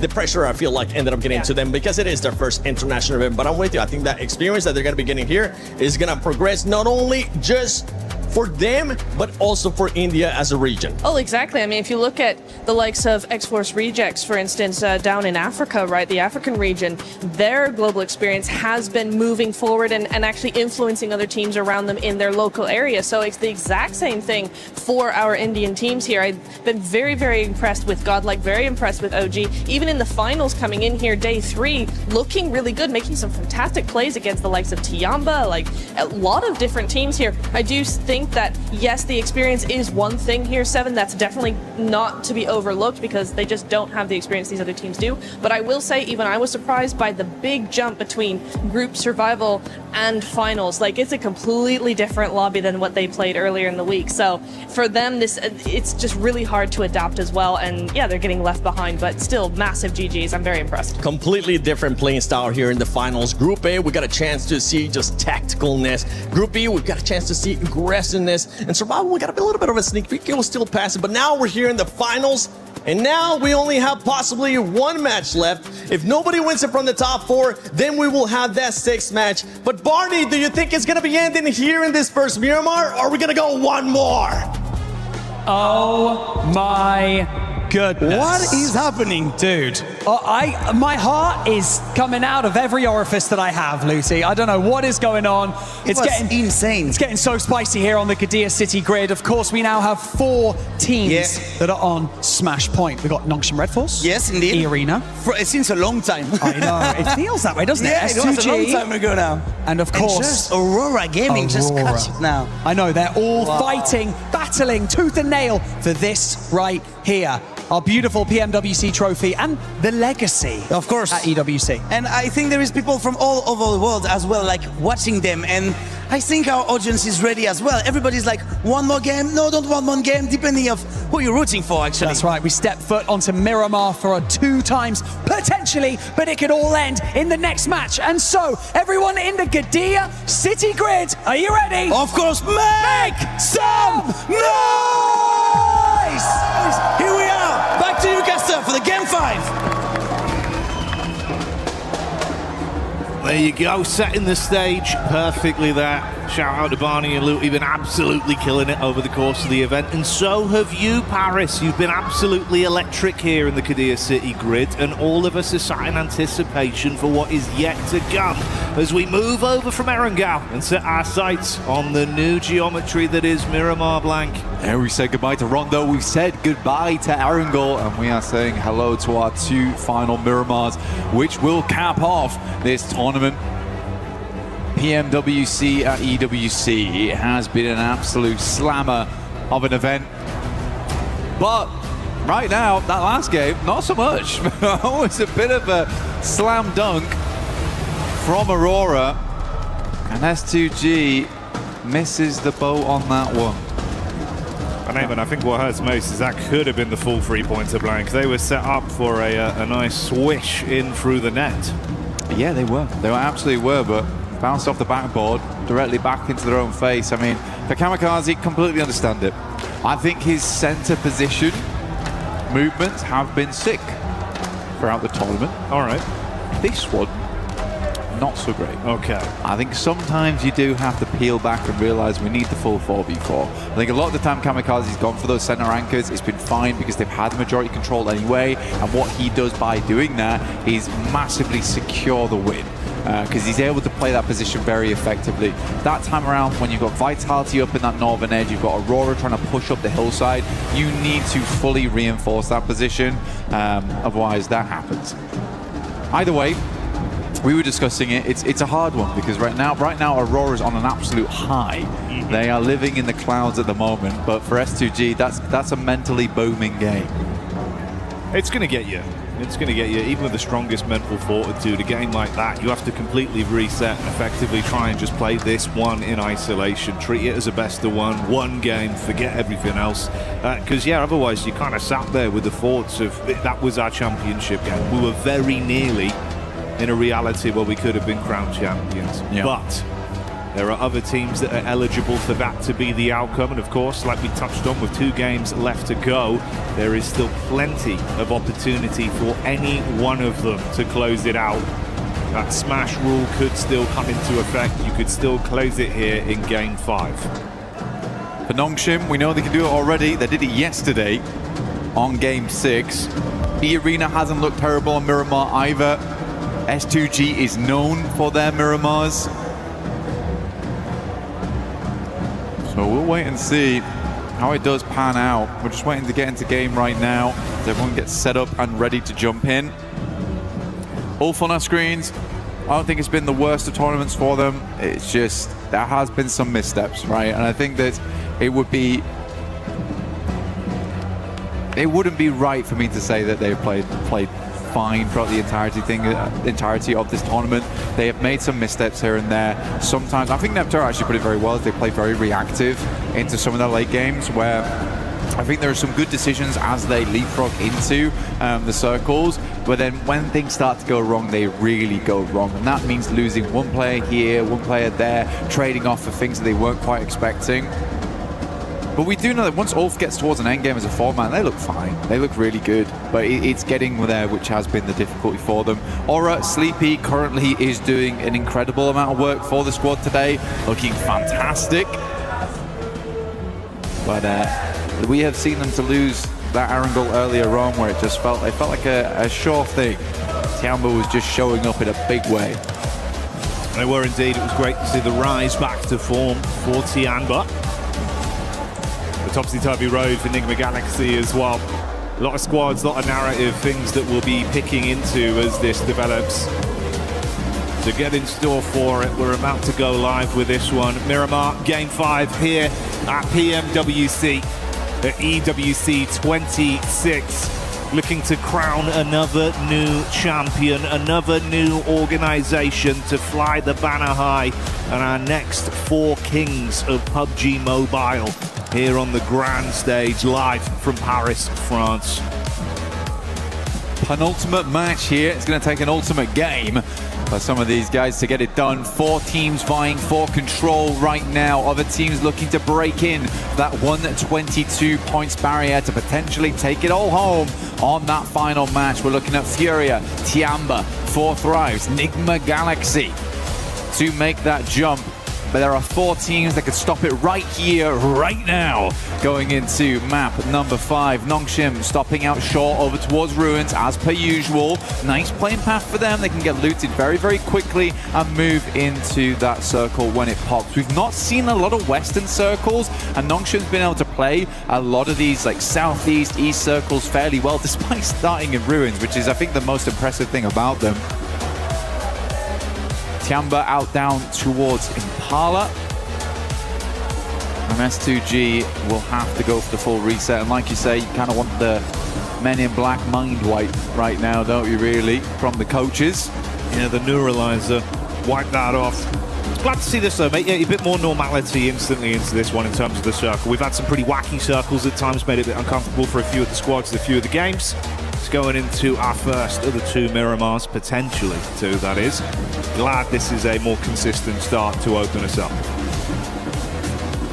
Yeah, we're around El Azahar, Hacienda del Patron. Kind of don't want to center up too much around here because we're heading over towards those horrible dead fields. Always a bit uncomfortable to play. You got Death Valley down towards Ricardo way. La Bandita is going to create a little bit of a funnel for our teams playing Los Leones, Paraíso, as well as Impala. For S2G, straight shot towards the center available for them here. I think they're fine playing from truck stop. Nongshim Red Force, a little bit more of a journey, but can wrap on that north side. And again, jumping into this one, got to get a move on. Just like Naruto Uzumaki. Just straight running across that water. But we want to bring some heat to the equation, some fire, with the Ninetales Fury Org skin as well as the Naruto Uzumaki set. Plenty to win in game, plenty to grab. Make sure you do join in. But join us now as we head back into the game. Yeah, that'll always be there waiting for you whilst the event's ongoing. To take advantage of it, but like Blank said, we'll stick with the present for now and see what we get out of this. Obviously, early doors into it initially. No over-aggression necessary from the teams, not worth the risk due to the damage it could do back upon you. So it will be a fairly safe opening few minutes here of looting for a decent majority of our squads. Bit of a split there from OG early with the 3-1 setup, Aru further back. Ooh, and this has actually resulted in a bit of commotion as well. More high octane than potentially our first 4. S-Power comes in with the opening elimination as Godlike do get line of sight down onto OG. Yeah, good shots from S-Power. Again, he has really made a name for himself here. Very well known within his own region, but now on a global stage. Known to be able to tango with the best of them. Incredible clutches throughout the entirety of the tournament for S-Power. Really just hope to see more of him in the future, honestly. This has been a wonderful event for him. Alongside with the rest of the squad supporting him wonderfully. Ulf getting nice and central on this one too. Just underneath Hacienda. Still a lot of teams yet to move in just yet though. Aurora getting the full loot on. You can see them on our screens right now. Still looking for some supplies. Mini 14 switched out there for the M16. But not set up. But I want to see what he picks up.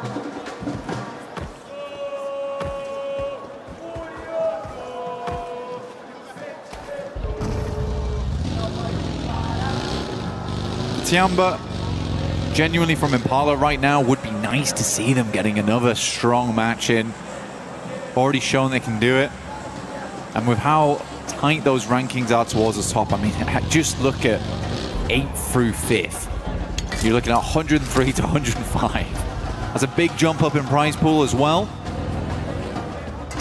And it may all end here on this match, so you can really switch things up very, very quickly. I think for Tiamba, you know, getting a top 5 in this event would be a really, really good result for them. A bit hard to jump up over towards that top 4 with E-Arena on 123.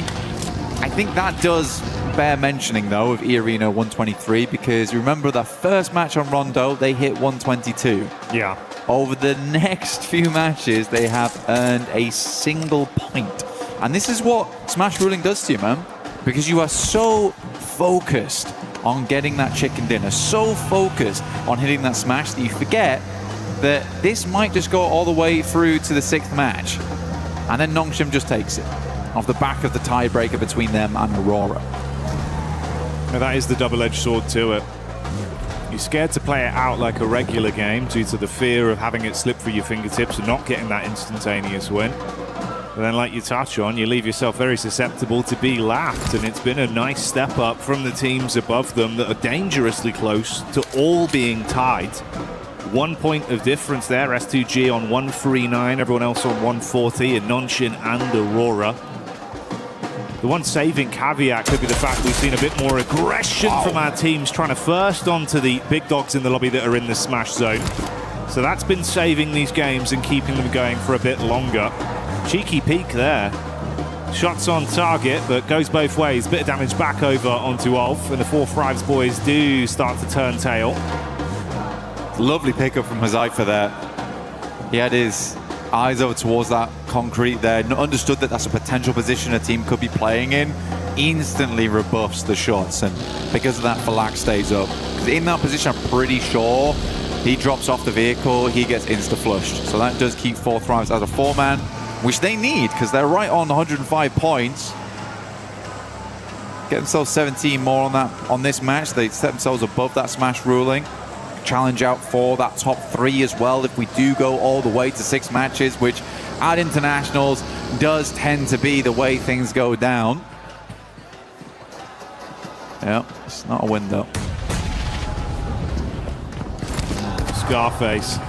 Tight timing on the turnaround here. Being ran down by 4-5s. He's calling for the backup and they're starting to swell over. Ooh, so How close. is he alive? I don't know. He's tucked in, finally found by Falak. He will fall. This is just as the rest of Ulf have pulled up to the party as well. And they've got a read on this, they know. Instantly peppering the bullets back, and there's no reason to be here anymore. Call it quits. I mean, it's so central. It's not a bad place to play, but I think you're right. Ulf just realizes that going to cut their losses on this one. This stage of the game, trying to get yourself further up in the rankings, not worth it. Take the fight against a team which might be elongated with the nades, been thrown through the windows, playing off the upstairs, can get very dangerous in there. Dropping those mollies as well. Zone 2 though coming up, and Zone 2 will cut in very hard on Miramar. Plenty of fun areas this could head over towards on some hard shifts, can head over towards the high ground, El Azahar way, over towards those fielded areas on the north side of Torre Armada. Cruz de Valle, water treatment also in place, so a lot of elevation, as well as very, very shallow spots of the map. So quite a bit of fun here to work with going forward. Loot crate does drop down. This is very good for Nongshim Red Force as well, because as they've noticed, with this circle going over towards the north side, they can cut in across Oasis, moving over towards Torre Armada. Enigma Galaxy will be the first team to grab this spot, though, coming in from El Pozo. But yeah, I think that Nongshim Red Force cuts out the majority of the queue on this.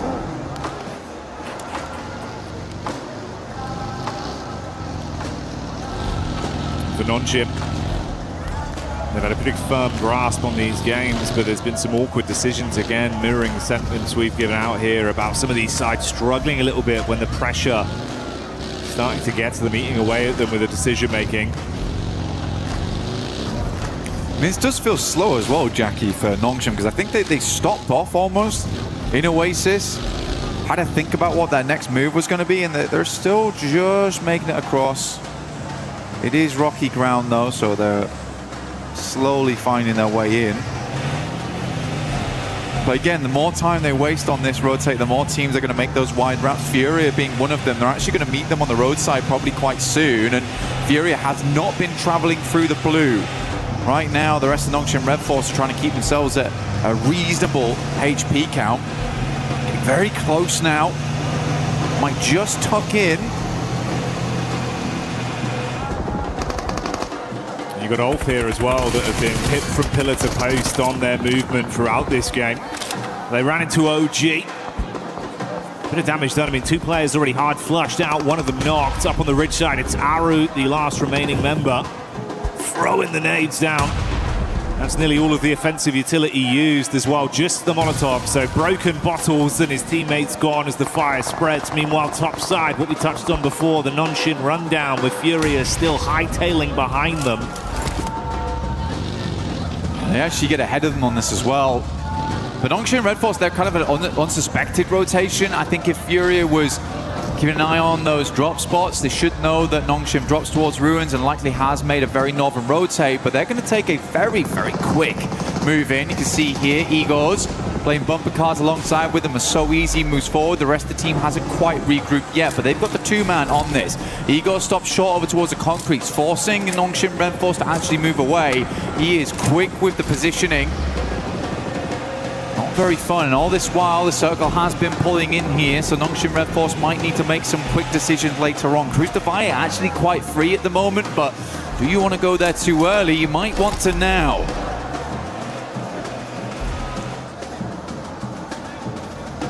I think the Galaxy on screen now with a wraparound from Alula. Creating some space between them. Ooh, quick getting back in, looking to see if he can spot them out here. Smoke's casting at least enough of a shadow for him to stay tucked for now. Looking to buggy him out of this one. It's Ralph that's isolated. Oh, there you go. Quick switch on the seats, easy headshot confirmed. And a hard flush, making it far more uncomfortable for Nigma. 3-man squad moves on. Yeah, unfortunate. Did get down towards the south side of Cruz Defy on that one. Ralph sadly behind. Nongshim continuing on their path forwards. Furia's really hampered them in every single turn on this. Consistently, Igor's dragging the rest of his team to a better position, even now moving over towards the north side to get a better beat on where Nongshim Red Force is rotating in. This is really good presence of mind here from Furia, being very proactive of where teams are, gathering that information, and where So Easy's coming in might be combated by Igor's in the future. Oh, he is being so annoying. Alula will find Eren there, and I believe that is Ulf now out. Wasn't an easy one for Ulf at all here. So many back-to-back fights. She started off losing him out to 4 frags, then consistently just got punished by everyone. Now, Vitality are just sandwiching behind Furia as well on this push-up from Nongshim. You can see the establishing shot here. Overview of where they are on the spread. Let's see why. Got a scope attached. He's got a read on it. Vitality right behind them. I got the MK14 as well. Be deadly at distance. Ayala spots Vitality, having a peek over. Just trying to figure out what's going on here. Tizzy stayed behind for Nongshim Red Force, ensuring that there wasn't going to be any cheeky rotates over the north side. He's going to get a Rune Awakening pretty soon because Aura is making their way in, so we'll be able to pass that information across. And honestly, for Nongshim Red Force, they might want to swing further down on this and give up position to Furia. Maybe play over towards the ridge side of the road. Does expose some sightlines from Flash, but it is getting really cramped up over towards this northeast side for Nongshim. Furia consistently stealing away those positions. Now Tizzy gets that information now and will move. Knows you're being chased. Sky jumps out instantly, looking to see if he can get boots on the ground and deal some damage. Rest of the squad still continue to maintain a safe distance behind Tizzy on the follow-up. XZY has turned his attention back round towards that angle to provide support. Oh, bumpy pathway in the buggy, but Tizzy's still going. That's nice. Gets over the ridge. Very smooth. Yeah, good shots from XZY as well to back them off. I mean, takes a little bit of damage, but provided enough support there. Circle heads over towards the west. Alula actually have quite a decent compound here on this one. Nick McGassie can play out from the south side of Cruz de Valle. Jiggle, quite an aggressive scout, I would say, over towards Vitality as well as Furia. Doesn't die for it. Milu, shot by Vitality. We're getting those shots in. Very quiet game so far, other than Ulf as well as OG going down.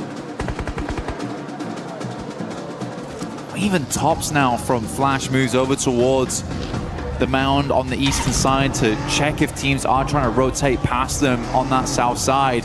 So this is like it's very different to a lot of the other games we've seen. Nobody's taking any chances. Everyone's trying to garner as much information as possible on these rotates. Yeah, it's far more tempered with the plays that are being made. You can see how much quicker teams are to set themselves up when they realize there's a VIP team, one of those squads that are within the smash zone, to attempt to set up to make it uncomfortable for their entryway. Similar setup here down towards the bottom side. You've got a close grouping of 3 of the other smash eligible squads in Aurora, S2G and E Arena.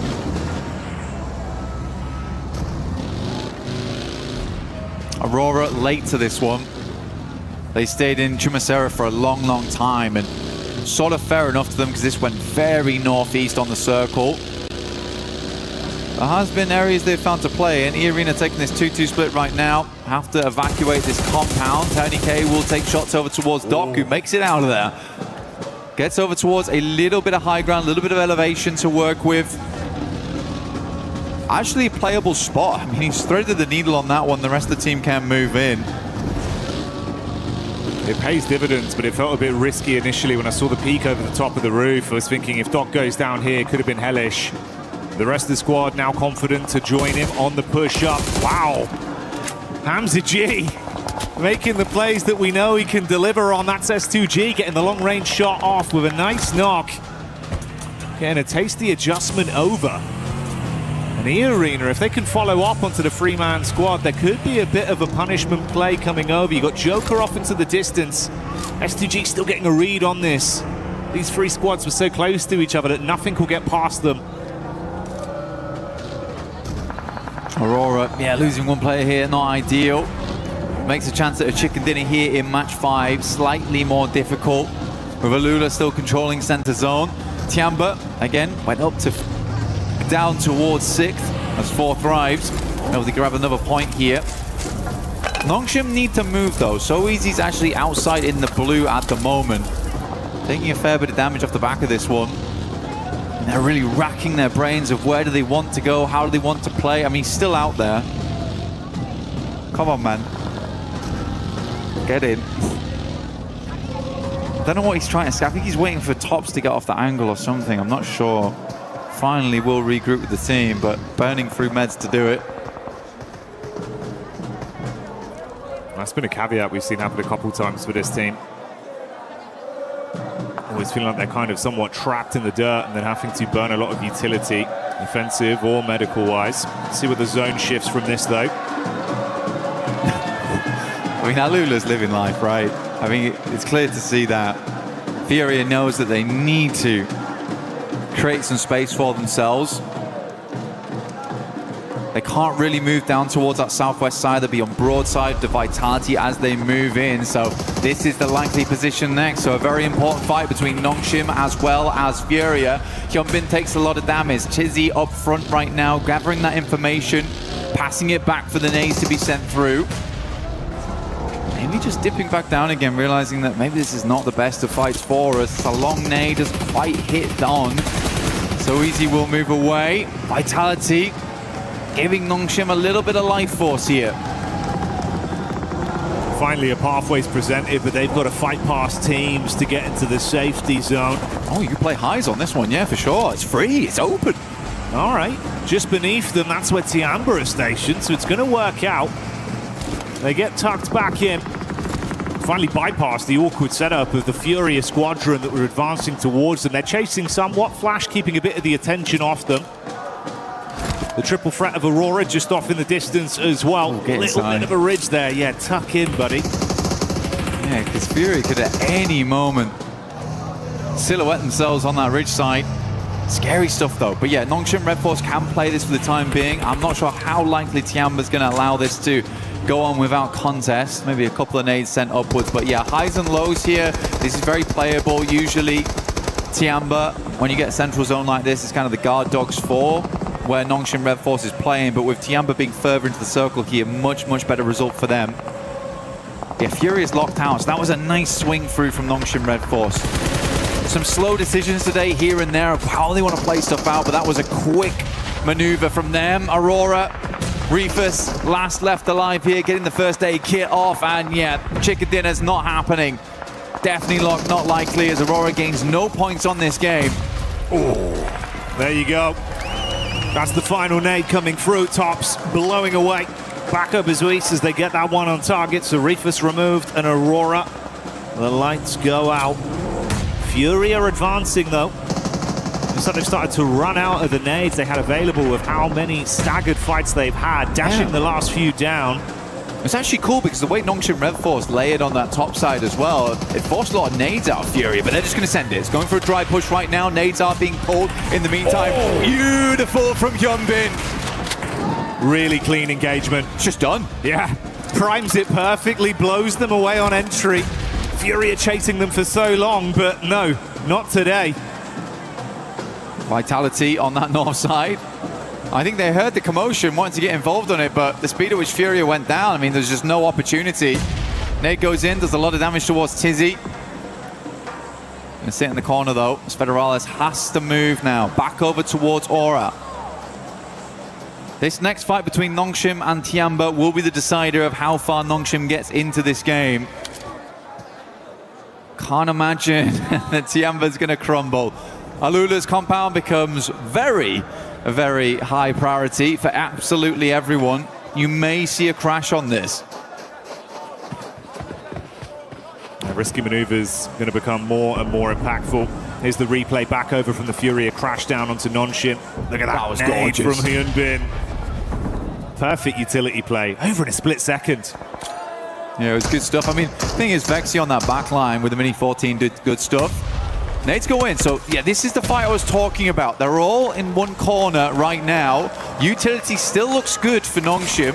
Molotov towards the back lines. Does a good amount of damage towards Milu. He's burning out. Might actually go down to this. Great molly from So Easy. And Hyunbin's already set up for this. This is the go signal, but he can't actually win out on the initial fight. A-King replies back, so it's a 1-for-1 trade. Only XCY and Tizzy up for Nongshim. 3 players alive for Tiamba. Oh, the backstab though! Gets around the corner, the back nade misses as Tizzy sends them cratering down!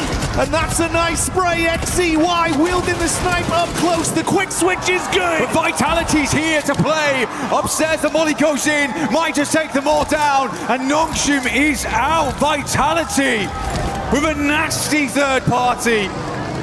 What a game from Nongshim though, very difficult one. They made a lot of cool decisions there. Took it as far as they could, but Vitality was always in the wings. Eyes like a hawk on Vitality as they make that quick adjustment. Oh, S2G as well, bringing the heat straight over to 4-5, so there is no chance to catch your breath now. It's all kicking off. Flash again responding. T24 falls. Vexy upset by Darkin from Ida. S2G going to make that rollout now over towards Flash. 4 thrives. Looking to finish off what they started here. Zias is down. Tops is just dropping. Desperate smokes. Keep himself alive. Hamzy G will roll on through. Vitality lose Federalis on the background. Ida pushes forward. Alula holding on to this very important compound towards the center. Rita does go down to a nice nade coming through from Axel. Can't believe Federalis is still crawling in. He's got to go down soon. Yeah, there you go. Darkin picks him up. Shots back over from Razak as Vitality gets the shot on to try finish things there. You can see the split on either side with E-Arena still sitting, waiting. Absolute contrast there. S2G, they've been so proactive. 6 elims constantly in play, constantly in flux. E-Arena just waiting blank. That has been the name of the game for them. They're able to get one more point than previously. The Arena's looking for that finish, looking for that chicken dinner, playing in from that south side. They have the roadside ridge line to play around with. Solke will find another. Razak goes down, potentially. Ooh, just about lives the spray. Good backup there coming through from his teammate. The for E-Arena, they're going for the slow game. Oh my goodness me. I mean, how gifted can you get on this one for Alula? Every time it shifts, they're counting their blessings more and more. And no one's taken that risk to try force them out of the position just yet. S2G from long range, that's Vitality. Getting the sight line onto them. So sad for Ida as well, because they've just dragged themselves out of 16th place. And they're about to be put back down there again. Ooh, yeah. And that might come quicker than expected. Darkin trapped behind a vehicle. Lost able to grab that one. Another Elim garnered. And this puts them on equal footing as well. 147 to 147. They're climbing up.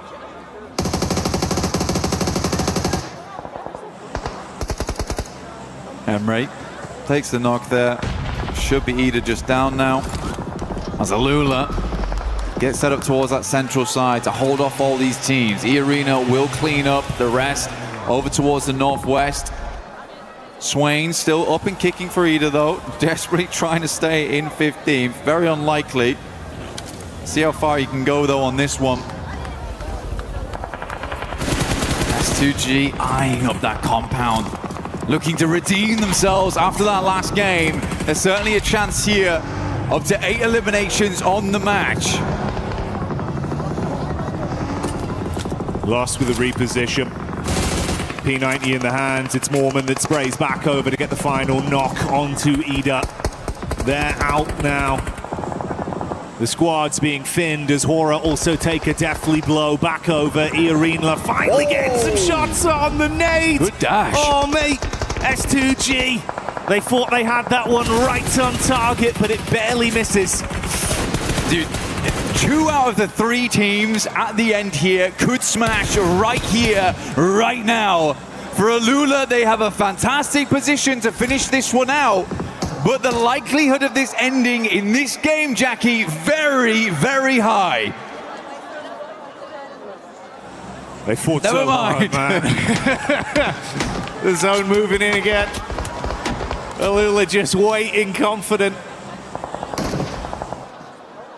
S2G on the back line still. Yeah. I mean, the vehicle's still in play, Blank. I mean, they've just popped all the tires on that buggy, understanding that it's better to have it with no tires than one and dragging as they move it in. It's going to be slow, sure, but maybe better than nothing down the hillside. Vitality desperately hanging on by a thread at this end game. We're getting down towards stage 9. It's going to pull all these players inwards more. E-Arena desperately living on the sidelines. Goodness me, both teams with a white knuckle grip on this game, holding on for that win, for that victory here at PMWC. Okay, 1 vehicle, 2 vehicles in play right now for them that look decent. Smokes are starting to be sent out from either side, both S2G as well as E-Arena. We'll be breaking down the gates of Alula soon. Hamzy G attempts to get into the vehicle. Solke is going to swing wide on this one. The quick repairs have paid off. Nade still being thrown over. Slight shift down. E-Arena running through their line of smokes with their own cars on the move. They got a good sight line blocked off with the smokes they put down, but this has drawn their crosshairs off S2G, but the same will not be said for that squad. Their eyes light up. Bullet shot out downrange, keep the punishment on. Meanwhile, in the midst of all this, Yasha peeks back over. Good work done. 1 player hard flushed out for E-Arena. Neither team wants to make the play. Kamikaze is trying to get in. Hamzy G up front, doesn't go very low. He goes, what happened? He's bounced off the geometry and gone flying up in the sky, but their dreams might be dashed back down to reality as Hamzy G hits the deck. Punishment play onto Alula. E-Arena with just Joker left alive. Hamzy G trying to keep this game in contention. Lost hits the deck, nade out, air bounce there doesn't get the damage through. The last to make it happen. Gravity, the real villain.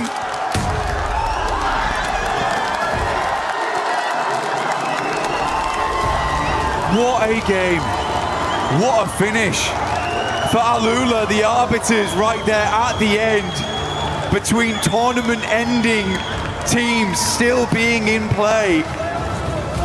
Magnetized onto that compound. Orbited by 2 victors. What a disappointing finish for both S2G and the Arena. Not in the sense of disappointing in the gameplay, but just disappointing for them. The circle just was not having it, Jackie. No given, no blessings. Had to fight for absolutely everything. And even when they took the risk, something went wrong. Sent up flying into the stratosphere, bud, and it's gonna get you a gut-wrenching feeling. Dear me, dear me. Great tracking though from Alula. Give him that. Weird angle, but ready for it instantly. One more game then. One more game. Finish on the last. Will we get a smash on that last game? There's a lot of teams in contention for it. It still could be that 4th place squad that wins it all, that takes it all.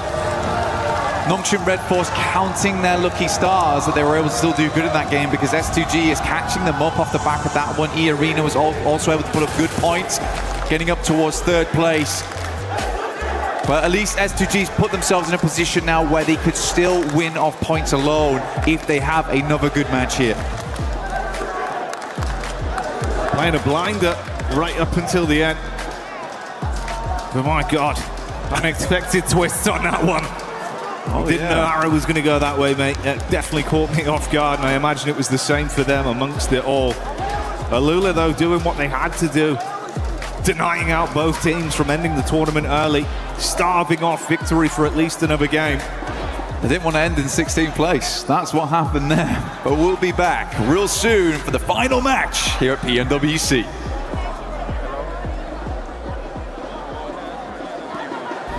Play is in our DNA. Whenever we let it out, it becomes our superpower. Now imagine an entire city being built to supercharge it. Kadir City, powered by Play.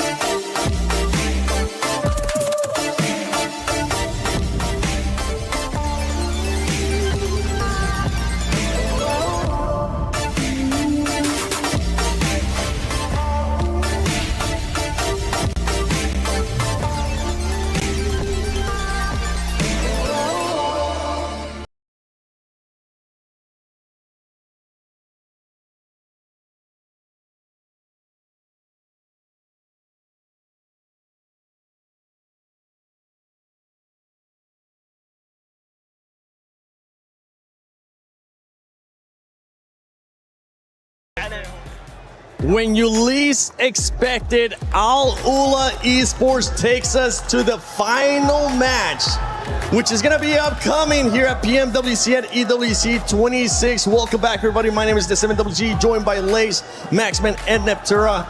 And Max, I'm going to go straight to you because another heartbreak here for S2G at the end. Oh man, I feel bad for them, man. Like the last one was like, hey, great, we got another game. And I'm like, oh, that must feel kind of bad if you're S2G or an S2G fan. But you know what? Alula, they started off the day in 16th position and they are literally alone as their main team, right? Able to keep the tournament going, getting rid of E-Arena, getting rid of S2G and keeping it going with those 22 points. Also, extra prize pool. Alula gonna be loving it. They are going to be loving it. We see E-Arena there in 3rd in regards to the points. Being able to secure 10 points, they're still, if for some reason, nobody else wins via the smash rule after this match, Lace, it will come down to the points. So these points that these squads are getting with S2G 15, E-Arena 10, and then Nongshim Red Force as well with 7, they could come into play. I mean, yeah, a lot of teams, you've got to realize that this is the right time to maximize all your eliminations to move you up on that leaderboard, because that's some cash money, baby. But I mean, look, from this position, even from E Arena, they were kind of going to lose this regardless. S2G had that position to sort of push them around that west side, and Aula obviously had the compound the entire time. So it was going to be denied. Denied. Regardless of, sort of their movement in from that. But look, S2G and their situation flung into the air, obviously, off of that, and then not being able to get that nade of the, positioning in that middle, the teammate, on Aulula. I'm getting it together. I'm just upset. Clearly, I'm upset, guys. I'm upset. But I'm not upset because if we go one more game, and I'm very excited for this to happen. But look, we're going to have another one in this situation, and it's going to go to the mountain, guys. I'm calling it. It's going to get crazy. Which mountain? There's many. Pora Mountain. Yeah, I like that. Actually, that's where Nongshim Red Force won in PMMI, so actually. Exactly. Yeah. And guess who won the last match yesterday in Miramar? I forgot, actually. Can No, remind you just said it. Nongshim Red Force. Okay. I was like, wait, what do we do? Come on, it was an easy layup right there for you, Max. But yeah, Nongshim Red Force, they've been able to showcase that they can actually win, not only at PMMI, but here as well in the finals when we end up going to Miramar, when we end up going to the final match. Aurora found themselves very, in just an unfortunate situation, especially with the circle, with the rotation that this team had to make. I have strong words for Aurora, which I will not be saying here. But just one play I'd like. Don't worry, I won't say it. Maybe later. No, I'm so confused because yes, it was a really difficult entry into zone. They couldn't really get a very easy way in. They were trying to thread through a couple of different teams there. But for me, they made that initial push in between EA and S2G right on the road. They actually moved in. Doc found a position, but then the entire team all came in and just went, we're just going to spread around. We're going to drive. We're going to have a little Sunday drive. It's nice. It's good weather. It's the desert. It's fun. And it's like, just stay on the position. You found a position. Stay there. Play from there. You could have won the game. They had a really decent position. EA, from the similar side of zone, got a third place. So, again, it all comes down to what I was saying earlier about Nongshim in that one Erangel game where Aulula went and won from the position I thought Nongshim should have taken. If Aurora had taken EA's position, we could have had a win from them as well. We could have, but one team that was able to do a great defense was Nongshim Red Force against Furia, Max. Oh, I'm loving it. Like, sure, they don't win it, but that was such a clean, instantaneous fight. Like, I saw John for a second. He blinked, and he missed the fight. Here we go. They go for the crash. Hyunbin cooking up that nade. Look at the nade. In 1, 2, 3, boom, gone. He's done. Chief couldn't do anything, and instantly the synergy, the timing, they just go on a full-on aggression. They push, they counter-push onto Furia, and because of that, they don't lose a single player and barely take any damage. That is the Nongshim Red Force I want to see more consistently throughout these games. It goes to show that they have what it takes to be a champion, but sometimes it's a bit topsy-turvy, but Nongshim Red Force looking so good in that particular fight. And it's this kind of thing, right, that I was talking about with Nongshim, is like the presence of mind they have.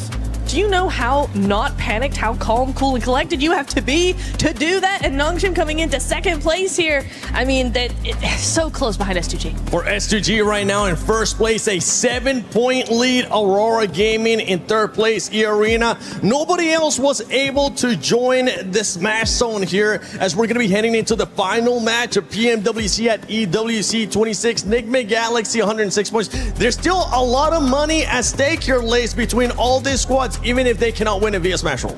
Yeah, and even if you have a look at Tiamba and the way that they were able to move up this leaderboard from just a few games, this is where the money happens, and it's incredibly exciting, obviously, moving into this.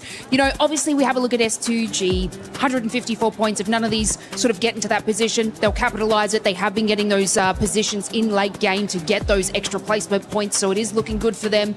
But yeah, I've got to hand it to Max. I'm feeling like a Nongshim. I feel like that this is going to be the closeout. S2G have had 2 opportunities, and I said you only get one, so the third one may not happen. This is looking like one of the best finishes we have had at a global event for PUBG Mobile Esports, S2G Esports. We know they're going to be showing out, especially right now with the 7-point lead that they have. Nongshim Red Force showing that they can win via Smash Roll. They could be challenging as well, not just via the points. They could be challenging for the win. Aurora Gaming, we know what that team is capable of, Max. In E-Arena, all they need is just one match, even if they have been kind of non-existent today. Yeah, today's definitely been a bit of a slow one for the side of E-Arena, but look at the top of the rankings. 3 wins, 2 wins, and 2 wins for, at the end, Aurora Gaming and E-Arena. We've been threading the needle. We've been barely missing out on this smash ruling happening for these teams. But now, I feel like it's finally time to get the smash ruling on Miramar. These teams, sure, maybe a few fumbles here and there, but they're going to throw everything at the wall and hope it sticks. And finally become your PMWC 26 at EWC 26 Grand Champions.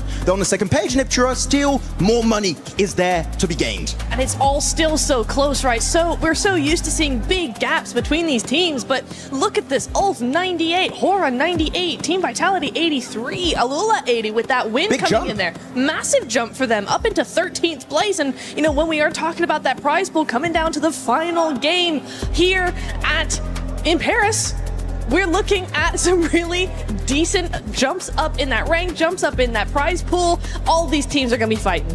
Yeah, I want to take a look at the top 5 players so far, though, because that MVP, it's not going to be coming from the winning team. It can come from a different team as well. But right now, it's none other. Usually, we're used to talking about Human. Max, you might have a new player to fanboy over because Tizzy is popping off. To be honest, out of all the players on this team, I'm really happy. Tizzy has been, in particular, this last game, got so much done in Miramar. Loving how he's been able to perform. Of course, Hyunbin, big fan of him. But Sleepy, the fact he's up here is quite surprising, but also not so surprising because his damage is very high because he is right, Niptura, usually a long-range player. Mini 14, DMRs, he's going to be using it, so that's going to be buffing up your damage quite a bit. But I got to say, quite surprising that Scarface is up there, knowing Ulf is quite low on the rankings. I mean, I think it comes down to who's the clutch player in a team, right? Even if the team isn't doing too well, he can still be the one getting the knocks, getting the damage, getting that survival time as well. Scarface has often been a solo for that team. We've seen it from several teams, actually, where that last solo lasts until 3rd, 2nd place, gets that damage, gets those long-range shots, just trying to pressure teams. And so, in that way, yeah, it's probably pretty on par that, you know, they're on that MVP list. Yeah, and I'm just going to be looking at those top 4 teams because those teams, I mean, any of those top 4 teams could end up winning it, whether it's S2G, whether it's Nongshim Red Force, whether it's Aurora Gaming, even E-Arena. You know what? I'll scratch away that you have had a bad day, E-Arena, because right now, this is your moment to shine if you want to be able to lift that trophy, if Ravenclaw wants to win here again. But let's take a look at this head-to-head between Nongshim Red Force and S2G, and this is for today. And you can see which team has been performing better overall, and it's none other than S2G. Yeah, you might be saying the survival time is actually relatively close for the 2 teams, but the fact that with a similar survival time, the average placement point of S2G is an extra 2 ranks higher compared to Nongshim Red Force is highly impressive. They've been very consistent, of course. 3 chicken dinners throughout the entirety of the finals, also looking good back in the group stage. I feel like S2G, if they just don't have those shaky finishes, I feel like they might be one of the most likely teams to end it with a smash. Yeah, I was looking, you know, we're looking at the pre-show, right, looking at the head-to-head between Aurora and S2G, and I did say S2G, yes, they have those wins, but they're hot and they're cold, and today we've seen a different version of this team, a different side to them, one that's far more consistent, one that's always there, under pressure, in the top 5. It's really nice to see, Max. In particular, you saw in the top 4, you had Aurora Gaming. Top, you know, this has been his dream for years and years and years, and he's finally on the brink once again. Is the curse of the 2nd place going to come back to haunt him, or can he finally wrap it up and get that win? It's going to come down to what kind of circle they're going to be getting. Are you going to be getting blessed, or are you going to have to just fight your way through all the way to that win so you can lift that trophy? S2G, Nongshim Red Force, Aurora Gaming, and E-Arena. Any of those 4 teams can win it as we're heading to the final match, the final Miramar of PMWC at EWC 26. Hot Jukes, John Allen, take it away. The sword of Damocles swings both ways, and 4 teams now stand atop the pack. Their chance to make history here in Paris and crown themselves the champions with one more chance to do so. Will it be a heavy hammer that smashes the tournament, or will we find a points victory? And we're about to find out. in Miramar. You can take a look. E-Arena, so far on the day, haven't put up hardly any points except for that rondo, but it was enough to put them in that smash zone. All it takes is one game, one chicken dinner to become our champions. It's about to find out who's got that ice water in their veins, who's got that clutch factor, because that's what it's going to take in order to take this one home. Hey, Nongshim Red Force have won via Smash Rule before. Maybe they can do it again in the 11th hour. Right down to the wire, but they have some stiff competition. At the top of the tables, the points matter as well. Every single point you earn, so important. And those chicken dinner tiebreakers as well. At the moment, I mean, if one of the top 4 teams wins, they win by Smash Rule. But there are 2 teams with 3 chicken dinners, 2 teams with 2. Those tiebreakers are going to be so important. Those placements that you've been earning over the last 17 matches will come in clutch. And every single molecule of brain power needs to be focused on one singular goal. Finding every single point you can. Or getting that win. It's either one or the other. And there are still so many squads that can win this. 4 in particular, all in the Smash Zone. That's going to be the ones that we are going to be keeping an eye on locked. Because I guarantee you, one of them's going to be taking home $500,000. Second place, $250,000. Look around this arena. This is what everybody came for. Not second place, not a good tournament, a world title. 1 game left, and somebody is about to play the most important match of their life. This is it, folks. The PUBG Mobile World Cup at Esports World Cup 2026 live in Paris. We're about to drop into our final match. Miramar will be the final arena that our gladiators will take to for your entertainment. So Paris, make some noise. The final match is here.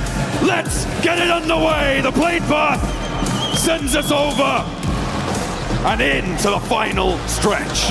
Let's get into it. You can take a look at the overall rankings right now. S2G, Nongshim Red Force on top. If this goes to points, they are by far your favorites right now.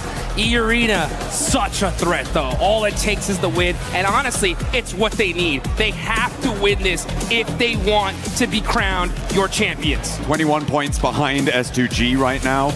Yeah, they definitely need to get a chicken dinner on side to win this tournament and give that 3-time title over to Schweppes. Allow Ravenclaw to be that winning coach, transitioning from that player role.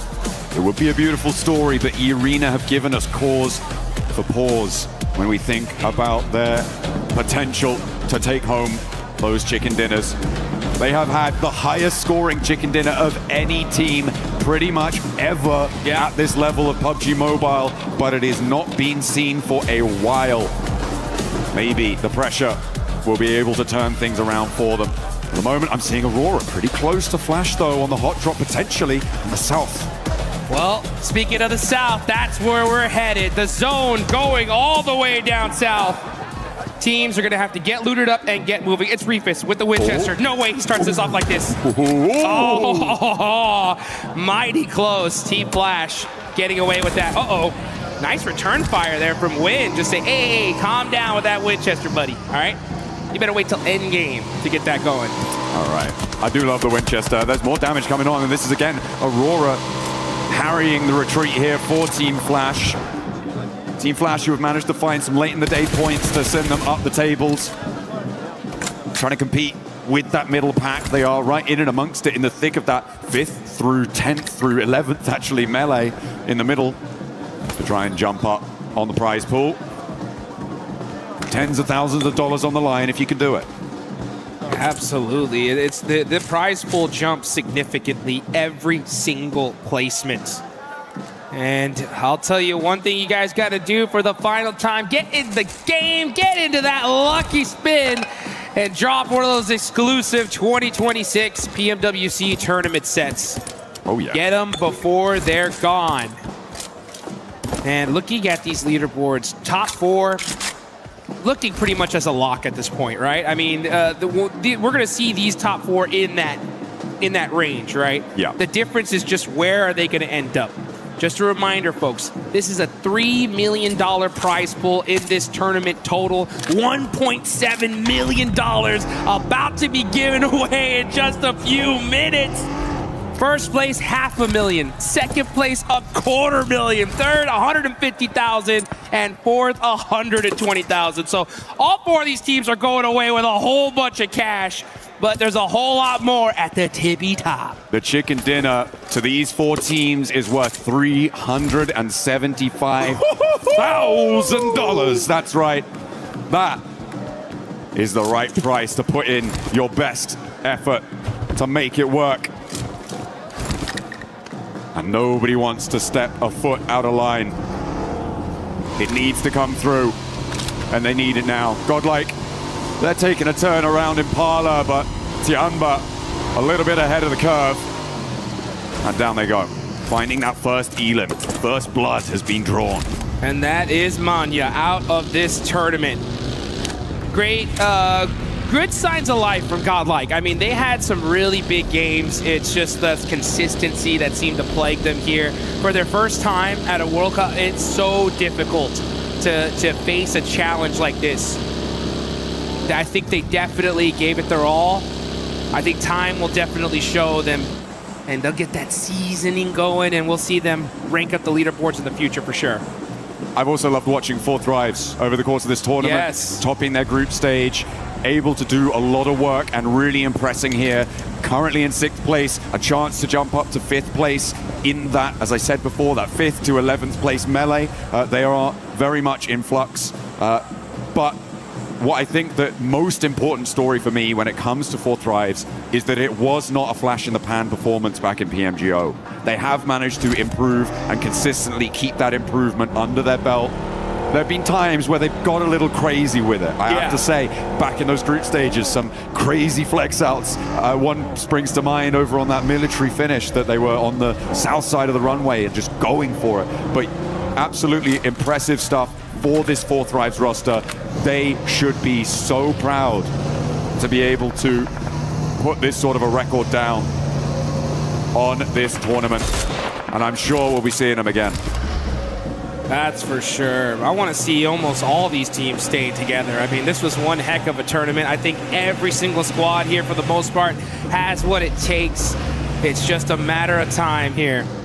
It's really tough, though, when you deal and face some of the best teams in the world that have been doing it for so long. And we're starting to see Ulf get into it with OG. Battle ringing out. Here we go. Let's see if Scarface can put that MVP title on the cards as well, because 2 of his teammates are down. He's going to need to come up big. Him and Aaron playing off of one another. 2 titanic forces on the inside of the compound against 3 players from Orangutan total. I don't know if they're all here and in the fight, though, but Ketch will get flushed away. And they are now, all 3, looking to take this fight. Aaron on the outside, but Scarface can't. OG gonna get 4 eliminations. And that is it for Ulf for this tournament. Give him a round of applause here, folks. Ulf, all things considered, I think people may have expected more from this roster coming into this tournament. 10th place, likely slipping down further than that as well. Not what they were aiming for, but they did manage to get to those finals. They did manage to qualify alongside their countrymen. And again, there is so much potential there. So much star power. So much still left to give. But they can't give it here. It's done for them. That is it. Gives teams like Aura, Vitality, opportunity to push themselves further up in the leaderboards and grab some more cash here, as this is one insane prize pool in this tournament. Let's take a look, though, at Nongshim Red Force, the biggest threat in the lobby, if not for S2G. They have been dominant all day long, and they could definitely take this one. Just a quick flashback for everybody that missed it. PUBG Mobile Macau Invitational, not too long ago, global event. Nongshim Red Force smashed in the last match. They have been here before. They felt this pressure and they succumbed it over, made it, and that is what you gotta do. So out of all the teams in this lobby, Nongshim Red Force, they know what it feels like to be here. They have borne this burden before. Will they be able to raise that knee off the ground and shrug like Atlas, the weight of the world? On the western side, they are behind Aurora, one of their direct competitors, and we're going out all the way east. It's a long road, but I tell you who's already at the end of it, S2G. In the shadow of the Labendita crater right now on the southeast side, Dukes, they may have another opportunity here. They have had so many in these last few games to find those smashes. Is this the one? But they have to fight against Godlike for the compound. Here they go, folks. S2G battling it out with Godlike. Kamikaze getting caught by the nade. A devastating blow. And the finish. It's S-Power looking to crush the dreams of S2G. Another S-Power ruining the dreams for S2G, and Turkey may have it all. Dashed here, has lost the last to stand. God Power putting an end to the run, but he's still got one more player. A little bit of fire left in the heart, but it is not enough.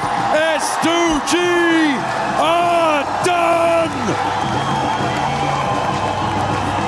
Massive blow to the lobby. So close to winning this tournament in the past two matches, and they go out as the second team in the last game.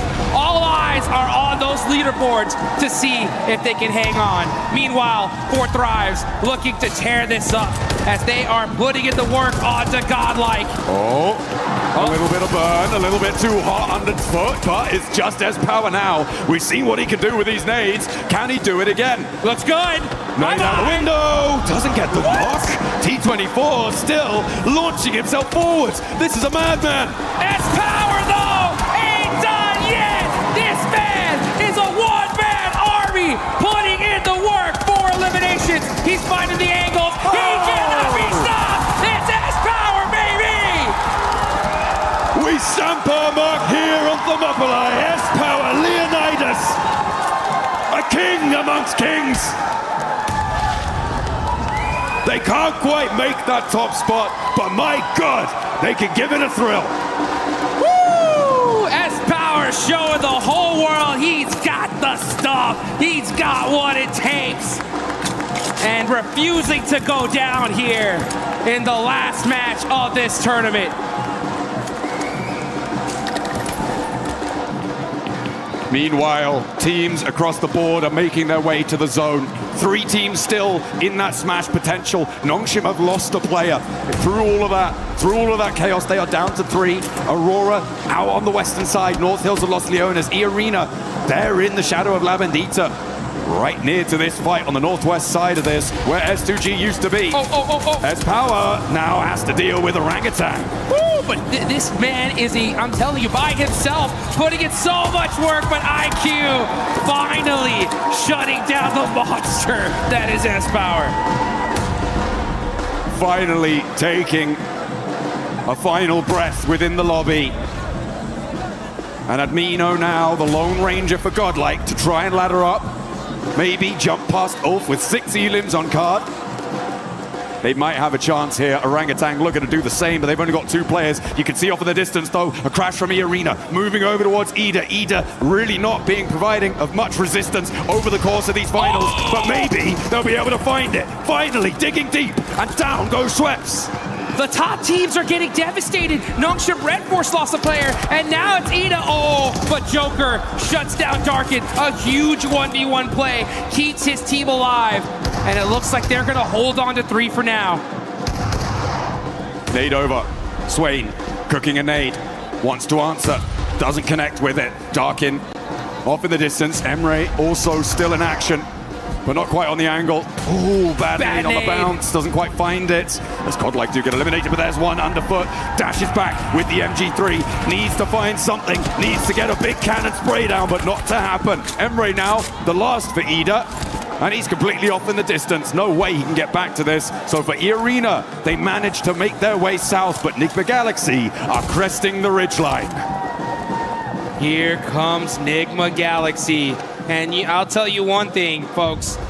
S2G fans everywhere are rooting for every single team to take out these top squads, because right now they're still at the top of the leaderboards here. It's just these teams below them that can surpass them.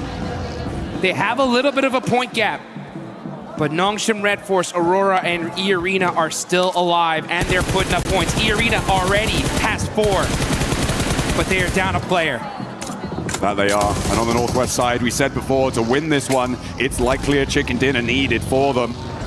Aurora with 4 players alive, but they have got the blue zone biting at their heels right next to Horror. They will need to push up a little bit further and get into the fight. In the meantime, IQ, the last player alive for 4 Thrives. This has been a devastating position for so many, and IQ wants to dish out a little bit more pain here. Around the corner, spots the shotgun-wielding player from Orangutan, but nobody steps out through the threshold, goes for it, darts in, and nobody's connecting. Jukes, they're not figuring out whose turn it is. IQ putting in the work there with the shotgun, ends up getting some more shots on the WizKid, finds the angle! Nice. IQ making the plays here at the end. Next circle coming on in as well. The circle shrinks pretty central here. Does not favor Aurora or Nongshim Red Force, 2 of our really crucially placed teams, but gives E-Arena a little slither of it on that western side. The difficulty for E-Arena, though, the surround on their position by those roads. They act like rivers on Miramar, very frequently finding it very difficult to get across. Let's see if they can hang on. They know they need to do more if they want to take this tournament. Meanwhile, S2G just having to wait and watch. Hope that they did enough and can hold on and take this tournament. This zone, though, proving to be very difficult. Nigma Galaxy, Coops ends up getting caught out. And he is out of the game. Nigma Galaxy gonna have to do it with 2 players remaining. S2G, despite being out, may still be able to hold on. If the 3 competing teams go down, Nongshim have to go down first. On this south side, their approach is not the easiest. They are very spread out right now. I mean, it could be that S2G didn't need a single point in this game. It's possible, but 7 points. 7 points will 100% guarantee Nongshim Red Force. 7-point game from their position on the southwest side. I mean, it's difficult. Lord trying to survive for Nigma Galaxy. Always the bridesmaid, never the bride in these finals. They've always been present, they've always been relevant, but have not been able to find those clutch moments, those glimmers of greatness that really step you up to those top spots. Man, great tournament overall for Nigma Galaxy, considering that they're in 7th place, dealt with a lot of hot drops off the rip. True. I can't wait to see what this team does in the future, and it's interesting to think about those 2-2 splits in Erangel, you know? If they maybe made some adjustments, who knows what could have happened, but still, you know, a good, solid finish from this squad. But at the end of the day, they always end up wanting one of those top 3 positions. Only a few can have it, though. Hey, talking of comebacks, I mean, Tianba, what a resurgence today. They have done themselves so proud. And I am so pleased with the fact that they've been able to dig so deep today and put so many points back on the board. They're in 6th place right now, and with 4 Thrives on 1 player alive, there's a real chance they could jump up into that 5th place and take that spot away from them. As Nigma Galaxy do go down. They are out. 7th place right now. Pretty likely that they drop down further with both Flash and Furia behind them. It's going to be interesting to see. Oh, here we go. Nongshim Red Force versus E-Arena. The biggest fight in this tournament could be happening right now. Nongshim Red Force do have the high ground, though, so they should be able to get this res. But they will. They put 2 players out there. It goes away from this position. Everyone's going to have to leave. Meanwhile, 4 Thrives do finally fall. They will go out. But again, very, very pleased with their performance over the course of this tournament. Happy to see them here. Hoping to see them again. Meanwhile, whilst Nongshim and E-Arena have their standoff, Aurora have their challenges on the other side of the circle. Alola, who spoiled the day for our 2 teams that could do it last time, now have Aurora to battle off against. They're a little bit pressured as another knock comes on through. Quick already down. Will not be in the fight. 2 players for Aurora to get rid of before they could own these East Hills. Hey, Aurora Gaming getting some knocks onto Alula, but at the same time, they're saying, thank you, Alula, for that last game. Oh, man. Very true. Did you save us? Because that could have been over just like that. But Aurora, this could have been the opportunity for them. It is looking pretty good. They still have, they're the only team in the top 4 with all 4 players up. And a good, solid position in this next zone. Can't afford to lose a single player. They catch Claws out. And that's another point on the board. Nongshim. Nongshim in trouble. That's Tizzy done. They're down to 2. One of their strongest players now out of the mix, and that is going to leave just Hyunbin and XZY to try and put as many points on the board as they can. But they are dwindling. The fire is being blown, is being blustered, leaning this way and that, starting to look threadbare. Oh, the fire starting to look like embers here. It's not looking good for the side of Nongshim Red Force. Losing Tizzy is a huge loss. We saw it earlier on the desk. This was pretty much almost your MVP gone. Now it's up to none other than Hyunbin though, and XZY, still 2 massive players. They just want to put some points up on the board, but even then, that might not be enough, because Aurora are still there. They can surpass them. XZY with the drive, trying to survive here, find any place in this circle. He finds a smoke, gonna have to hit the deck, and he holds on for now, but everybody is looking in this direction. This 2-2 split from Furia, I'm starting to question it now. I feel like the time is right for a regroup, but they think otherwise. A 2-2 split of this magnitude is so vulnerable when we get in towards stage 6. Teams are going to look to crash. Aurora on that north side, potentially moving up towards Chief. On that edge of the circle on the northern side. E-Arena also now marshalling their forces. I said these roads can act like rivers. Let's see if they've got their paddle. And E-Arena are putting up points in the final game. They are making some noise here. They've got 4 eliminations. They're still rocking a trio. Joker starting to keep his eye on Team Flash. Looks like the fight might be imminent here. But Team Flash got to decide what they're going to do. Joker's going to have an angle, and he's going to tell his teammates, hey, look, these teams are right here. Let's start taking some shots. Bose is on the back line, though. That's going to be the biggest threat for E-Arena. Trying to get a little bit further forward, but Mormon's been spotted. There are only 3 players, remember. A move back up to the top of the hill there. Interesting. To re-bolster the position for Bose, maybe grab him on the vehicle, a run out on the other side, potentially what they're thinking about, but they're up to the road. They have to move further. Nice shots from Joker, though, to be able to buy some time against Team Vitality, because Team Vitality are now looking in this direction. The zone is away from them. This is stage 6. They cannot afford to eat any blue zone here, but they may have to. There's no choice. So many shots are ringing in this direction, and they do not have their position locked down in this next circle. Absolutely not.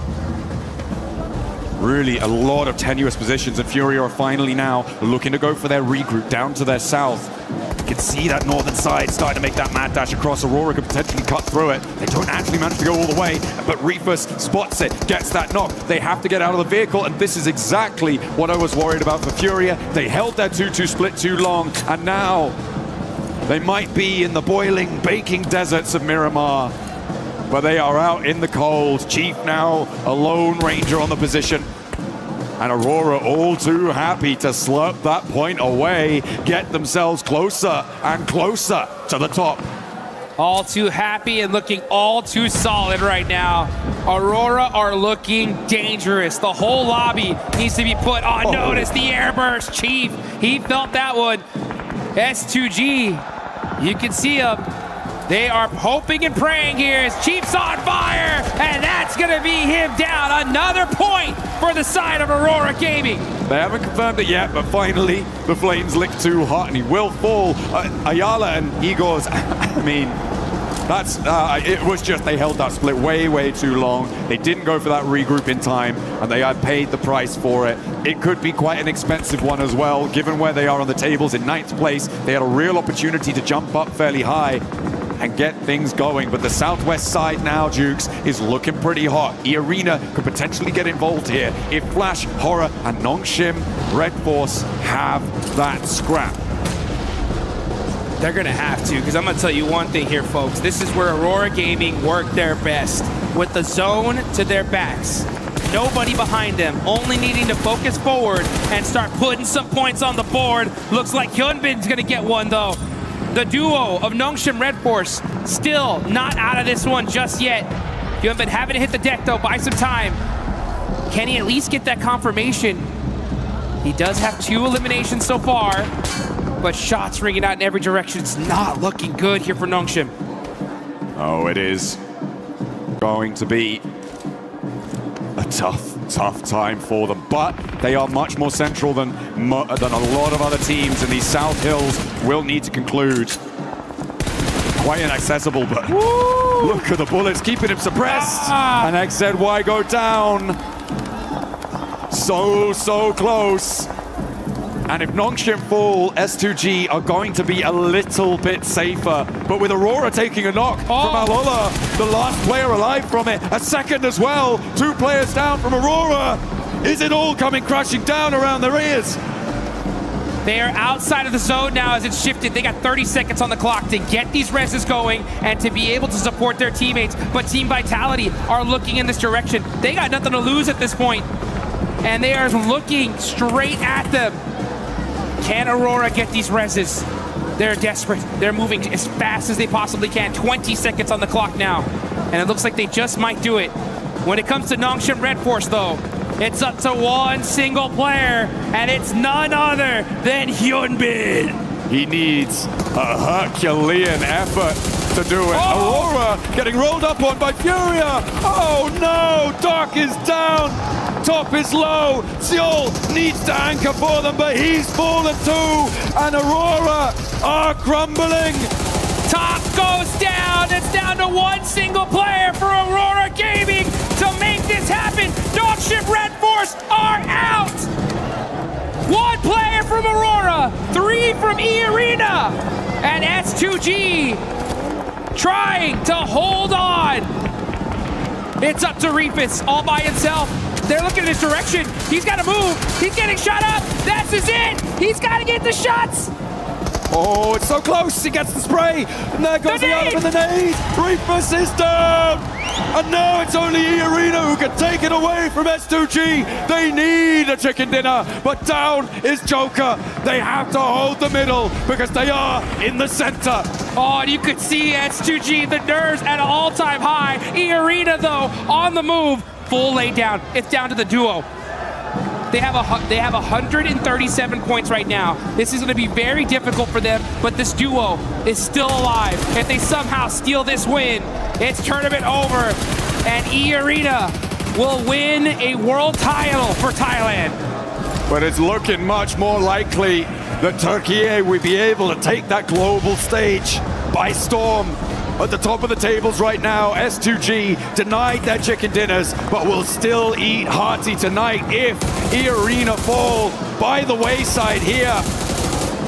They started the day at the top of the pile, but they are getting slowly whittled down with 2 players left. 30K. 30K goes low, but stays up for a moment longer. And these elims are getting away. They are just slowly creeping down. And E-Arena are low. Down goes Foreman for S2G. It's only 30K who can take it away from them.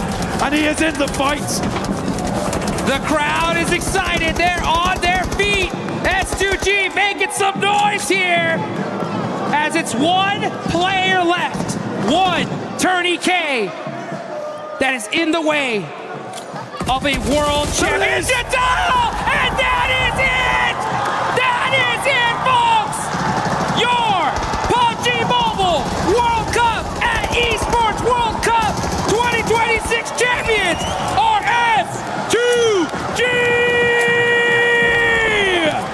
Titans from Turkey will reign supreme in Paris. They will take that trophy, they will bring it back, and they will hold their line. Denied so many times today, but in the final moments, they were able to sit back. I don't think they were relaxed, but they will take the top spot. They're gonna go home with $500,000 and plenty of time to regrow those nails on their fingers, baby. That is what I'm talking about. Twice they could have won this. You can see the looks on their faces thinking there's no way we lost this tournament. Are you kidding me? But consistency pays off. They were able to keep it under control. The teams at the top could not go the distance. They did not have the stamina. And Tiamba looking to close this one out, looking like they're in control. And again, what a resurgence from Tiamba in the final day. It's looking like they might take that 5th place just outside of the top spots as they're closing us down. But again, the story is all Turkey, all day, S2G! They've done it! S2G, hang on! And your champions, live here in Paris, France. Man, did they deserve it. Working so hard, game after game. Almost winning it by Smash. But it's points that hang on, the tears ring out, and let's take it on over to the studio to wrap this one up. Kamikaze and the rest of the squad just shining when nobody was expecting them to become the champions, Max. Turkey back on top of PUBG Mobile Esports. It is going to Turkey right now. Kamikaze lost. HamCG and Solke making history for Turkey once more. How do they just keep doing it? Solke, since the OG days, is still here delivering performance after performance, and now we'll be lifting that trophy. And such a calculated decision from them throughout every game. 1 chance down, 2 chance down, but it was enough to take the title home. Every single play from S2G was immaculate. Fantastic stuff coming in from S2G. Once they do it, twice they do it. They were so close. They get just a little mistake, a little fumble, but finally they don't get the win, but it doesn't matter. S2G are our champions. What a play, what a game, what a day for this squad.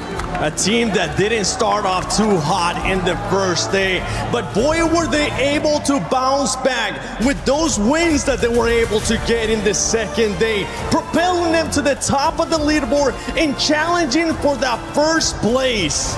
We had so many teams looking so good at the top right. The 4 teams all contesting a spot for the championship to be crowned your champions.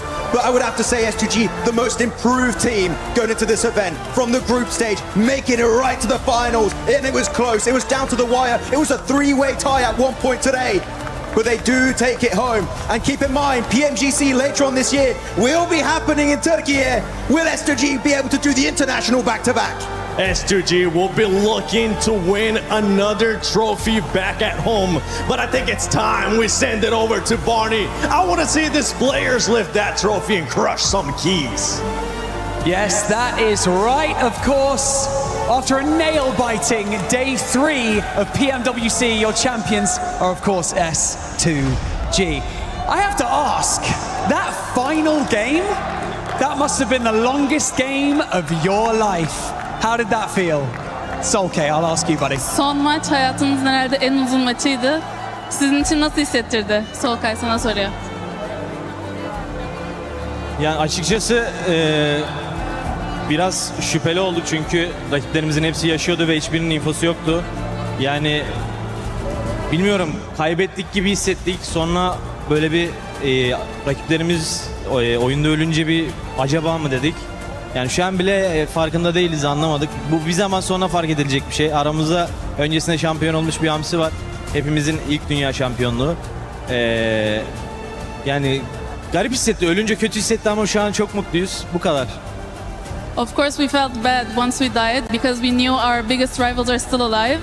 But then, and we also doubted it. But then, like, slowly seeing our rivals also like getting eliminated, we started getting hopeful. And it's Hamzi's second World Championship, but it's the first for us, and we're very happy about this. Number 2, second championship. How are you feeling? You feeling good? Yeah. He feels good, baby. All right, we've got things to do before we lift that incredible trophy. So follow me. We're going to the Crusher, baby. After an incredible performance today, S2G managed to secure the PMWC Championship. And with this being at the Esports World Cup, we of course have some additional things to do, like crush 15 of their opponent's keys until their key is the last one left intact. Okay, S2G, if you could step over here onto the Crusher. We've got some important things to do. Right, step on up, please. Up on here. Okay. Woo! Are we feeling better now? Kamikaze, you okay? He's good, he's good. He's letting it all out. It's great to see. The emotion is great. You've seen this before. You know what's about to happen. Can I please get you, sir, and Kamikaze together? Let's open up this Crusher. Let's open the iris. Press that button. Here we go. Here is the Crusher. Something special about the Gadia City Grid is that we get to crush 15 keys at once. So, Solke, Hamziji, if you would like to pull on this, not too hard, just like gently, just, you know, feel good. In 3, 2, 1. Wave goodbye. How did that feel? It's so good. So good. Right, one final thing. That's better, isn't it? One final thing that we would like to do before we send you down to lift that trophy is to invite the Keymaster, Jacob. We'd like to invite him onto the stage to hand you your key, the last remaining key intact for PMWC. Jacob, come on over here, buddy. Kamikaze, if you could take your key, that is your S2G Esports key at the Esports World Cup. Okay, so now what I would like you to do, I would like you to walk down the Gadia City Grid.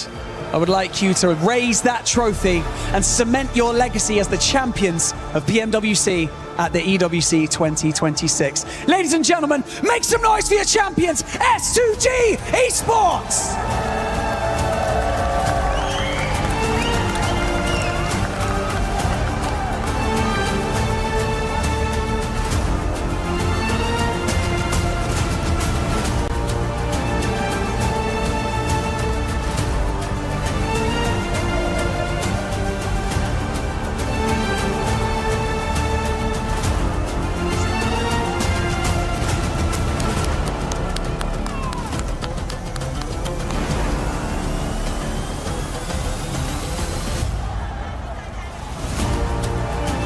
Ladies and gentlemen, your PMWC champions at the 2026 Esports World Cup, S2G!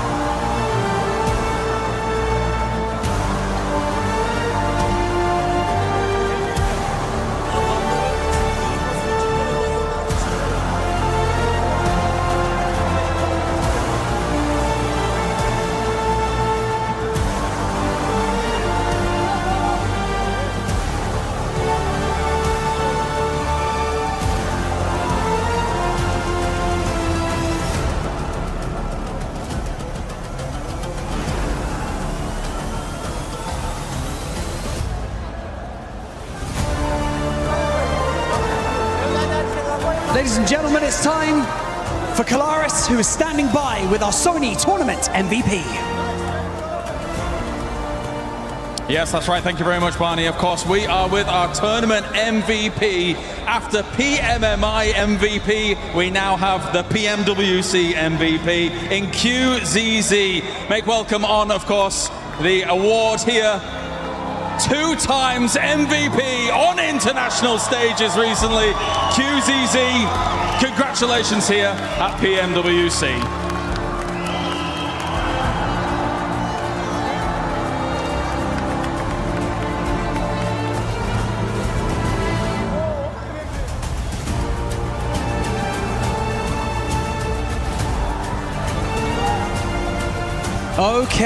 Okay. This is fun, isn't it? This is good. Okay, let's have another chat. Let's have another quick chat. Competing with these teammates, experiencing all of this, going through the training. Okay, we're shaking hands. All right, buddy, how's it going? The training, the experience, everything. What does it mean? Like, what do you want to say? How proud are you of each other right now? We just ranked the team, over focus all the time for team play, and we did it. We've been champion. We are so happy now. I can imagine. I can see it on your faces. I can see it on the owner as well, of course.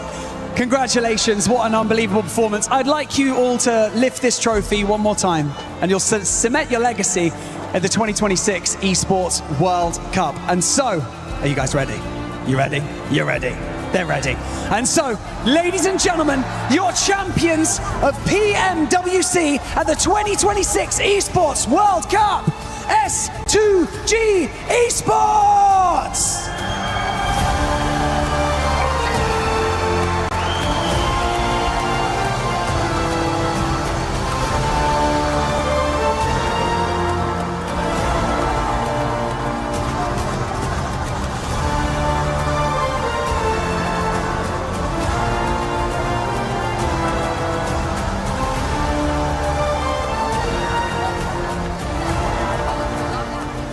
It started off last year for S2G when they weren't able to qualify to PMWC at EWC 25. And they were spamming everywhere, hashtag invite S2G. But the thing is that here at EWC, nothing is given.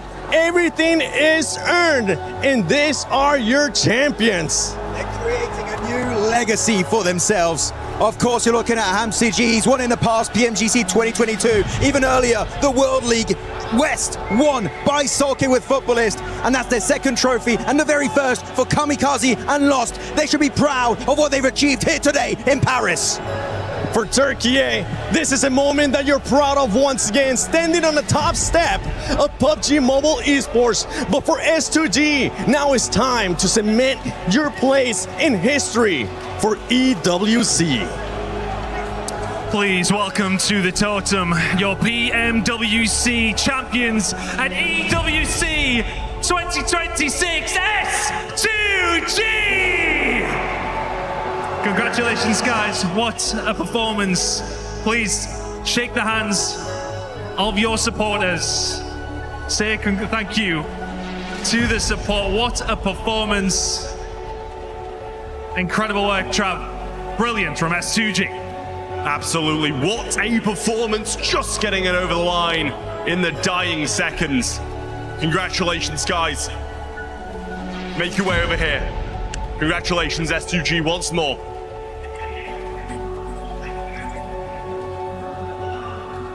Congrats, guys. Without further ado, please take to the stage, place your frame in the totem, and immortalize yourselves in Esports World Cup history.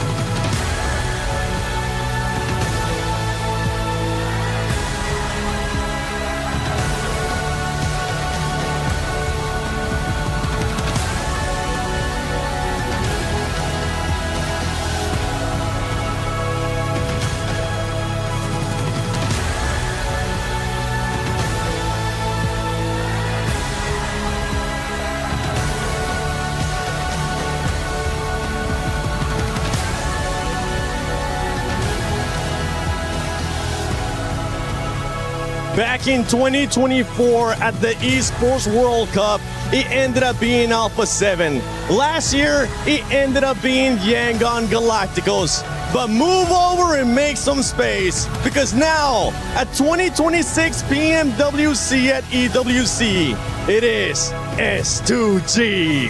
A new team, a new name, a new roster, a new lineup, making their way down the aisle, putting their key in the totem that will be immortalized forever in the history of EWC. The Turkish super team, you know how much it meant to Solkay. You could see on his face, he's been close so many times after PMWL, but he finally secures it. The relief, the happiness, the glory, everything that it means for them here today.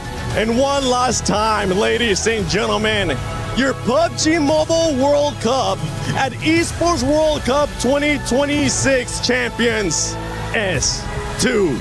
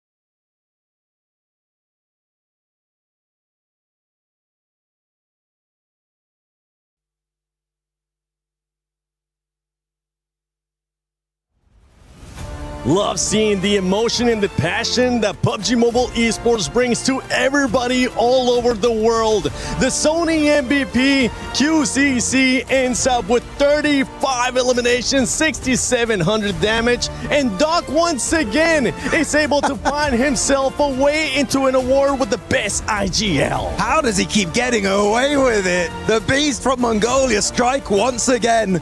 It's Doc to get it done with those total of 22 eliminations. That survival time was looking really good. But in particular, S-Power 7. In the first time in the longest time we see an individual award being granted to an Indian player. It might have not been one of those top 5s that people were predicting. It might have not been even a top 10, but for S-Power, this is amazing. You couldn't expect anything different out of this player. The confidence that he has, the skill that he has. I can't wait to see what S-Power from Godlike representing India is going to showcase later in the year. I'm telling you, if we're going to get an Indian Global MVP, it might just be him. But looking also at the Field Medic and Eagle Eye awards secured by Mormon and Tony K respectively. Really strong team play from every single member on the Thai team. We'll see if they can take it next event, but definitely an impressive performance from this squad.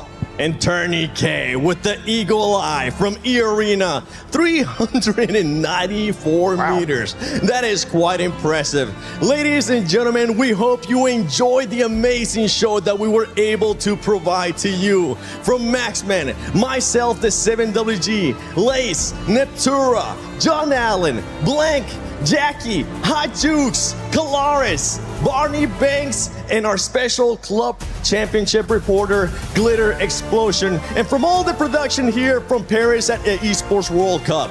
Thank you for watching PMWC at EWC 26.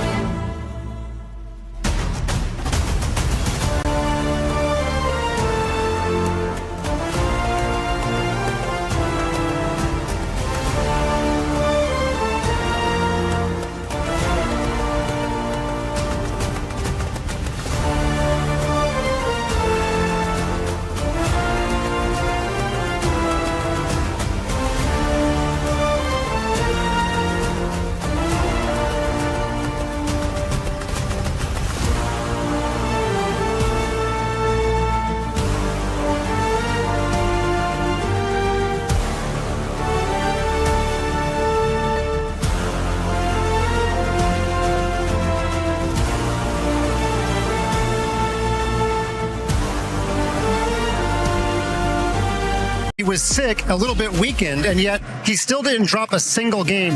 He won the finals 3-1, 3-1 against the upstart Denis Lazovic. And he joked that he's the number one player in the world, and the number two player is a sick Magnus Carlsen. And that is exactly what happened. A sick Magnus Carlsen won EWC. I don't think he wanted to be sick, but nonetheless, even sick, he got the job done. So he won both sets 3-1, 3-1. No third set needed. Got it done in straight sets, I guess we could say. And but Denis Lazovic had such a fantastic tournament. He's really made a name for himself in the online chess world. He's kind of a COVID chess baby because he got his start back when we were all locked down. That was actually an advantage in chess because he played so many games online. That's cool. And now here he is proving himself sort of out in the real world. So, but you know, Magnus, he's such a sportsman. In the final game, it was already a foregone conclusion, and he sacrificed his queen for a minor piece, which in chess is like trading LeBron James for a seventh grader. Oh, thank you for explaining that. That actually helps a lot. And he still won the game. Really good. Now, I should say, the sacrifice was sound. Magnus knew that it was, but it was still amazing because he does have a flair for sports and the dramatic. He could have won in a more prosaic way, but the chess glitterati. Yes, yes. That was for you. That's me. Amongst us, can definitely appreciate the way that he won. He likes winning all kind of formats. He believes the future of chess is in front of a live crowd, and he got the job done today. Love that. Yeah, what a fantastic job he did. I love that. I also love the analogy of atomic bomb versus the coughing baby. That's one of my other favorite analogies. But of course, we did see what happened on the grand finals, but also I heard that there was a little bit of drama in our third, fourth place match. Ooh. Yeah, turns out it wasn't just in the Allianz Vault, it was in all of EWC, but we had Hikaru Nakamura, Alireza Firouzja, both Team Falcons. You would think that, there's going to be a little bit of fraternité, if I can get into the French spirit here. But what happened is that Nakamura was up in the match by a game, and there was some sort of disconnection or something. And originally Nakamura thought it might be something other than what it was, and it turned out to be a network error that briefly affected a few of the games here. And after a pause and they reset, Alireza had a roughly equal position when that happened, and then he kind of just collapsed. He lost that game, and he went down 3-1. He was still technically alive. He had 2 more games left, so he could have theoretically, as big of a mountain as that is to win 2 games on demand against Nakamura, he was still technically alive, but he walked off. He left the entire EWC and he was forfeited. So Falcons were already guaranteed 500 points for third place anyway, but by forfeit, Nakamura went on to get third place. But again, it should be noted, he was definitely in the driver's seat to finish third, even if Alireza had not left the arena. Glitter, have we seen anyone else walk off stage at EWC so far? Not that I know of, no. That's definitely a first. If you had asked me to play PUBG Mobile, I would walk off. You would be the second. Okay, I would be the second, but yeah. Hey, you know what? It's a difficult game to figure out for some people. We'll go ahead and allow it. But Glitter, on that note, let's go ahead and talk a little bit about PUBG Mobile at the Qiddiya City Grid. Yeah. What have we seen? Well, day 2 of the finals, still have 1 more day to go, which means that there's still action left on the board. However, things completely kind of shook up after the matches that we managed to get through, and that's kind of a big deal for 2 reasons. One, the team at the top, the way the format of the tournament is, the team at the top kind of sets the point threshold for the 3rd and final day of finals. Right now, that team is Aurora Gaming in the 100-point club. I think they're around 104 points, I believe, which is a very, very high amount. For the rest of the teams that aren't close, trying to achieve that point threshold on day 3 will be a little bit more difficult. Now, they're followed by some heavy hitters. You've got E-Arena in there. There's only a few points behind, alongside quite a few other squads. So it's going to be a really close day 3 heading into that. And on the other side of that, Vitality was a team that we were talking about a lot heading into these finals. They have been very quiet, so it's not great for them. Yeah. Oh no, because I remember you were hyping them up a little bit. I was excited. And then where are they? They're just asleep.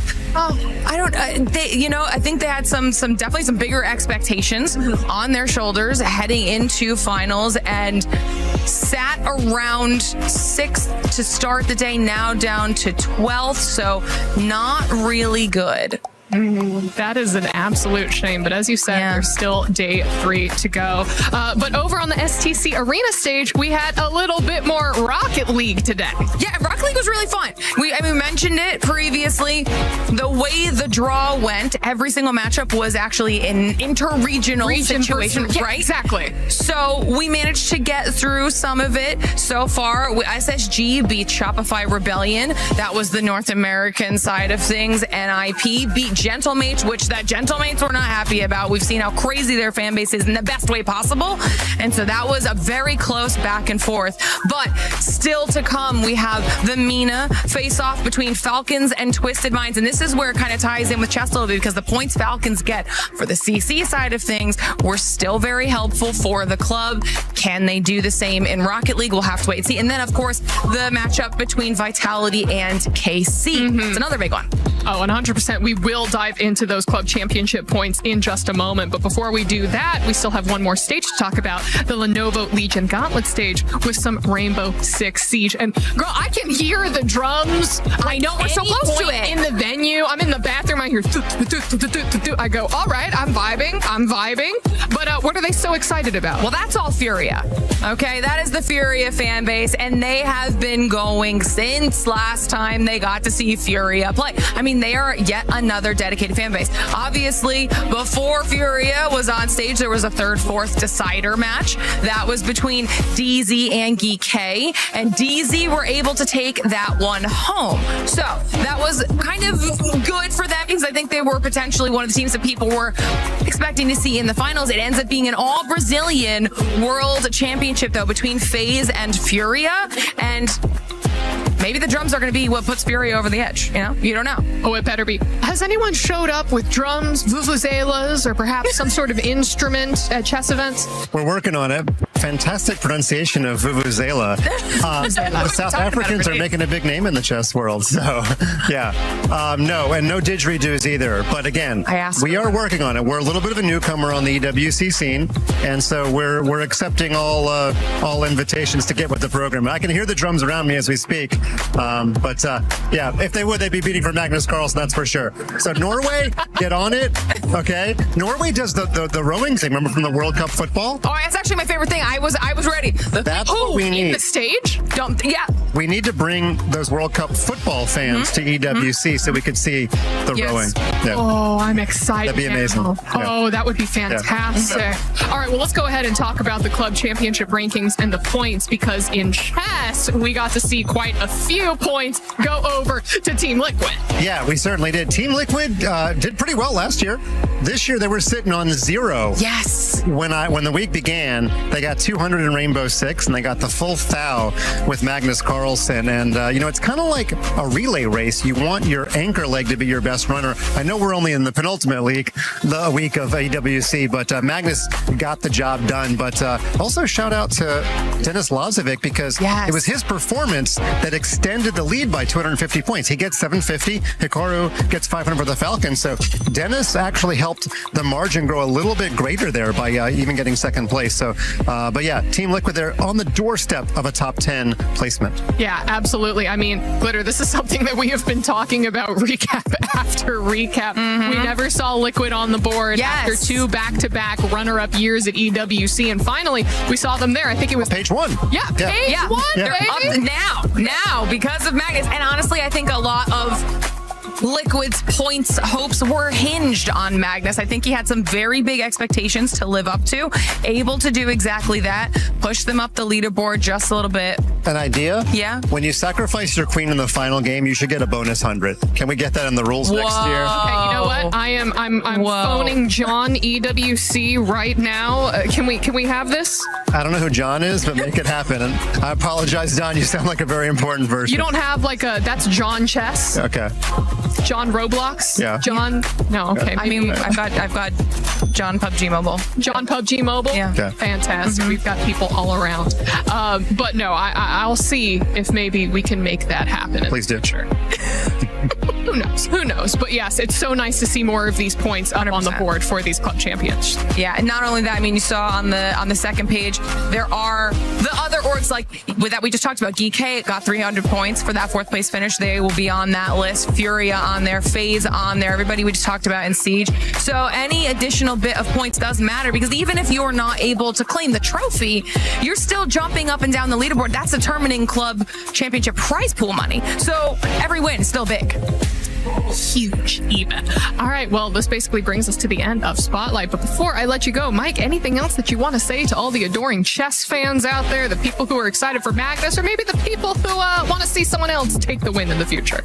Well, I just say that Magnus wants a good rivalry. He loves sports. Ooh. If you ask him about the 1980s NBA basketball, he'll tell you all about Jordan and Larry Bird and Magic Johnson. So he wants somebody to rise up and be a perennial challenger to him because he knows that makes a good narrative in sports. Maybe Dennis is becoming that person. Dennis is only going to get better at 19. Magnus, he might get better, but he's trying to hold on to his skill set. So we could see, this Dennis versus Magnus rivalry repeat at EWC next year. If not, there's, Nakamura still there, Ali Reza still there. So somebody is going to create a narrative to challenge Magnus every year. Or hear me out, Glitter. You start your chess journey right now. You start training, and we see you here next year. I've been thinking about it. This could be my calling.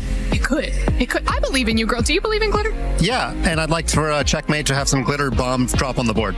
You're making all the new rules from here on out. Special move. You throw the glitter whenever there's a potential misplay or a fantastic play. But listen, that is it for the EWC Spotlight. Thank you all so much for tuning in, and we will see you next time.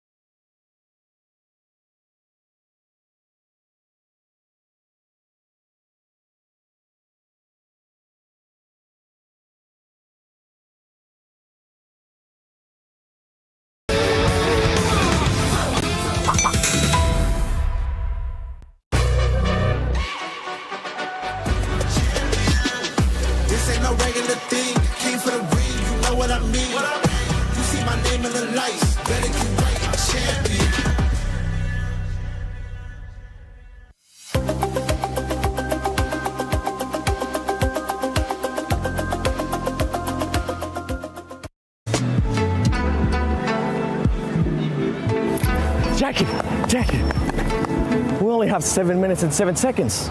For what? To get there. What happens if we don't? We lose.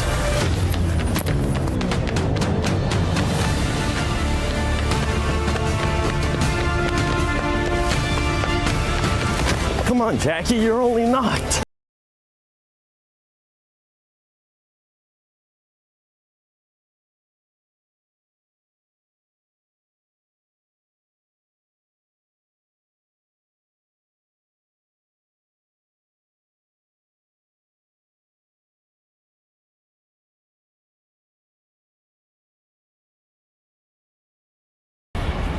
Barely, with 7 seconds to spare. Let's go, baby. The finals are here.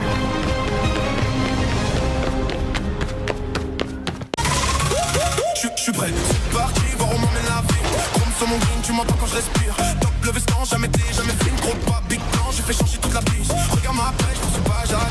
Je coupe la line, laisse la qui laisse frémir. Nouvelle état, new name, toujours fluide dans le move. Main en l'air quand je rentre dans le groove. Garde ce regard, je suis déjà posé.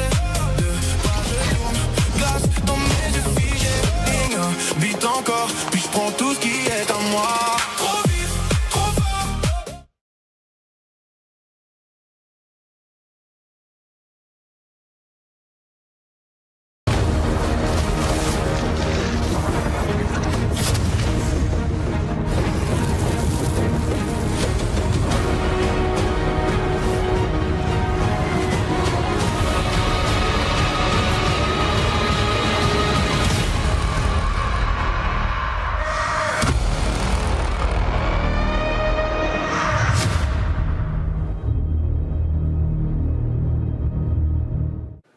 Time for the last SGC rewind of PMWC for EWC 26, and we're going to look back at everything that happened yesterday, have a little bit of a talk about it here, Mr. John, and see how it all went down, because yesterday it was a marathon of games for these teams to try and struggle through. Yeah, we had 8 matches played, the 2 Miramars at the start of the day. They went pretty quickly. I mean, those first 5 that I was casting during the day, it felt like there was some real pace to it, and I feel like our teams wanted to get through it because there were just so many of them. What was really interesting was the dynamic of having 2 Miramar sets in the same day and seeing the adjustments between the two. So that was something that would have come through. But a big feature, obviously, is the top of the tables. E-Arena able to keep a hold of that one. Yeah, definitely. Their win to start things off really set the pace. Of course, they didn't quite get themselves towards podium, towards the middle stages of yesterday. However, extremely strong, consistent eliminations coming through across a lot of those games. So once again, E-Arena is now in a position where effectively they've set the smash barrier, and they're going to be the ones to try and challenge for that straight away here, John. Absolutely, but there's other teams as well who are going to look to try and push past that smash boundary. Getting past it, it was set at 122 points, so you're getting past that and then needing a chicken dinner. There's plenty of teams within striking distance of that over the 6 matches today. We were talking a lot about some of the other teams as well that are in that close contention. Nongshim and I think Nigma Galaxy are 2 that we're probably going to be highlighting here, with Nongshim able to get that late chicken dinner to really put themselves back in contention. I say Nigma Galaxy is in that direct spot. I think they are just outside it, to be fair. They were sort of, that's kind of the story of their day yesterday. An amazing moment for Coops, obviously, in that 1v4 going up against Furia. I think that is going to live in people's memories for a long time, especially Furia's, even though they did actually fight back in the next game straight away and actually get themselves a victory from a very similar spot. So Furia shows some great resilience there. But at the same time, if you look at the mid portion of yesterday, those 3 Erangels, John, we had a spectacular showing from S2G. What year is this? They get themselves a first, second, first. That was awesome for S2G to put themselves in the running as well. Absolutely, they had a really great resurgence, a name that we haven't seen at the top of the Turkish scene, let alone the global scene, for quite a while now, and I think that is brilliant for them to be able to come back. Without the name of Silas on side, though, which is a little bit disappointing for me. I would have loved to see him alongside, but that's not my decision to make. No, it is not. And they are making some great decisions on the battleground regardless of that. And also who's making great decisions, and again, what year is it? Aurora, when a lot of pundits and experts had really kind of given up on them being able to win. Obviously, we saw them as Alpha Gaming, as Falcons kind of in the past as well. And now this roster suddenly is like, well, you know what? We're going to prove all the pundits and experts wrong and find ourselves at the top of the table as well. We are sometimes seeing the dockening happening a couple of times, though. There are still those little glints and gleams of the false past, but hopefully they are going to put them in the past because they have 1 day left to sit atop the pack and maybe claim a global title where they have been denied so frequently. All right, well, that does it for the SGC Rewind here for the last day of the finals for PMWC EWC 26. You don't want to miss what happens today. At the end of the day, we will have a team placing their key in the totem and cementing themselves in history here at EWC. Ladies and gentlemen, welcome to PMWC at EWC 26. The final day. 2 weeks of grueling hard work from this squad is going to conclude today. We don't know how many teams it's going to end up being, how many games actually is going to end up being. It could be 2, could be 3, could be 4, could be 5, could be actually all the way to 6. But I'm joined by none other than Maxman, Neptura, and myself, the 7WG. Max, how are we feeling going into this final day? Oh, I'm so happy really for today because we are going to be 100% going to be crowning a new PMWC champion here. There's no Yangon Galacticos, there's no Alpha 7 to get that trophy back for themselves. So today, one team will be making history at Paris. There will be making history. And for everybody, before we show anything else, just a quick reminder, the prize pool, $3 million. First place is going to get a cool $500,000. But before we even talk more about that, just remember, if you are going to be using social media, use that hashtag EWC, hashtag EWC26. And while we're at it, let's give them a cool pose so they can actually screenshot it and share it. Ready? 3, 2, 1. There you go. That's all you guys get. Hopefully, you'll be able to share with the hashtag EWC and hashtag EWC26. And don't forget to do your predictions as well in the EWC app. Put in your predictions. Our predictions aren't doing quite well, but maybe it will be the turnaround today for some of the squads. But talking about the prize pool earlier on, $3 million, life-changing money, especially for first place. Don't forget, we also have the finals MVP, the Sony MVP, which is going to be $25,000. 25K for just fragging out completely. I can't wait to see who's actually going to bring that one home. We are looking at a few different contenders, I feel like, Max. You know, you do have Milu in there. We did see Hyunbin popping off. We saw, I think, Aaron as well was MVP for one game. So again, still, you know, doing some really good stuff there. So still very contentious for that. Looking very much forward to today's 7. I think it's going to be a fantastic day. The games are going to be awesome. However many we have, just going to be super intense. And that rondo to kick things off. Let's go. Super excited for that. I can't wait for the rondo. But first, we got to talk about some of the amazing plays that we've been seeing so far. Earlier, Kalara's got a chance to mention it too. Coops has been popping off for this squad so much that I got to say it one more time. Coops! Yes. No, I mean, you see in the first clip here is the 1v4 against Furia. Again, I don't know why Furia were like, no, we're going to send on the mountain. This is Coop's Mountain now. It's what it's officially called. They're going to add it on the minimap in the game. But no, Coop's able to get himself some sig grenades, gets that 1v2 at the end, and then the final player. This guy is absolutely insane. And keep on top of your mind, of course, there's no hot drop with Ida anymore on Erangel. Exactly. So that's another big advantage. So NGX, they're not too far from the podium. They could be making a big jump. And another player that has been putting up great performances is none other than Spower from Godlike. This man, and even if it's not going to be challenging for the first place, which hopefully they will be challenging for at least a top 5, he's been putting up performances. I am so impressed with S-Power, I have to say. Coming out here, you know, again, not much experience. You're going, okay, they're not going to really be up to the par of these massively experienced teams at a global level. But S-Power, he's got the peaks, he's got the angles, he's got the game sense. I mean, I would not have batted an eye if you had told me, oh yeah, he's been playing global for 3 or 4 years. That is where we're at with him. So I'm super duper impressed. Can't wait to see what he's got still up his sleeve coming into today, because however many games we got, I know he's going to absolutely crush it. He also has the Molotov, by the way. Yeah, that was a really good Molotov. Is it a hair buff? He has the best hair. He does have the hair buff. Don't bring it up. I'm super jealous, okay? So am I. So am I, dude.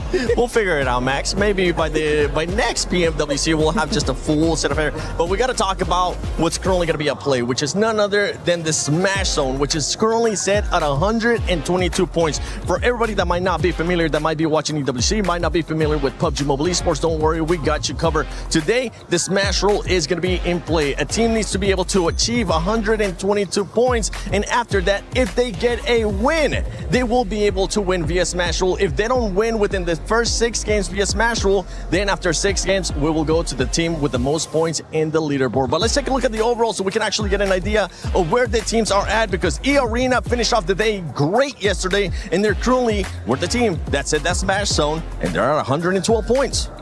E-Arena, I think they could definitely do it in this first game, right? Because we have seen before that some teams who are right there struggle really badly to actually make that threshold at all. That pressure just gets to them. But for me, E-Arena is definitely one of those teams that I don't think will have a problem with that. They just need to smash it out of the park in this next game, maybe next 2 games. And I think we could definitely have a smash threshold by game 2 with them. Could be happening, really could be happening, especially with that stadium finish they got just a few days ago, right? So definitely a big opportunity for them to make it happen. Though I'm looking at Nongshim Red Force. We used to keep saying, right, going into a global event, we never got an international smash. It never happened. That's now changed with PMMI, the Macau Invitational, and it was Nongshim Red Force able to snatch it away from the grasp of Furia. So Nongshim Red Force being the team just behind E-Arena, that's a scary, scary prospect for all of Thailand. It is, and then you have in third place one team that has been very consistent, that usually we give them a lot of feedback because they tend to be very inconsistent, and it's none other than Aurora Gaming. Aurora Gaming within that striking distance, and this is a team that we really haven't gotten a chance to see any insane pop-up performances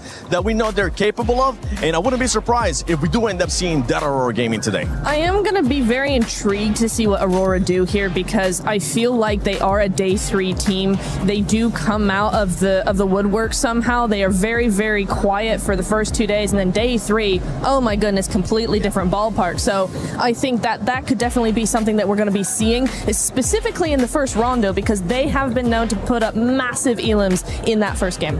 I just want to say, can we stop getting a global MVP and just actually win a tournament, Aurora? That would be really nice. True. On the second page, we did see for a little bit there, teams I would say below Tianbao really going to struggle to make it work out. But here you have it, the race to the smash zone for all of these teams. Of course, we know E-Arena need an extra 10 points, but everyone else is going to need 17 points for the likes of Nongshim Red Force. Aurora is going to need a total of, what is that? I mean, a little bit small, 18 points. So 1 and an 8. So really, on Rondo, those numbers are very easily achievable if you do end up getting that chicken dinner, and especially if you get a lot of eliminations straight away in that hot drop. And for the teams that are currently in 7th place, 4th prize, for the team that's currently in 8th place, Furia, you need to be able to put up those numbers if you want to be crowned a new champion. And that is our Sony story of the day.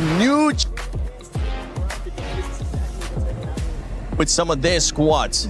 I can't wait to see who's the one that's going to be taking it. By the way, 4 drives, they are 45 points away from it. So I'm hoping that for 4 drives, they're going to have a great, and I mean a great start here in Rondo, but we got to talk about E-Arena because that was one squad, Max, that was able to perform really, really well. We have to go a little bit deeper on E-Arena, the White Rabbits. How are things going to go down for them? We're going to check out their individual player stats, which I was a little bit critical yesterday. Looking at the player stats, I was like, look, they're actually quite low for a lot of these players, right around like between 1 and 2. The thing is, every player gets that every single game. It adds up really slowly, but over time it adds up to like, I think it's total of what, 80 eliminations, which is crazy. So the fact is not just like, oh, you don't have 2 really good players or 3 really good players. No, every single one on this lineup is doing so well. Mormon, Joker, Schweppes, and Tony K are definitely showing up massively for Thailand. If they maintain these kind of results, Niptura, that Rondo in terms of eliminations is going to go fantastically well. It is. I mean, I was really impressed with Mormon. We saw some great stuff coming in from him yesterday. Day 1 was for sure the better day for them. They were able to just skyrocket up to that first place. Day 2 slipped down a little bit. They were not feeling as confident, not feeling as strong. But I tell you what, Mormon's still stepping up to the plate even in day 1. So I think also a lot of teams, like we were talking about Aurora, right? They are also a day 3 team. There's a lot of teams that do have that sort of up and down, just how it works out, right, in those finals. So for me, EA, day 2 not being so great. They have wins. They're top of the leaderboard. It's not the end of the world for me. I have one slight tip though for E-Arena. Tell them. When you take a fight, don't use 20 billion smokes to hide yourself. Just hold on to your utility. I'm telling you, they're quite useful in this event. You're not wrong. They've done it so many times, dude. Thanks, Max, it's a team. for bringing that. Yeah, it's like 11 smokes all over the place. They're just going... They're not going to be able to see us. But yeah, for E-Arena, there is that one. But we got to talk about Aurora, especially because of the consistency, especially because what we've been talking about as well. This is a team that has caliber players in that squad. And then we have S2G, which they have 3 chicken dinners in total here in the finals. It's really interesting because both of these teams play very similarly, actually, right? Both of them are quite compact, quite quiet until they're able to spread out a little bit more, able to take those fights, able to push other other teams away. They're very other team focused, right? But for me, okay, Aurora just has a little bit more of that expertise in this. They've been doing this for a lot longer, this kind of strategy. And so even though they don't have that win, they have a win, but they don't have the 3 that S2G have. Yep. I think there still could be something. S2G have 3 wins, but over the course of the last 2 days, they've been very hot and cold. They either are out in last or they win a massive game. So it's for me, I'm on the fence because I think Aurora has that better consistency, but S2G have proven to us more that they can win. And when it comes to that Smash rule, it's whoever wins. Yeah, I mean, you're going very gameplay specific here, which is great to hear about that. But I have 2 players that I'm looking at for both teams. HamCG maybe getting his 2nd international trophy, right? Won PMGC a few years ago back in Jakarta with actually S2G, right? He's still in that lineup. And then you have Top that's gotten so many global MVPs in the past, same as Doc, right? I would love to see them get an MVP award. It would be cool. But I feel like the trophy and $500,000 prize pool would be huge to get 7. It would be, and I think for his legacy, for his career, as well as where he's probably getting towards the later end of his career, this would be the perfect time for him to end up winning a global championship, especially with the way that he was able to perform last year. He'll be able to pick it up, and I just want to see Aurora pop off. I want to see what would happen when all those teams pop off. Other teams that are going to be popping off and that are going to be looking to actually perform here are going to be Ulf and Furia. Furia, they need to start seeing that aggressiveness again, because that was the best time, and stay away from driving around. Drive-bys, no. They love using the cars in these finishes, especially Ayala. Gonna calm it down, especially when pushing onto E-Arena in that open finish outside of Yasnaya Lake. But we had so many great moments that really stood out for Furia and also Ulf, right? The Wolf pack and also the Jaguar pack were also looking really strong at this moment. But in particular, I'm looking at these teams, they kept getting 2nd places, right? You're looking at Furia, 2nd place in PMMI, snatched away with a smash ruling by Nongshim Red Force. Then you're looking at Ulf, PMGO Season 1 in Jakarta, 2nd place. PMGC before that, 2nd place just behind Alpha 7. They've been close so many times in the past, but it's time to put those rumors to bed. The Sukkening is not happening. Can we call it that? Is that okay? Yeah. I mean, we have the dockening, we have the Sukkening. Yeah, I like it. Okay, wait, that can go. Wait. We'll do that next, just for you. We'll make used to be the Alpha 7, but then that's not a thing anymore because they ended up winning. And now they just exactly. Oh, no.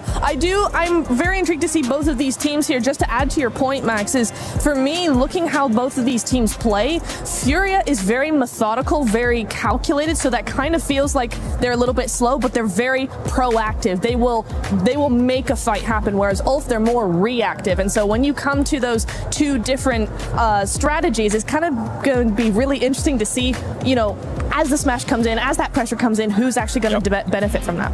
Yeah, one person that it's currently not with us, but I know that they definitely want to talk about Furia, especially with their driver license, is none other than Lace. Lace, I don't know where you're currently at, so let's see if she's going to give the driver license back to Furia or just keep it away.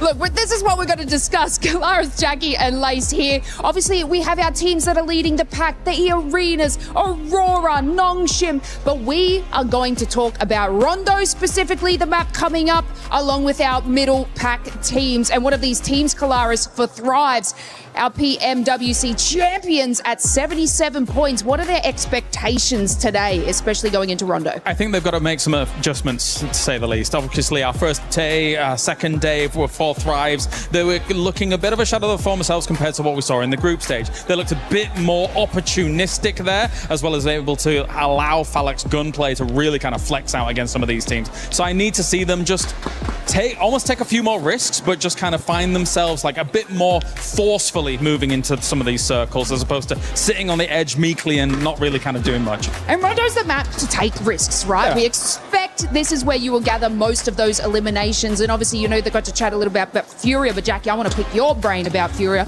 because we all know how I feel in their drive-by special, but this is a team that sort of can maximize eliminations, and they are at 74 points. What do you think expectations lie on Furia coming into this? I think they know domestically how to approach Smash rules. They're going to be playing a little bit more aggressive here. They're going to basically come into this one with the mindset of we need big games, right? Not only do you need to go into it with the mindset of we need 11 to 14 elims in this game. That's the kind of safety net. Anything above that's a blessing, James. But you've got to target teams above you as well. Realistically, break their legs on the way if you have to stop them getting into a safe position in Smash. This is the crazy thing about those kind of mid-pack teams, is that I think they're going to need a little bit of divine intervention from elsewhere to be able to catch up, and then they probably need themselves 2 wins along the way, whilst also figuring out the fact that somebody could quite easily finish it before those 2 wins even come their way as well. So there is some of that does come in. For Furia, they've been on the absolute the other end of this, losing out PMMI to Nongshim Red Force that were able to smash despite Furia having more points than them at the end. So for Furia, they don't want that to be occurring again. They don't. I like the way that you said that. Let's just hope the top teams kind of fall out, giving these middle pack teams an absolute opportunity and chance to do so. But of course, we're going to have to wait and see. But 7, I am going to bestow the driver's license back to Furia so they can do the absolute craziness it is Rondo in this map. Okay, I like it. Let's see what kind of craziness we're going to be getting here in Rondo coming up. But I know with everything going on here at EWC 26, there's a lot of movement happening within the club championship. So, Glitter, what's currently going on with the club championship? To get through, so let's dive into it. We have had so much going on here in our championship weekend, and right now 2 grand finals have officially completed. Yesterday over in chess, it was Magnus Carlsen who was able to take home the title when he faced off against Denis Lazovic. That of course means that Liquid got the 1,000 points when it comes to the club championship, and AGAL were managing to get that 750 points that were already accounted for last time we spoke. But that wasn't the only grand finals that happened. We then moved on over to the Lenovo Legion Gauntlet, where we had Rainbow Six Siege finishing their grand finals as well. That was a massive face-off between 2 Brazilian orgs in Furia and FaZe, and at the end of the day, it was FaZe who was able to take home the win despite all of the support from the Furia fans in the crowd. Both of those squads are also in the club championship as well, so some points on the board for them. But now we're focusing on what we've got going on here today,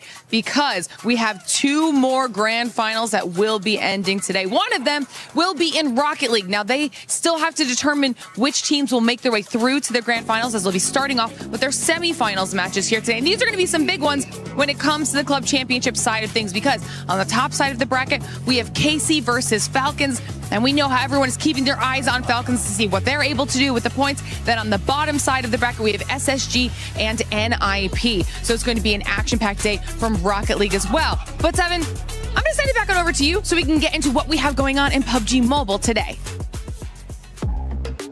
Shout out to the amazing Glitter Explosion, getting all those updates, running around to every single stage, and just keeping us updated with what's going on within that club championship ranking. But right now, I want to get some predictions out of you guys, because we've been getting the predictions out of the viewers.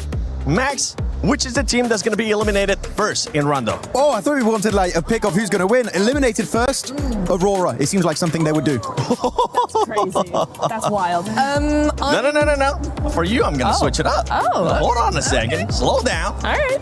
Which team is going to be winning Rondo? Which team is going to be winning Rondo? 4 Thrive. Yes! Do it. It ain't happening. Sorry, guys.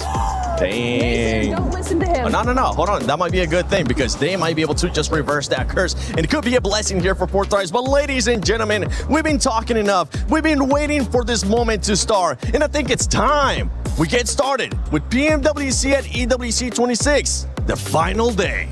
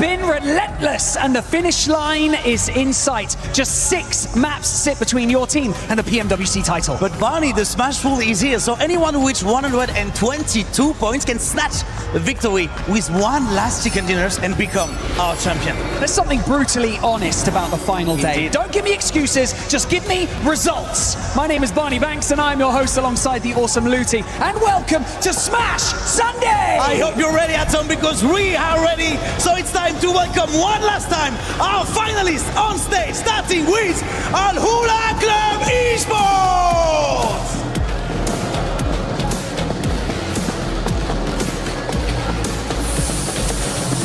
Orangutan!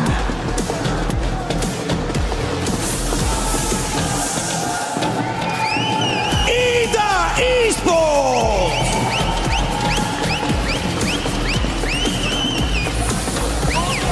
Team Vitality!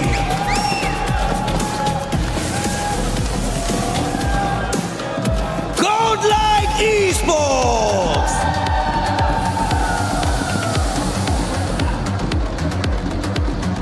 Hora Esports!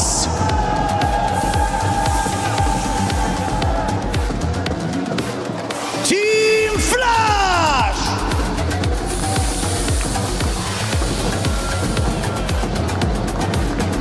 Tianba!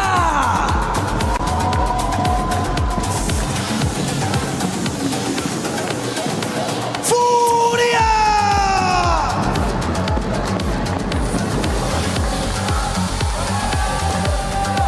For Thrives Esports!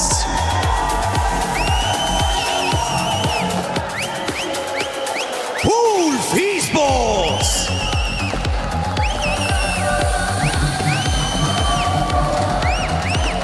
Nigma Galaxy!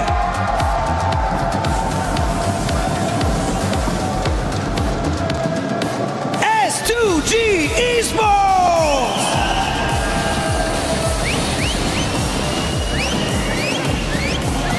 Aurora Gaming!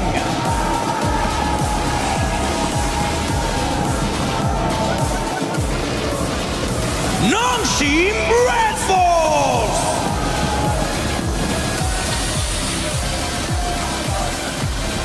And finally, leading the charge, we have E-Arena!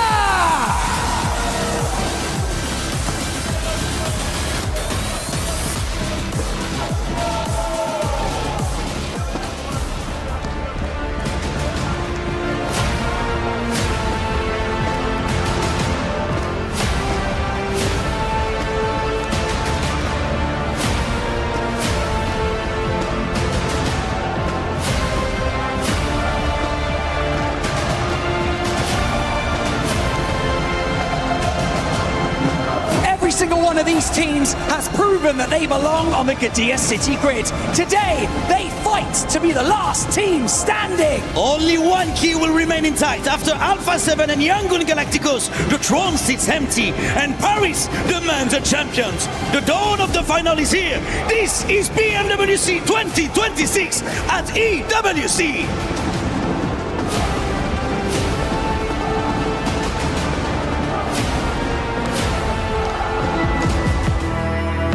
Months of preparation, thousands of hours played, and sacrifices have led to this point. Life-changing money sits on the horizon, and a legacy that dreams are made of. We saw it in the group stage, we saw it in the survival stage. These teams are here for a reason, and every single one of them can actually clutch it all and become our PMWC champion. Rondos we've had at this event have been ludicrous. There's been so many huge games. E-Arena, one team that's already shown we can break records here live at EWC. So yeah, I think it's going to be a spicy start on Rondos. That's how they finish it! Thailand makes a stand here at EWC. An incredible 39-pointer! E-Arena barely made it here into the finals, and now they're looking on top of the leaderboards.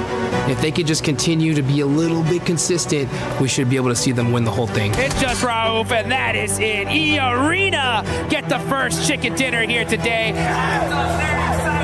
พวกเรารู้ดีครับว่ามีอะไรเป็นเดิมพัน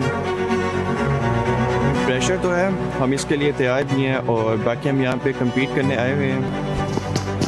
My opinion on Four Thrives is that they're actually a very talented team. I think they've got a lot of firepower. They're proving that in a LAN environment like this internationally, they can show up and be a dark horse to contend. They've got championship mentality, and I think we're going to see that today. Oh, it gets the secure. Four Thrives finally shut down E-Arena. The team that surprised me the most has got to be Nigma Galaxy. I mean, they were getting hot dropped by Ida almost the whole tournament, and they're at the top of leaderboards. They can actually win this whole thing. Down to the last man in Joel. They need to isolate the peak as he hits Lord Heavy, but he's gone. That is insane.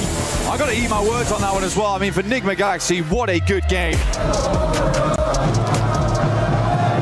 The team that I think is actually going to win the event might be a bit of a dark horse right now, but I think they've been looking consistent and can actually get in there to take it. And my pick would be Nonshin Red Force. They've had great communication, great structural plays in how they're advancing into the zone, but the firepower's all come alive just when it needed to, and that aggression could win it for them. So Easy wants to live up to his name as the punishing play arrives, and it's Nonshin Red Force with the chicken dinner. 저희를 교전으로 상대하실 때 긴장하셔야 될 겁니다.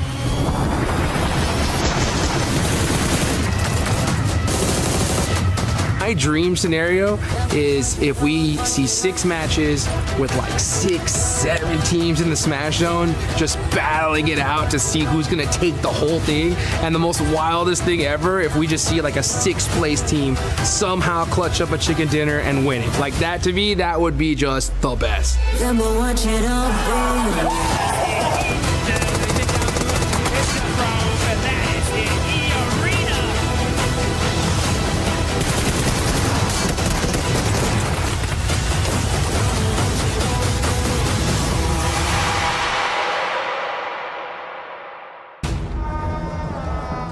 The stage is set. Our team's in position. And like Lutty said on the stage, the dawn of the final day has finally arrived, Blank, and everyone is sat in anticipation here live in Paris, France for a new champion to be crowned, the new 4 kings of PUBG Mobile. And there could be quite a few contenders for that throne right now. A lot of princes down by the stage looking to dethrone. We got Nongshim Red Force looking very good from yesterday. E-Arena were able to snatch out that first place spot right at the end there with a lovely second place coming through for the team. But it all comes down to this. 6 more remaining matches, but potentially less. With that Smash ruling in place now, there is that possibility to end the tournament early. Second match minimum, as we do need to get towards that Smash point during that first game here. Very possible to do here on Rondo. We've got the fans in the crowd all supporting their teams, family, friends here in Paris. And with that said, Paris, it's all on you. Let your voices echo throughout the history books. Light this all up. Let's give these teams some energy. Let me hear you roar!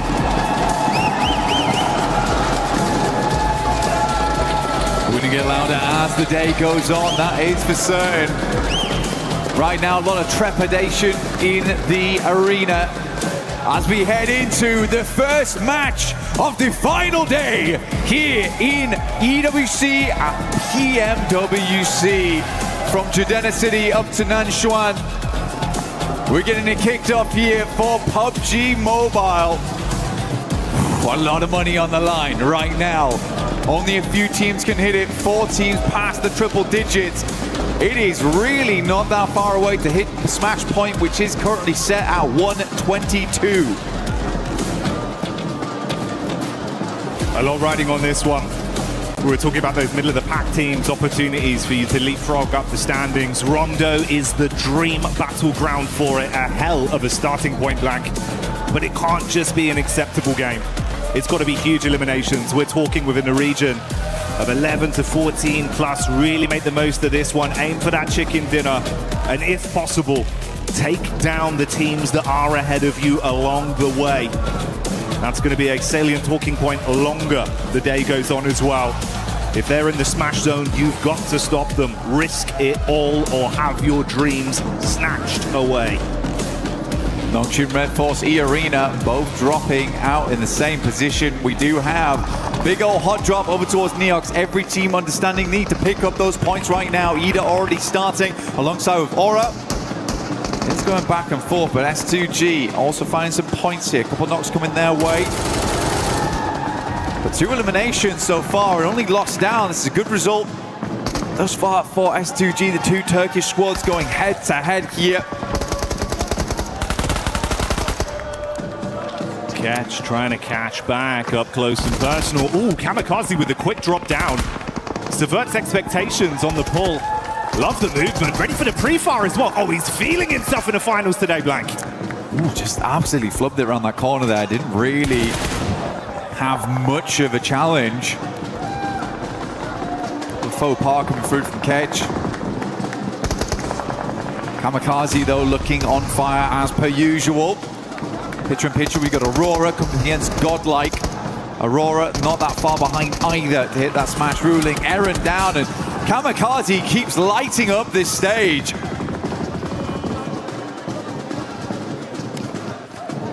He's been a real meme machine of the competition.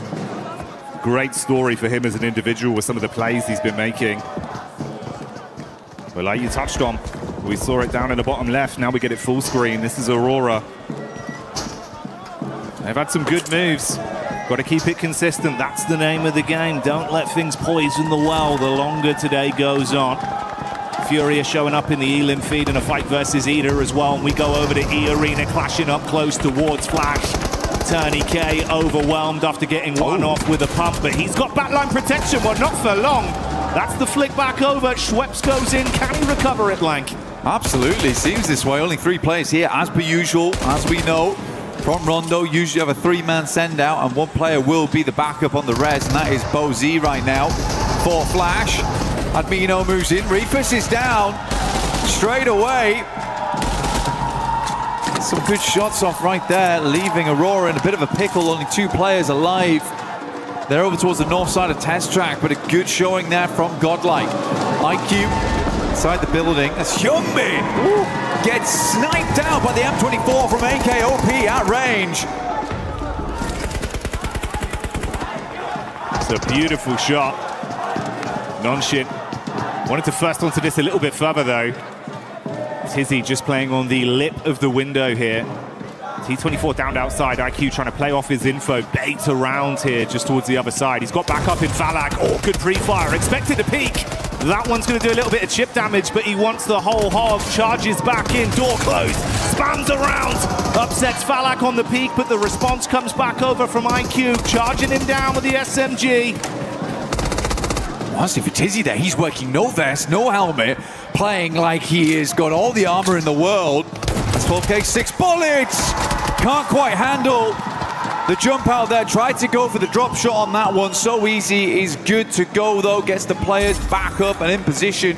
But this is all the way over towards Ryan. Right on the north side of the map, so a bit of a journey to go. OG also popping off over towards the likes of Alula. We take a fair bit of damage there, but Tizzy's back in. Nongshim Red Force, good to continue. E-Arena though, good start for them. We know that they like to flex out around Stadium, get themselves some eliminations where they can. Already started off in a good way over towards Flash. Those 3 points are further towards that smash rule. We have seen multiple times in International before, when we get to those finals, teams can't quite make it to get into that region of smash point on the second match. They got to be lucky. And if you want to be lucky at home, you got to join the 2026 PMWC Lucky Spin to draw for the exclusive set only available here for PMWC.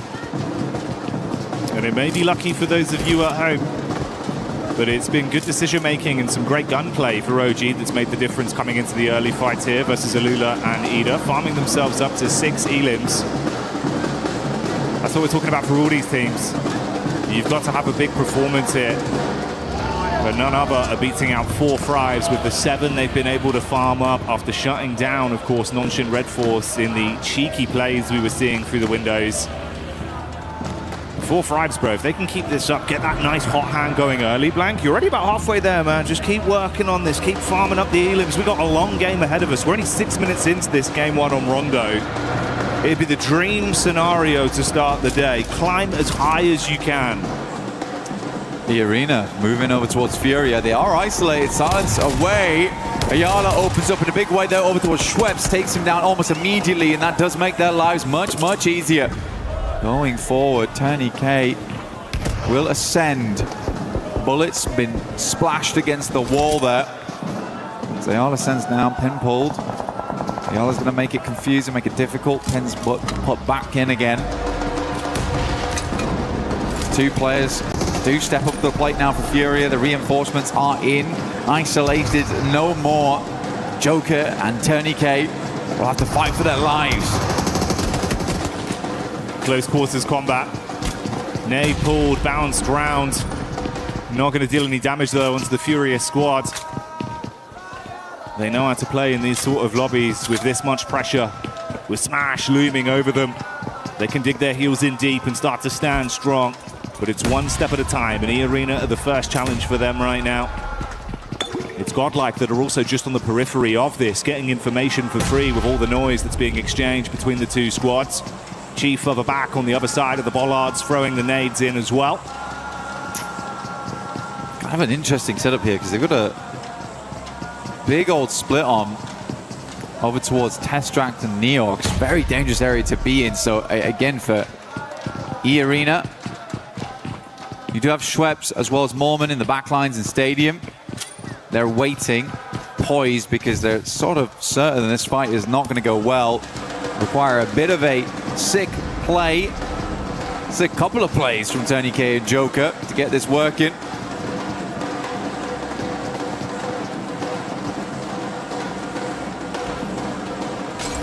Tony K, he's just been arming that nade, waiting for an opportunity to get the most out of it. Yeah, quick head count on the util. He's only got 2 nades and the 1 Molotov in the back pocket. Fury is starting to clear out the building. They want to go floor by floor, but they run into Joker. Good first hit. They respond back in kind. A 1-for-1 trade. And Tony K with a nade. That's one of the 2 thrown out. It was a good primer, but no direct connection. He's going to be baited down as well. Could be stung from the back here. Oh, the bounce is big. Turn around as well. So close back, but couldn't hit it. So close. You can feel in that moment there was almost a clutch potential. Luckily for E-Arena, they can't move back over towards Stadium, move back into the circle. But what a long journey it's going to be to get over towards Lo Hua Sing on the eastern side. Fourth Rise, though, you're right, man. What they've been doing so far is good. Kalash just talked about it earlier, wants them to be a bit more aggressive on those entries. Lurking around the outside edges a little bit too much when they have the gumption, they have the capability to play those central positions.